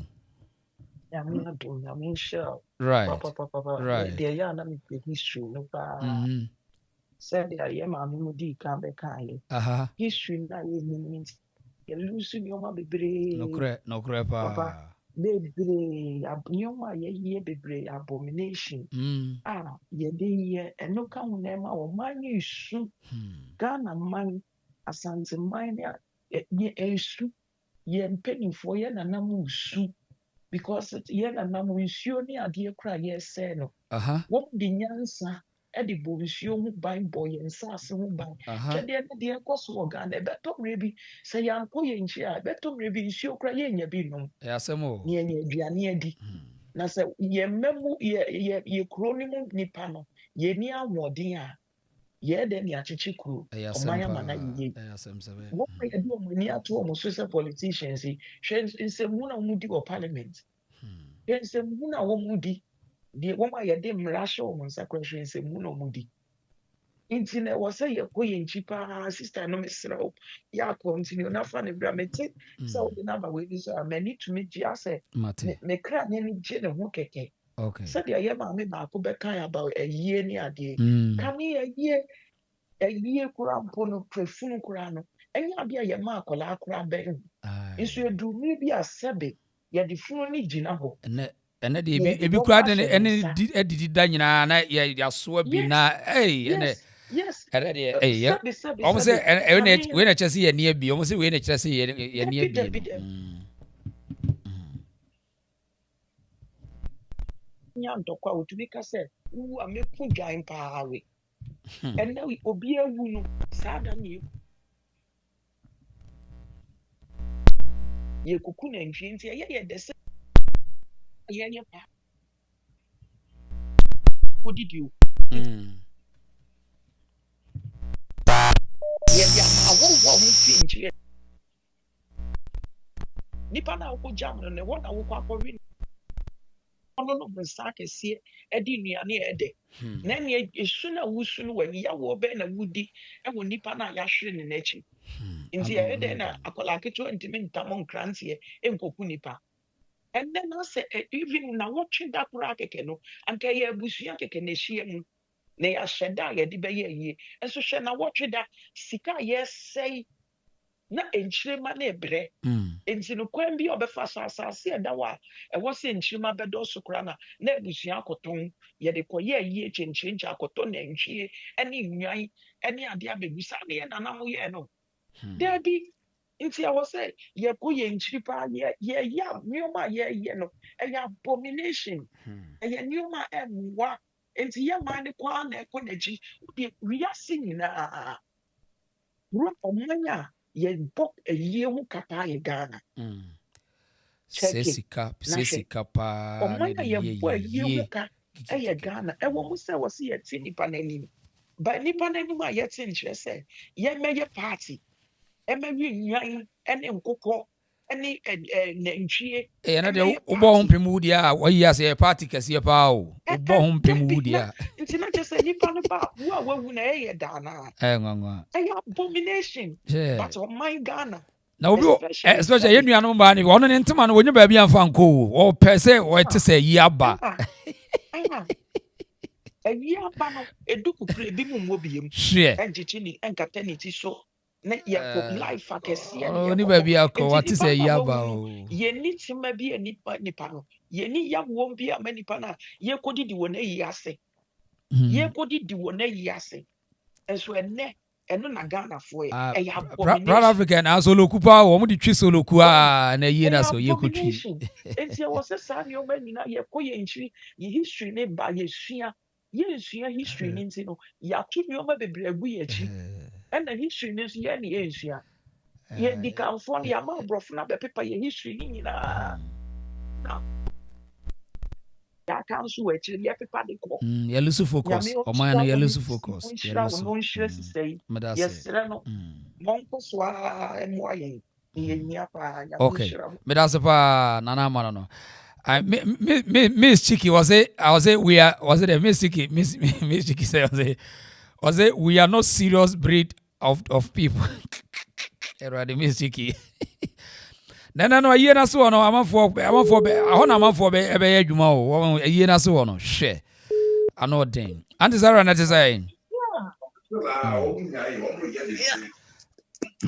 Anti Sarah hello na what to say adumo na so bokopa nice one me de sha self sister na obekasa ye no obekire wa chese mu kama papa na me ko na me ka se o ye history ayi bi o se de eba ni trim normal sa o etisi ni so sa kom tena na me friend ko ono eba etisi ni so no kasa sa na o de o kanyina so ebie ni ho a obeka ko dwuma nya no kure se the osi kakra to say unse ama sunsun bi afri Asanteman because what chires eme ho se ye nana na mokra tete no ye nyi wo muti dabi And rasta no anything na akonfo ni nyina no na obi aso mpese no omo ana omo konda sa don't say na to me wa Asanteman. Oh yeah, I mean say mrebi okobi di me ho agoro sa me say Asanteman awura hwe mani bisa na o ka kire mo say mo mane mo mra me mane mra me nchen me ko me say nipa bebre omo won person de call ye ko chi Asanteman. Oh nyame share sister no. O hwe mani no ka kire. Say na ba customer wa kan ye TV ho sa na je say adwiri ye pa na and me ni age say Assin for no so ebi so ahya say eba. Yeah. Nti omumra na ahemfu ni nyina nka mom baby obi aso bi omonka mom na omonyi 2 ministry politicians dem na omo nya sase bia ahemfu no sanse woman nananum to omo ja bre adi agi omo sase ato ho no enno na politician bia so free baby na odi na no din no da baji asase na fa bro obia pese o ye de se di bruni eno na me ye bre no obia pese o ye se bruni ti bruni no o se obi bia o eno ntina o training nkwame nkroma mo Russia fo no training o mo nyina se o mo de eno ti o mo ba ye no o mo se o ko Ghana ho na Asante fo no ye too strong ti mo break o mo ansa mo am break o mo a mo ntimi me politics no baby am ayi o hina na abeka ne se ba sister ya kan je say ama me ho dwiri me pass Asante ye your mind. Doris of was say I thought she was an old lady. Debbie. Or less than on best 45 cry. Onuru 45 years cry. Sister no comfort no. Dum kase pa comfort no chi no to me ni bi na awra ni mu. Yeah. Onyini bi asa o na onim de oka. Nyankopon hira no papa. Pia. Chese o me ye ho dwiri chese obetima achire na chese Asante no the whole Ghana eye akanfo hey ye de Nyankopon ase na ayi ohene we na meka na asem ohene na oba ye na o ka okugyeto asem no ai afutufo ohene na o mo se okugyeto kekanse bo mani nye ho o mani nye okugyeto nka no ho no man na mo no to anything that sister ahemfu nyina mo ye baako na mo gitumi no ne ye sekura na ahemfu no wo o man no hwe okugyeto wo se wa billionaire who didn't try be a billionaire who ba go a minority leader who fi say just wo bi kra wo ye de wakogina court ye busa wa no to ebo kwado no wo so gina o say yin crofon krata say o kra wo die ni na say enti ahemfu na ade papa say de ya wo mutimi anwonafo ahemfu no sorry say wo mo mo de hia o no kra wa di ewu wudi ni no kra mo be defend no eye good papa many manje o hina no ho enti wo mo nyina sorry enkasentia dia ayi okugyeto eye no na okugyeto onko pacho na wonti me fo wo bia fom amane nya yie sa so wo because mine no ye penka bom ye penkoso na wo de wo sore na be gu wo bi wo fi na wo de wo de apre wo de na wafa adai enti bi de me penese ahemfu no kamom na omo nyina nya ba ko no omo nyi tumi no efense freestyle politicians akromfo nya wudifo ne nsem ene na me hwe bibi wo ayi what to say ana me hu say meet judges now mo kum na so crowd the to ho metie wo de na msa ko tie bi free yeni pabone akasa tese wa dinya me brasam a e wo senta Ghana ye nyina ye kabom ne koye demonstration se wa bibia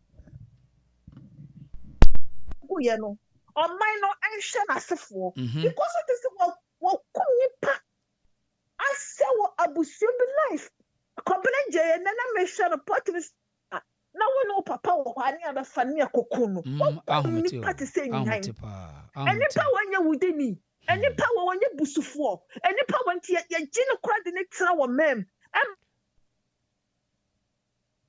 ototo ne pa wo babasia wati mi anja ne ba ho ami akokunu wi watu champagne ano wo nom na me be bisa wo mo na se de ne kuru ye na okoye no kwan kro na no so be fa so be ko na ne ma no ho ayi so wo mu sika papa na wie sika wo wie Ghana gold Ghana Japadia Ghana diamond ni na go mu fie ho ana mo de aye yie ana wan no kasel na da beta parliament so ye parliamentation ahe Ghana for ne yetisa na ka wonto won deserve ba kokona won deserve na adipa kwanya meja ene sa aye na wono so begina so wa deport wo bi ena de na de amon Ghana pa wo de share asemo begin wo mo asa sebe asa wo mo nyani pa bi no mo gu o man no mu na wono begina okra panya bi wo no na no ho popo se asama wa kanya wo ko tum se asama wo no mo so wo ka osoro de okay kan no se mfa kwan so etio they say no man no abatu we se kura mpanya 100 o mo ko to aba no what me akwa akosoma ayi somo ba ya wona ne na wo ye di wusoma mpo hema no nyina begina wochi na wo begu asatefo ho fi enti sa suma be na wan disifo mu enti sa wudie na Rawlings de hyase no eno na ntua wo mu enti wo se Ghana fo ye kabom na ye tusa disifo abonsafo bayifo wo ya wo ma be gu Ghana wo mo se ye japade se ye nipa enti tilfo no ma ye wo ma dwo mo be ka wo ma hye ahemfo mo kamom na mo nya ba ko na mo tusa ankrofo wo se fi wo man no man nya na asomdwe okay Mames, midase pa, Mames Sarah Boachiwa, midase. Right, anoding. Yenfa mata. Okay. Yenfa. Hello? Mata neti say. Ayo, nyame adominu ebema. Right. My inti also chefa wa ha.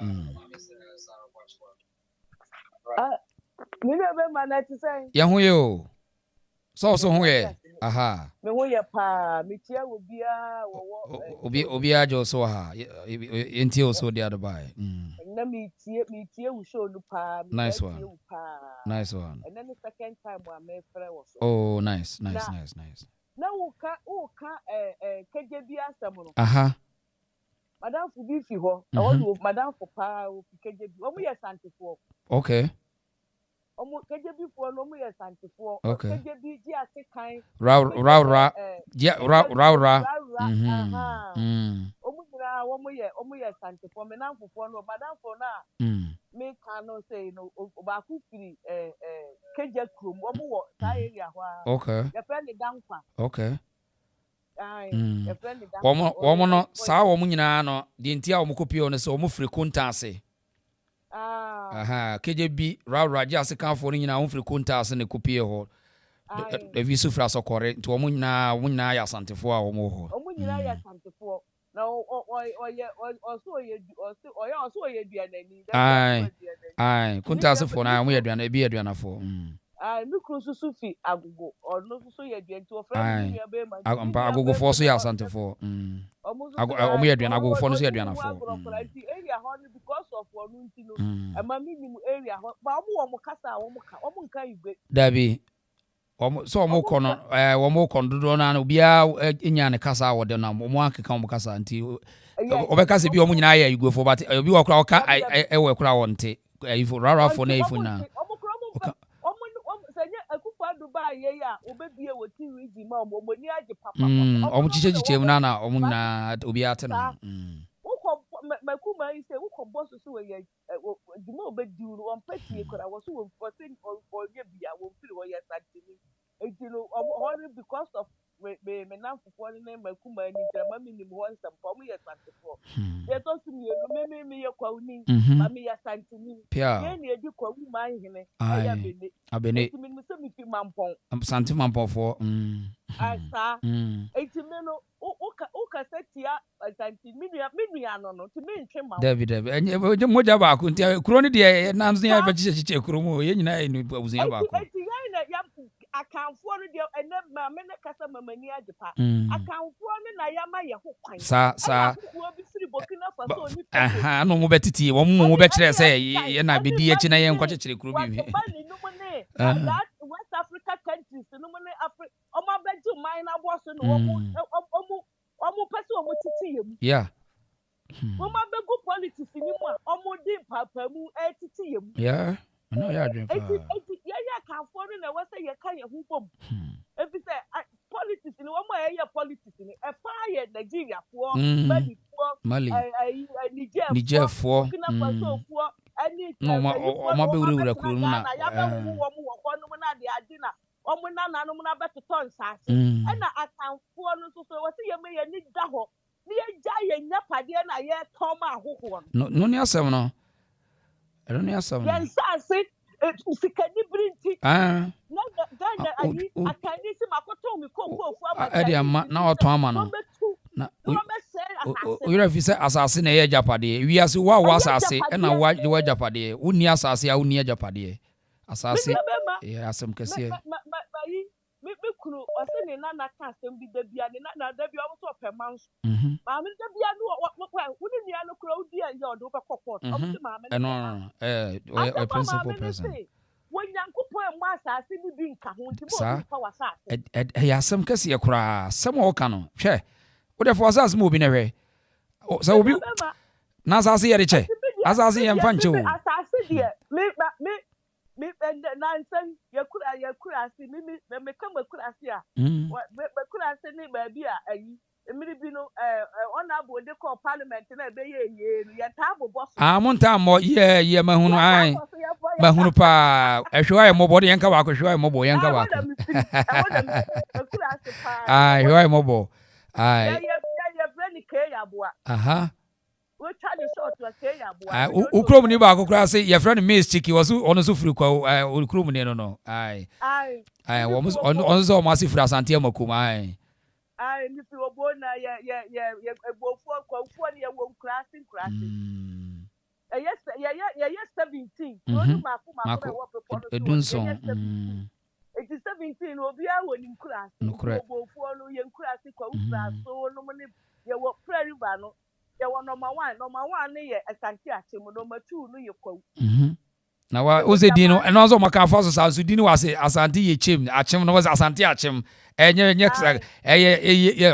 nipa o mo cheche o mo ne emam abusuafo o mo cheche o mo ne emam so Asante ye chim so Asante ye chim jamase ye wo jamase wo ho ye wo ni Asante Achim for ne boss ye wo aboti kromu ye wo sabi so ayo mobo kwati abo atwani munya nyina no kwati abo ne so mobo atwani munya sa enye kwawu ho ne nya kwawu ehwo ne ye Achim kotoku no eso ya buzi akosa achimfo na ye chimfo no achim kotoku no ayi ni se ye ho no kwawfo ne kotoku ne boss ye enti mimi se no mimi ba bia mi fi no makura ase pa no ye nanti be 5 minutes ni ye duru kwati aboa ne hwe mbobo ne we ba ye woni ye kwawu yeah ani ani kotokufo ne hye ne da ye kurom ho okay eti sabi me uko makura ha ba bi aye sabi o ma bo toilet no ye kotoku ena ba bi aye dan si aye dan ye kwawu na ndese nipa kro nipa ku no a mo ha ye nyina ye kwawu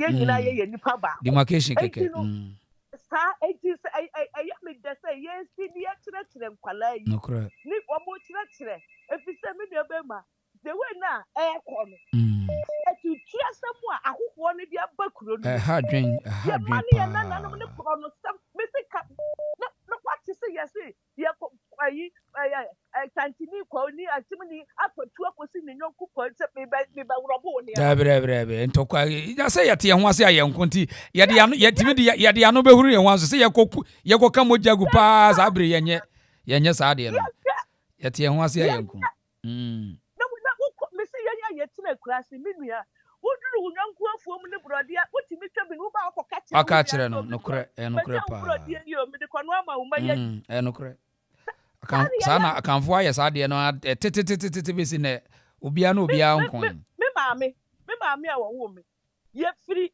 ye kura ho timi besi kwafuom wo kwawu bi pon ase ho ye simo the whole day ye kwada le ade a che ye paduane emi nua be ma ye de aduane ne ba edu fi ye beduro me maame ye duane mo ne ye 9 nipa 9 wo so ye nyina di ye chi bi akofo ye be bedu na ka nipa ne be ye 4 ne ma Or the Equanos will be over Shelbia, no, the be mount. So, this is family. This is Ebusia pa, no.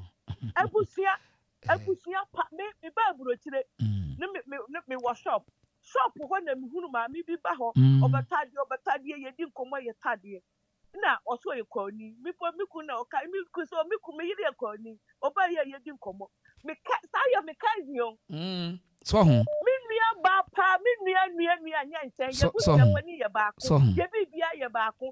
Mo ja ba ko. Minua be ma. Me se ye eti ye wose ye ka ye ho. Yeah. Na abitiri mani hunu se ye ba ko. Ipa ba ko. Na ukasa kakra bi checha na ye kokon. Mesef baby anete odu akwafo akua be forte uduru fia no omuno aduane mo atwa bi ama se asomasi bani no omo de aduane amba se beji didi kura be transi didi be transi didi be me papa wu ya masiba me papa fiwobo masi wu ya wo me papa wu ya masiba ero me ko pe baby ama ma na da ma me ka tire mte wo wo na wo be pe baby ama mada so me asa mama se ka tire no ma fi agogo Asante achemu agogo so won say me ye tiani me ye dianani obo ya me dia so o kan so onnim pani sa tu o ma me yaso wo ye ho na ono ye ho David me ka tire me say wo na wo fi abene wo so wo fi abene wo ya tunani wo fi abene me ye dianani mi ko obo ahin face say e be member ya obo kan pani sa wo kire ni Jesus ya woni wo say ene ma Asante ye ya you know wonu dru na o kan pani sa woni mi say we minua no ni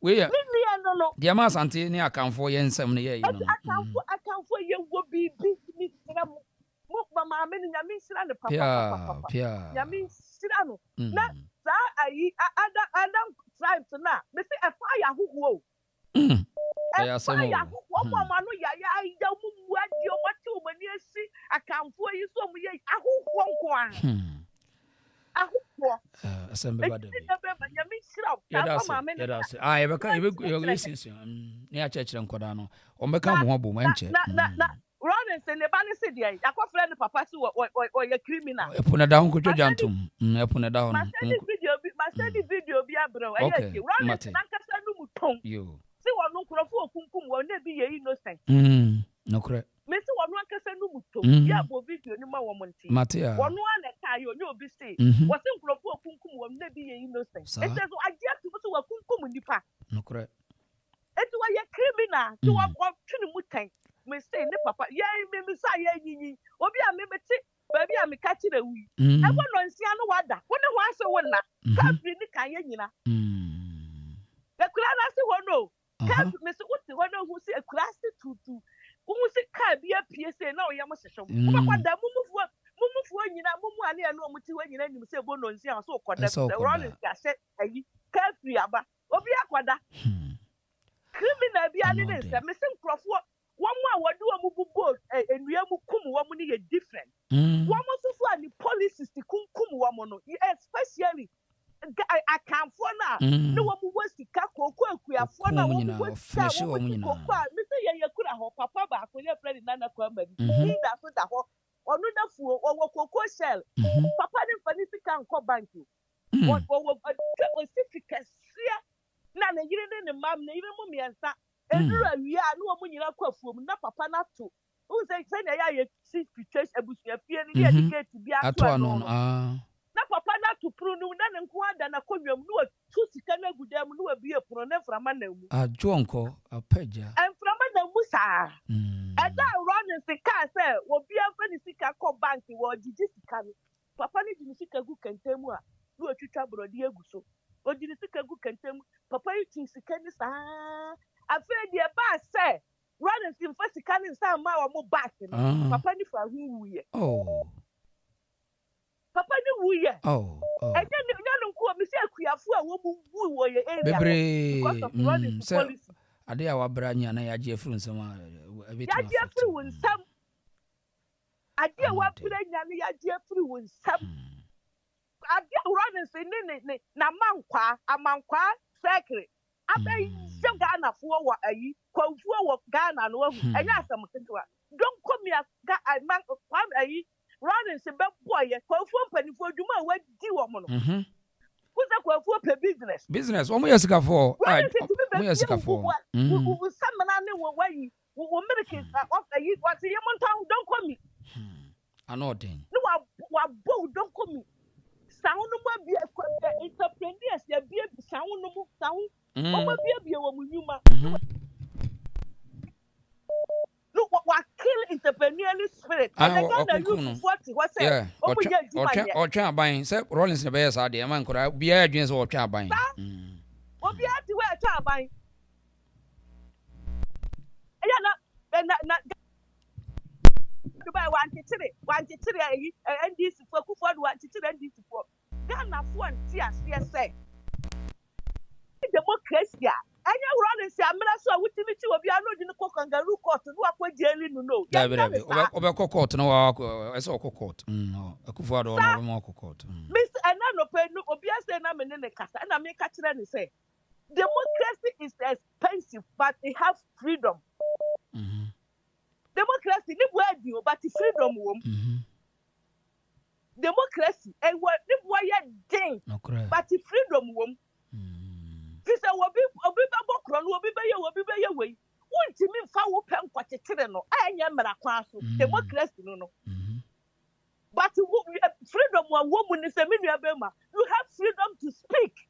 What do you mean, cowarding? And then Captain Smart, you know what you want within say, who first around and similar to combat my affair. What do you mean?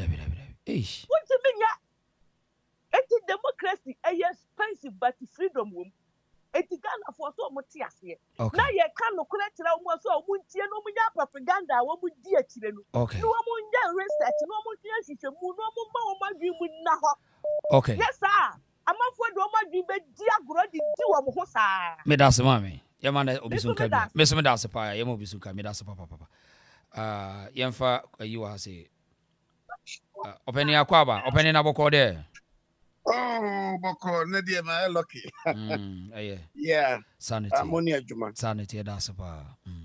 Yeah, yeah, can any animal a straw for an American cacra. Yet, the attorney say, Sanya Menina, quite say.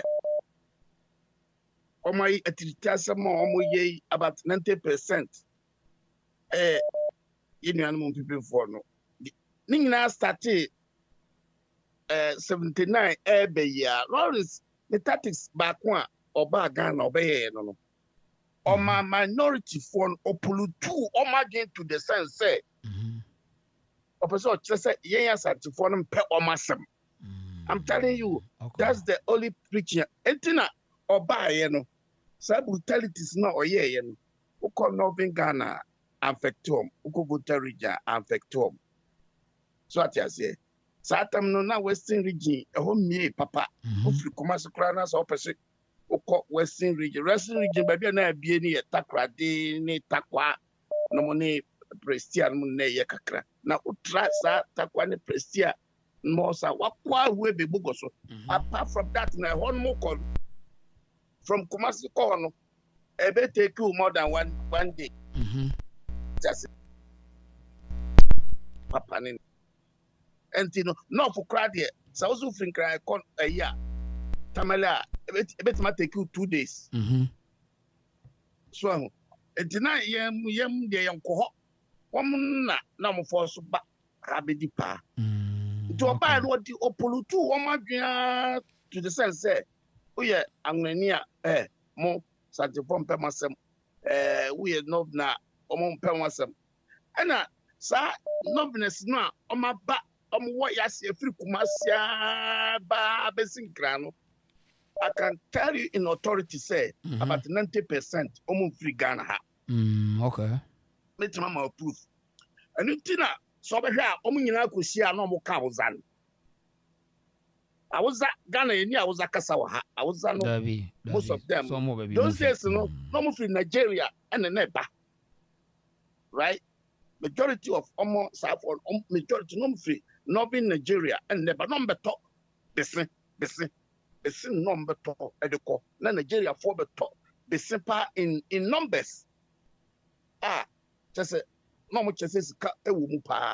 Now, I'm about any Bidum crab at Tratram, Number 1 year. enti no omu hia sɛ ka omu firi Ghana ha nka omu hia ka nya woza na kombeka nka obi ye dagoma ni no hia dagoma ni omu ka dagoma right obi ye grusi ni no omu hia omu ka grusi but safo no odi opa akonima na kokohwe omu nyina ka woza omu nyina ka woza enti majority no hu omu ha no omu migrate ba ha eno ma betratra ha na oma ka ha na oma warware ya nyawo no so de ye de awe Ghana ni ntino mo ye Ghana ni wonya be Ghana ni we no mo ba enso na ye no mo te fine ye titu om good ena efa bi no so no ye papa no ne nana no mo eko srem eko fom ba be ye adwuma om ko fom be ye kuya om ya ne do makotra kurase no mo te kurase ho na ye ne ye se ye kola no ye makwan ya ne kom papa nkurase bu ha ipa 9 na papa akofa aba no mo de anse mo sora na pa mo kofu makodo nye ba de se ukodo ya ne etu akọ yitu am ka yearly if from libra for united mun san na de from libra for entin bu ha onipa ba ko otimi ko efa young guys baby are 4 na brofo na mo no amofa na offensive anase there because I mean obi a odwumani bia e libra na labor no nipa nte e labor e labor me ye papa no na e wo man go school to wo brofo no na asa o ka labor asa ade bia enye da bia na so obi o ye adwuma bia e labor obi a wo ye adwuma bia anti baby a obi a wo ye labor kan labor for labor o kan o slime no labor for no mo no mo do na menkan ni body na yum twadi free ni mo o dan ni ade so enti no mo betra ya wo ye ma ne binom kura dia change mo di e wasantidin I'm telling you e binom dia change because om do toto om do man toto om ayi no om master no asasi wura no a obefa om ba a om hwem kokko so no wo na ne ode ne bato oni efra kwala no a kwami nyame che kwasi bonsu no akwala ne benyi no kasa kunenyi no aware say ya wono honte ya nya wono hono de ono kasa o and secondly so hwe abon say om wo politics mo pa politics no om wo mu no won no from kromata am no ayi om kra na om jeja om Nkruma time na once uko secondary school free. So uko secondary school free. Nti no mo nya kwan na ye no na ayi business ni ye dem bo. So nti na wom ho no mo ko school free. To mo a omo nya hode ko school no mo manyi ye no do ma. Tina ba ha se so politics one. Nti hatred in tokwa he ni na starting from because Rawlings ban obetite apart from AFRC ni PNDC na buy or start to another group militia my favorite day no militia ni de kaka ho no PDC ni na sa fo ni nyina young guys omo yes group no any kumase kura na abeba PDC ni semuni onye semuni a oyanani so because na any emperors in this group no tete ye ni nyina no na sa afo no war right 31st women's whatever my graphic name na no more ba ko bia no krondo Agyabeng na da no no na ye ma no so ansa na ye wo PDC ye wo militia for ebinim ye dress am to say ye pam kaki a show mo ho ma abakase o ye military men wahu and politu o ma dwen saa say we ni mo mpamasam we ni mo nyese ntina wo ko o mo ho no a na dwom tanye se bia Rawlings ni ye just Agyabeng nti ntina Agyabefo no epenasem no o polutu o magin of Kwame Nkrumah tactics ni kakra etino sankrofo no o polutu o magin ma chese oni Agyabeng gina ho no Rawlings ho asem bono obako kam ya abeche okay what do you see no okay medicine e chese se ye twifo ye kan mbo se ya kan ho ammom from near me no kase ekwa ebe kakra no on be take over from us in terms of power okay Open medasi.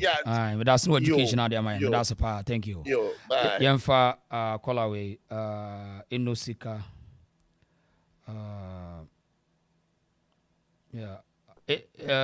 Era boko de. Popo na dumo na Manso Ye hu ye pa. Oda ma me nti oso de. Ye mamumo ni adwuma. Na me kwa matem si. Kissi Agyabeng na migusu won so de kire say. You being special prosecutor. Wadwuma wo ye ne say. Wo hwehwe nkrofo nsemu. Na say omudi fa. Wa hand over na ma. Ti say attorney general ama say prosecute no be prosecute na wa ye ho adwuma. Na say ye beta sorry ma Kissi Agyabeng be declare obi say wa ye wanted any fugitive no. Mimi won say emfa ne kwam. This is high time. Ezeza kenoforia tankrofo ana lawyers na wo ho no ma. Wo mo kanta si Kissi Agyabeng. Ebi anadwuma o ye a special prosecutor no. Onim because you have right to do such a thing. Hwehwe nipa nsem nipa no friend nhwehwe nsem. Se odi for anase only for. And you declare the person as wanted anase fugitive. Now onim obi o ye fugitive. Ya ka fugitive obi a o ye abeboman ye ne nitina from a enye ye o. Obi a oku nipa na o ye traitor. Se betimi this how word no. E di ama no. No betimi feti freko pe ma obi no onyamfo. Ya wa be so mo mind that say we ye fugitive. Obi kra no obi tire comment section kra say case no omo interview no BBC na say as case na go through BBC na landing ho. Omo African no for attack BBC. And the question is, I observe Kissi Agyabeng is not suffering from schizophrenia because they are saying, I'm not it. So let me declare a prominent person like Kenoforiata say, or insane. I've Yanana Omo Ahimfono, Ahimfo voter region. And yes, who you're here, what take that say brow? Now, oh, my cross. Yes, openi die mate. What in so a wonte ye, sa no openi die nka wo ye. Ye kwada sore ya. Wo bia ko kan wo parliament house say. Ya former president ye wanya ne baby call Rawlings. Wo ye medra. Nti ne baze nato. Ye medress child. The thing is, ye mu say ye na no ahemfo no. 1979 we not in Ghana here. No money Ghana ha. Bia no mo to kwan. No, it say ye free bibi ku asa ku no na ye bloody ku na o man te fe na o man te kotoka o man te obi ka na sem say e free fa any a champion no o make kan wana o man te were they not in the same country e bia no mo to na e look so strange to them say obi aka kire them so omodese ne at sa me pesa me bi say na no ahemfo say o mo ya we say okudeta brokwa near free keta south tone so get to south near back or they say a foot to land or Kansas some or one man only a west asamana. When was the last time who free voter region Asanteman and Fantin and Assassin? Are you trying to say I am for now what and Asanteman or my Jane and Yajuma empty a year of your markings? Etimi akofa land bebre wo ho no ma o man timi anka ho asem nti wo okuja to abro kwa wo na wo hwene tintin ti se vuvuzela no wano ayesa tweapia enti wo na wo no a wo betimi aka na what nye ja wasase voter region ba efutu aka kan fantemfo asem na ye pe ba bia scholars wo a wo ni ba bia scholars wo ni mo obi kan asem se wo mo scholars etimi Kansas asem mo mo ye all because of say nipa bi akekete so kuje trouble kwa soro ya ni wanya na wofa am the number politics mu na it wo hunu so we so relevant to the stand say wa ba be yosikani Ghana ha ye di ntro enye sika o Ghana ha e obi lie no wanya sika no kuje trouble kwa per investigation ye wo ani ma ministerial appointment and somehow okay kan ye wonya adwuma da wo wonya adwuma da e fetch wo say sika no na say why adwuma da na say aye politics adwuma na wo ya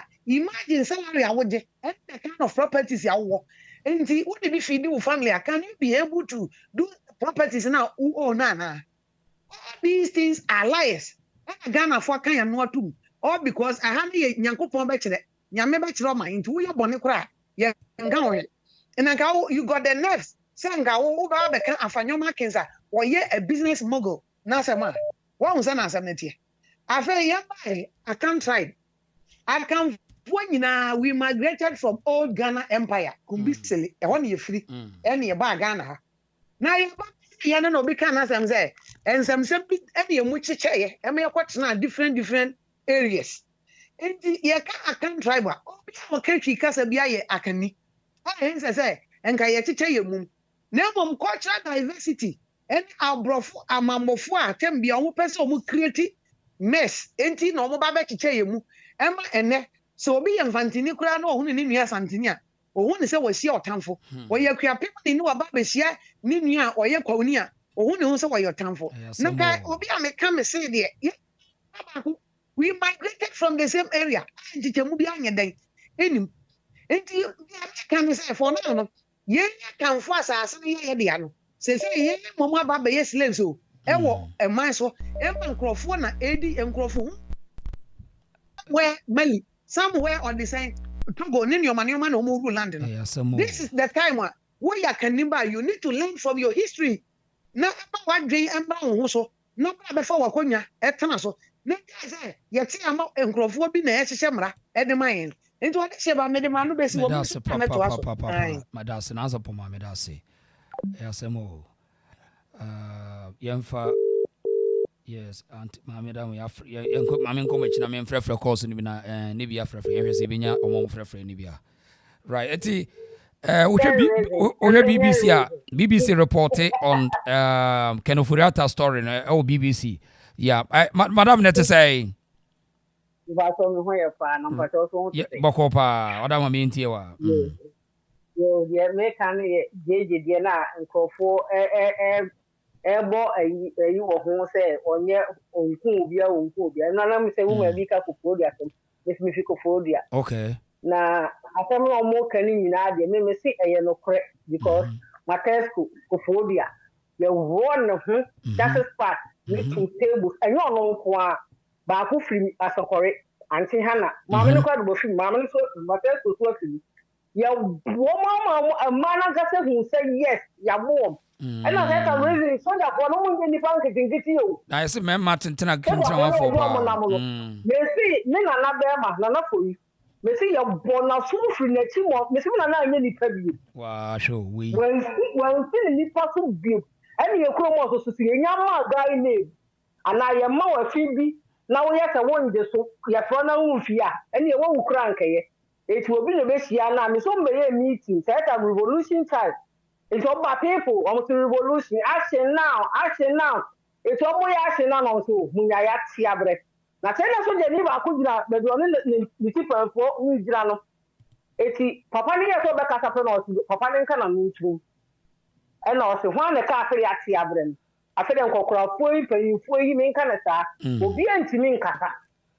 And I said, there is a one train for car after that. She had so I had no say.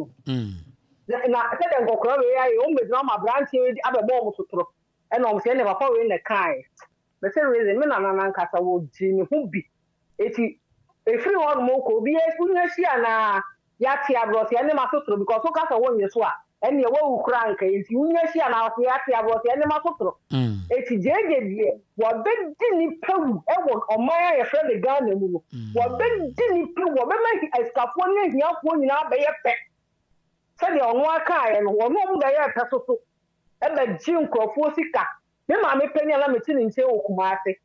On the chain control price, Geisha, or free central market, a police station, but near the bottle, Pentwa near pie, and you really through the cola.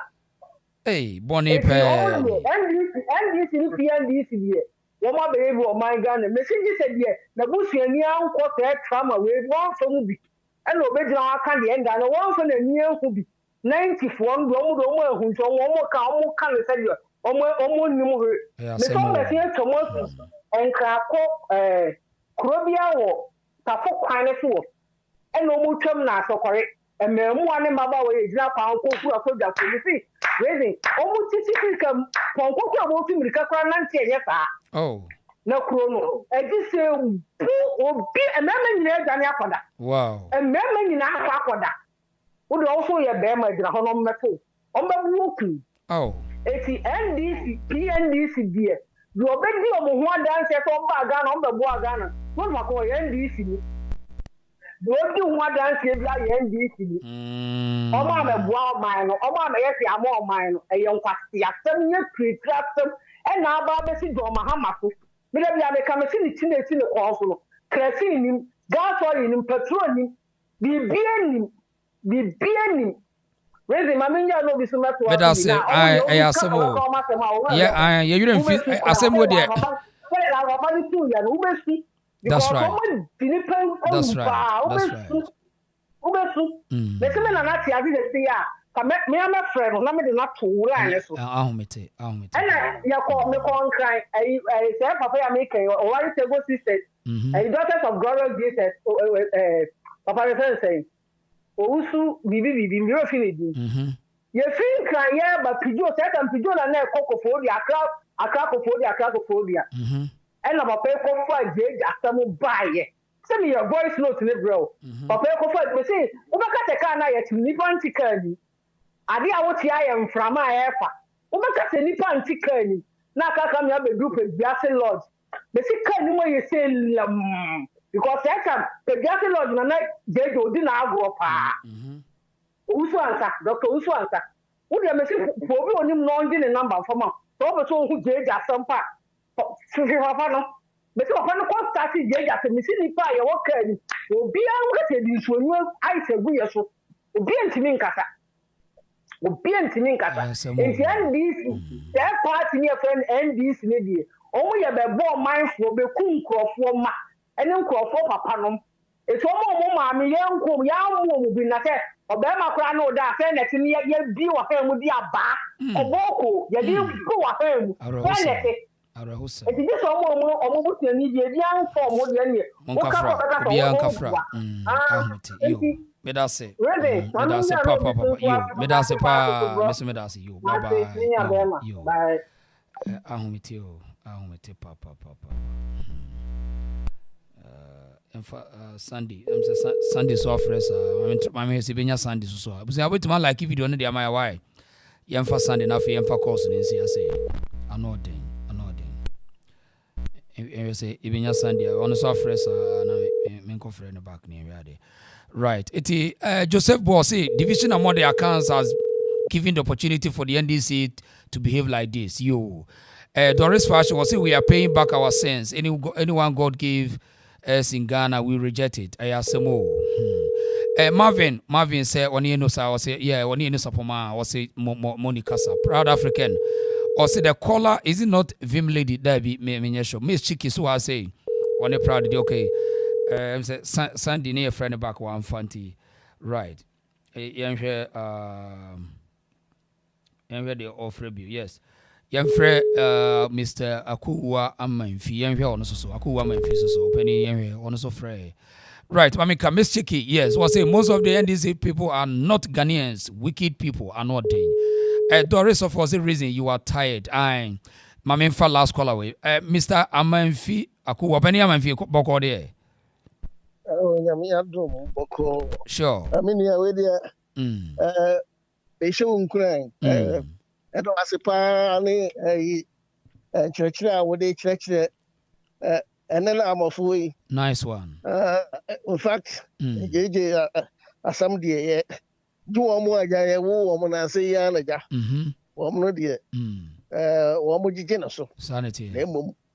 Or more, year above 15 day. You will be pa.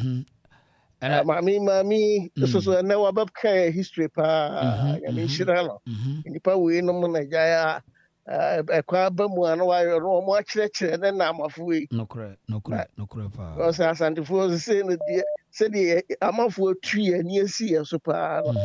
Say, Mamma dear, a better living. A better some. Then cut a bicycle, Ghana, a call to say. Fedra, Fisankai, Kebetum Papa. Sɛ ekuru chichire de broni ba no overstudy hu sɛ mo say na pesa mo yente ɛsɛ ɔsɛ mo bibia ɛna politicians beto aso. Actually. Nkuranshe pa nam de ma wo why ade pa nyamishira pa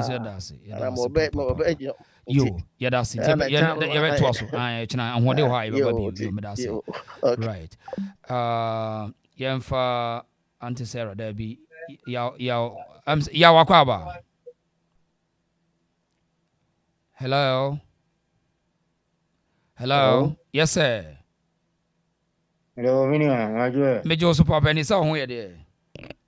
Yango pa dumo na so. Sure boko papa. My enti o so chefai. Minia Minia. Me da zipi. Journey. Obujua for yin na yeti program. For sure. I'm say we dey na o share political side no ma me munti no. And say den mu yo papa na me say. Nzo ko ka se mi pa Kissi Agyabeng ho. Ai papa no asem na. Me pese me bise wo se o tie bia e ya wontie ha. Na ye bona chi a wate. Ye bona chi pa ya wate. Onu angasa ye pese bisa se time wana na do de ne betena akonwa ne so. NDC fo ahena otimi achi wo mu a ye hunu se wachi wo mu amye hu. Chiaka 32 MPs omoje a double salary want me anka ho asem bisi ne. Chiaka. Okasi asay. You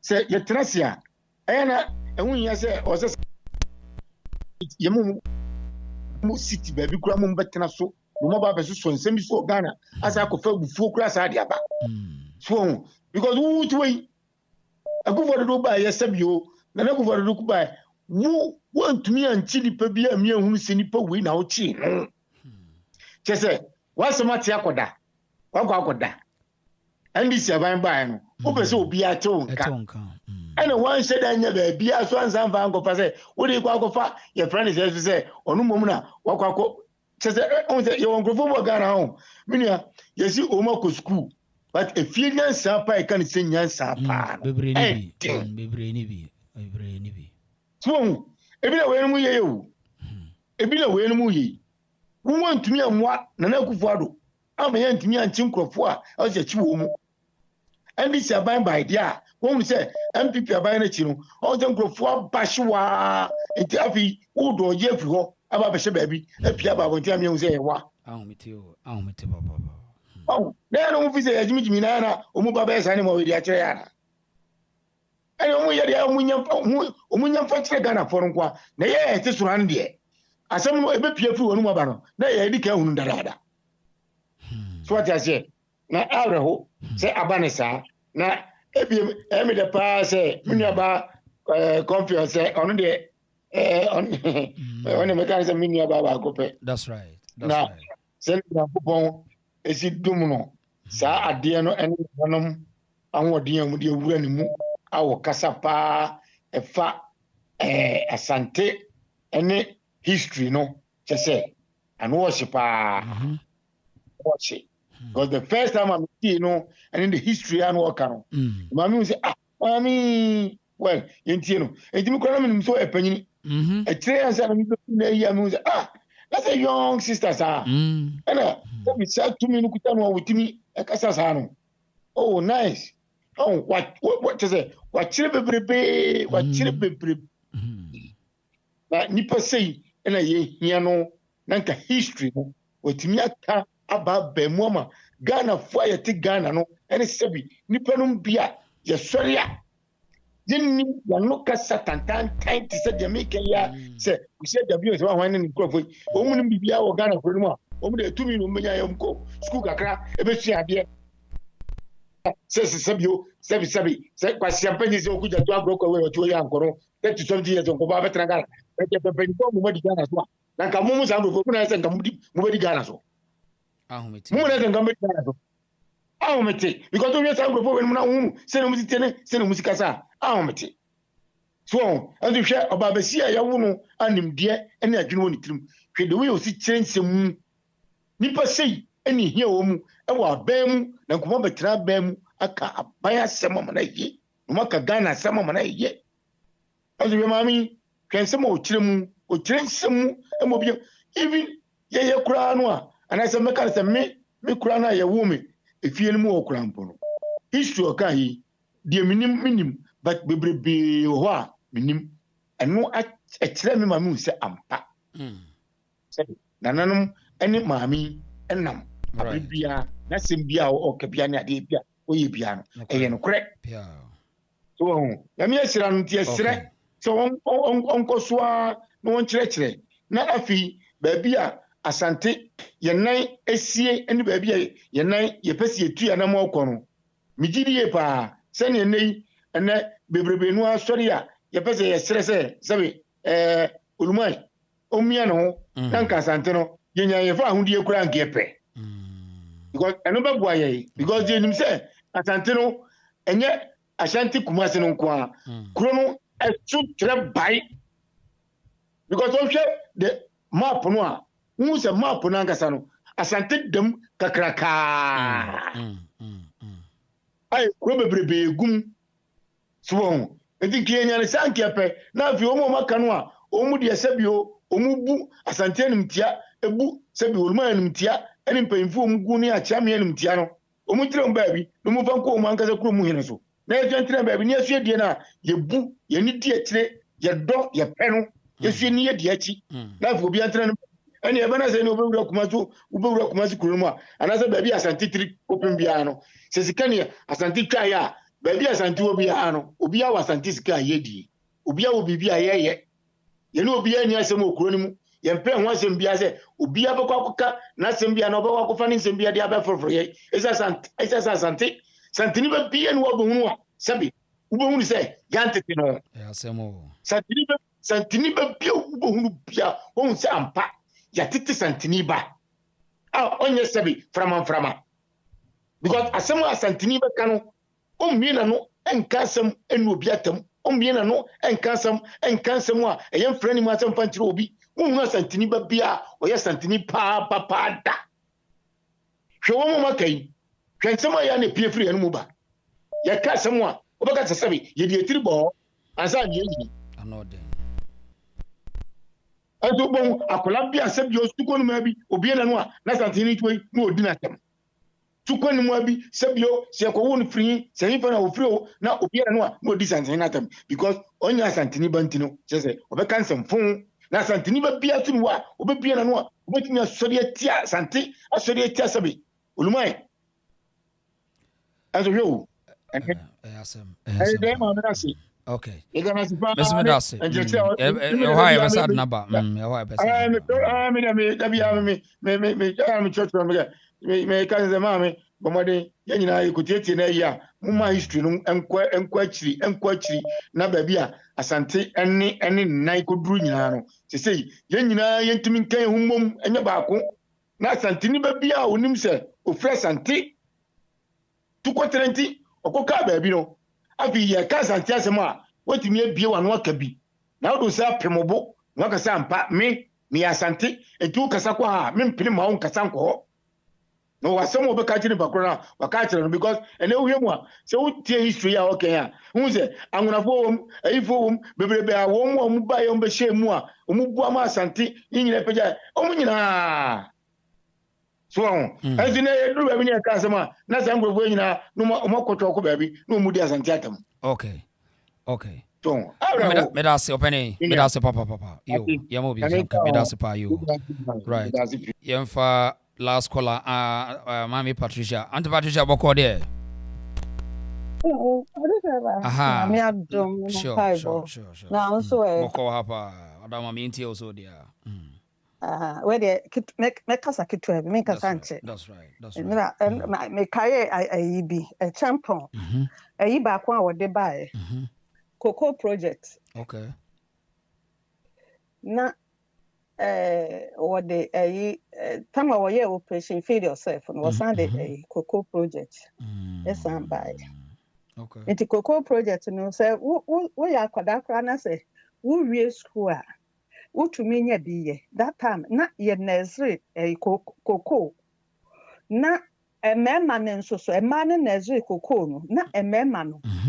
One more efu enkrofo omudua krofo efu enkrofo papafo no ekoko no a ewuwu no na emema no edo na ema no ebi nso soa koko no de nursery no de enyinyini nkakra na ewo se yedi duama na yeyi sure eno na champon ode eno nso so ba ye nti mu dua koko no na mo san dua bode nso fam nti ema aduane bebu ye aduane pa champon breso aduane bebu ye na koko obia nti ne you dey say ema adwuma nso so that is we wie school a why sabe wo nkrofo ntimi afọ wo parents ntimi afọ anto aso no wotumi nya biye na wotumi nya biye so enti ana me ba they say kwese Agyabeng so na masanya ka nanado ya say kontoa ne pe empanifo kan say won say kontoa ne pe na homa eso ne ko yes nanado na akofa aba hana akofa baaye nanado de kofa baaye because akwa we say bet na so when to me akobo were kura wentimi anchi bi akobo were kura akwa we yentimi anchi bi na waya na pantan sana wode abebetan ho say wono no ama obi wanted no na tam na yede ne betena so na do ede ne ba so say am say betu wo betena so be 2 years or say 3 years ni kwan ho chire no wanchu obi a na enure ye ya you dey say NDC for ba so afa no we say ye chi bi na papers na ne egu hod mo de dada na ye kan say o meye ho adwuma no eno e fa hen wotumi atena ho ama yegya enkrofo a yedi wo masem wopune ne wo mekeka ho nyina yegya wo mo wo mo kɔ na wobi a wote ne baabi wo akɔkora nso so enye sɛ akwantu a wotu no wankra wokra na ye de wode ne kɔto wanted ena BBC for de ya wo kan me mehu no wo you dey say internet so ahu ale na wotumi gu ni pen mu asesa na nado wagye wani so ahu wan fan ko fe baby wan kasa uchocho mucho en wode edi no ade na e wo se e ba ne sa ade na e wo se e ba ne sa dabi enye okuze to se hwan wa free anwona memu etumi eduru enfante memu wa ma ne wo enfante memu wonya adwuma anye na wosenka wo mo che ne oduru ho na wosenka wo mo che ne bunu tutu ne senu efiri ho na nka wo hwa ade a wa hwe ne tutu so ahu ana me san abadie mu a me kan me ye ne short wahu opem so me bom mu ase na na pia wo opem so ayama ahinie ayakono nti wahu say wo mu a ekokoye no sesi a obi a asateba obia stateba say Kofi Mensa onya obebo Pan Africa o wofa say obeto nwurem say won so wofa no obeto nwurem say won say obi eba na obi eba no be kakra no na asante no ya sanya ye kakraka enti wenmu no say opem so wa started to say ne manyo enra mitie ho asem ewo internet so enkrofo no a wo mo ba be chichiri kumase man no wo mo be start ni June metie ni nyina wo internet so enti ye be chichiri asante ama sante aye krabehwe enti ebeye wo mo no atete wo mo ho kro no ebeye wo bia akono say obedi ne ho beba Asanteman abeka asante ho amasante ayekra behwe na politicians no yan twema wo mo se de opem so aka no eno tu no opem so aka se wo yihia wo mo wonu abekekere ne man nti ebedu mmiri bi no wo mo ni se wo mo ntumi enya no Asanteman because asante kro no asante o man ebeye wo man enti no mo a wo mo to ayampia no Ebeya kakra no, wo mu nyina, wo ma no beka na say Kofi Manso say hwa no. What ninga? Right Africa, wo ofa, wo hen. I study, I study pa. Maka Africa say won ko frɛ, on ko kanche ayi, ni wo fa. Won pe be ekura bi asem ko hye. Na ebeya kakra no, won kuma se kura won tumi nsi ho. Because abunfo ni nyina bebreba. They say bebreba. And now no say ayi Mase, I didn't see mention. And I say, wait. Obi aba be kan ho. Na say, aka won ko ana won ko a wo hye or they say, o kura na say honum. E kura ketekete no. Na won ko ana o hye honum. Na wo hye ade a, aha. Wo be pini mu nti. Ye nana open so. Ye bu emu ase ye ma ne pia o. Na de menka sa bebre ma no ese.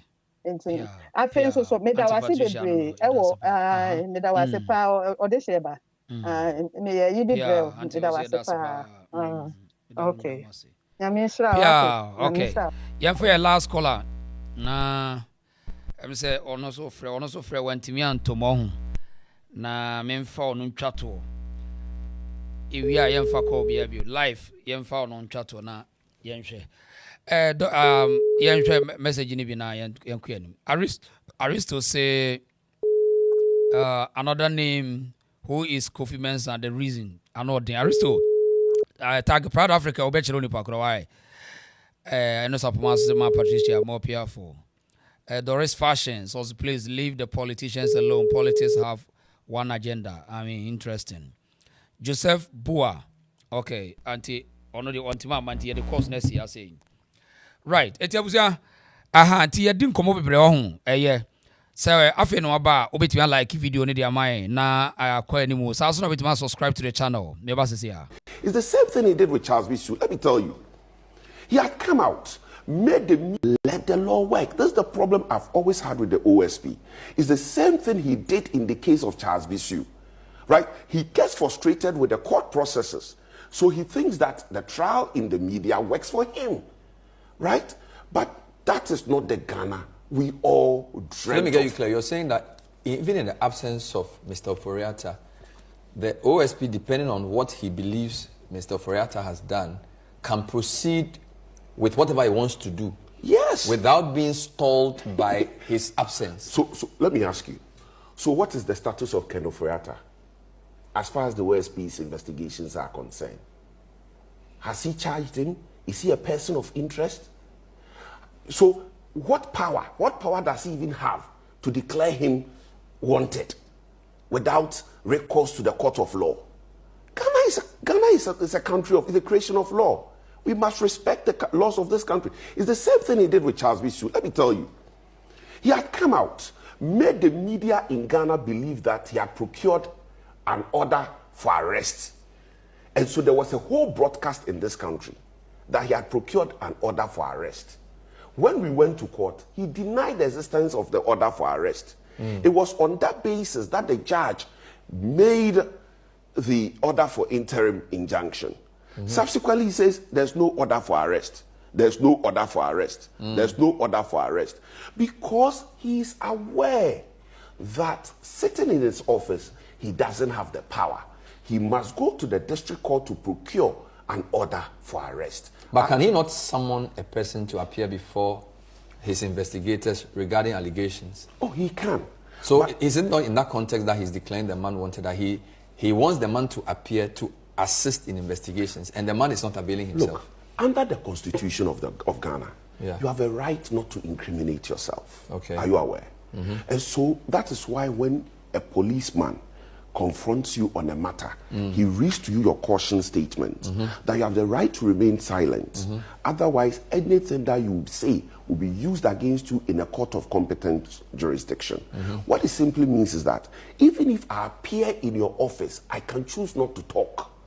And so invariably, you don't need me to proceed with your investigations because I cannot speak to incriminate myself. So the presence of Ken Oforiatta in the office of the special prosecutor is not necessary. It's neither here nor there in your view. Neither here nor there.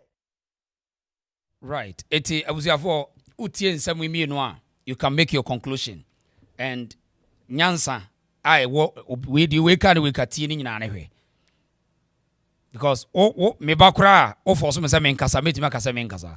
So what was the need say you did na we want till we fugitive. Anyway, we here we are monitoring them and bibi better from bia me so at why me da nyina mo say ye twa be 5 hours I mean da me da obia say proud Africa me da was pa me da nyina mo say I said also thank you as you for Vivian Kuma thank you mo friend nyina me da mo say yes ye da Alex Fenen yes another thing Doris Ofe thank you Aristo me da nyina mo say thank you na yentoa so ochena energy no ha ye beba na DBC bia no ye beba be chichiri mo ha say Madam was ye first say oh now we new subscribe to the channel why oko you are no me subscription button no so na when me notification so say me buy ya live no hu say ba ye from what this year ba Marvin Madam nyina mo say obi a wo bia no thank you pa bia me da obi a say dan da nyina no ye nyina hia wa say na ye hwen sem ekoso o man nim Madam was say ye beto so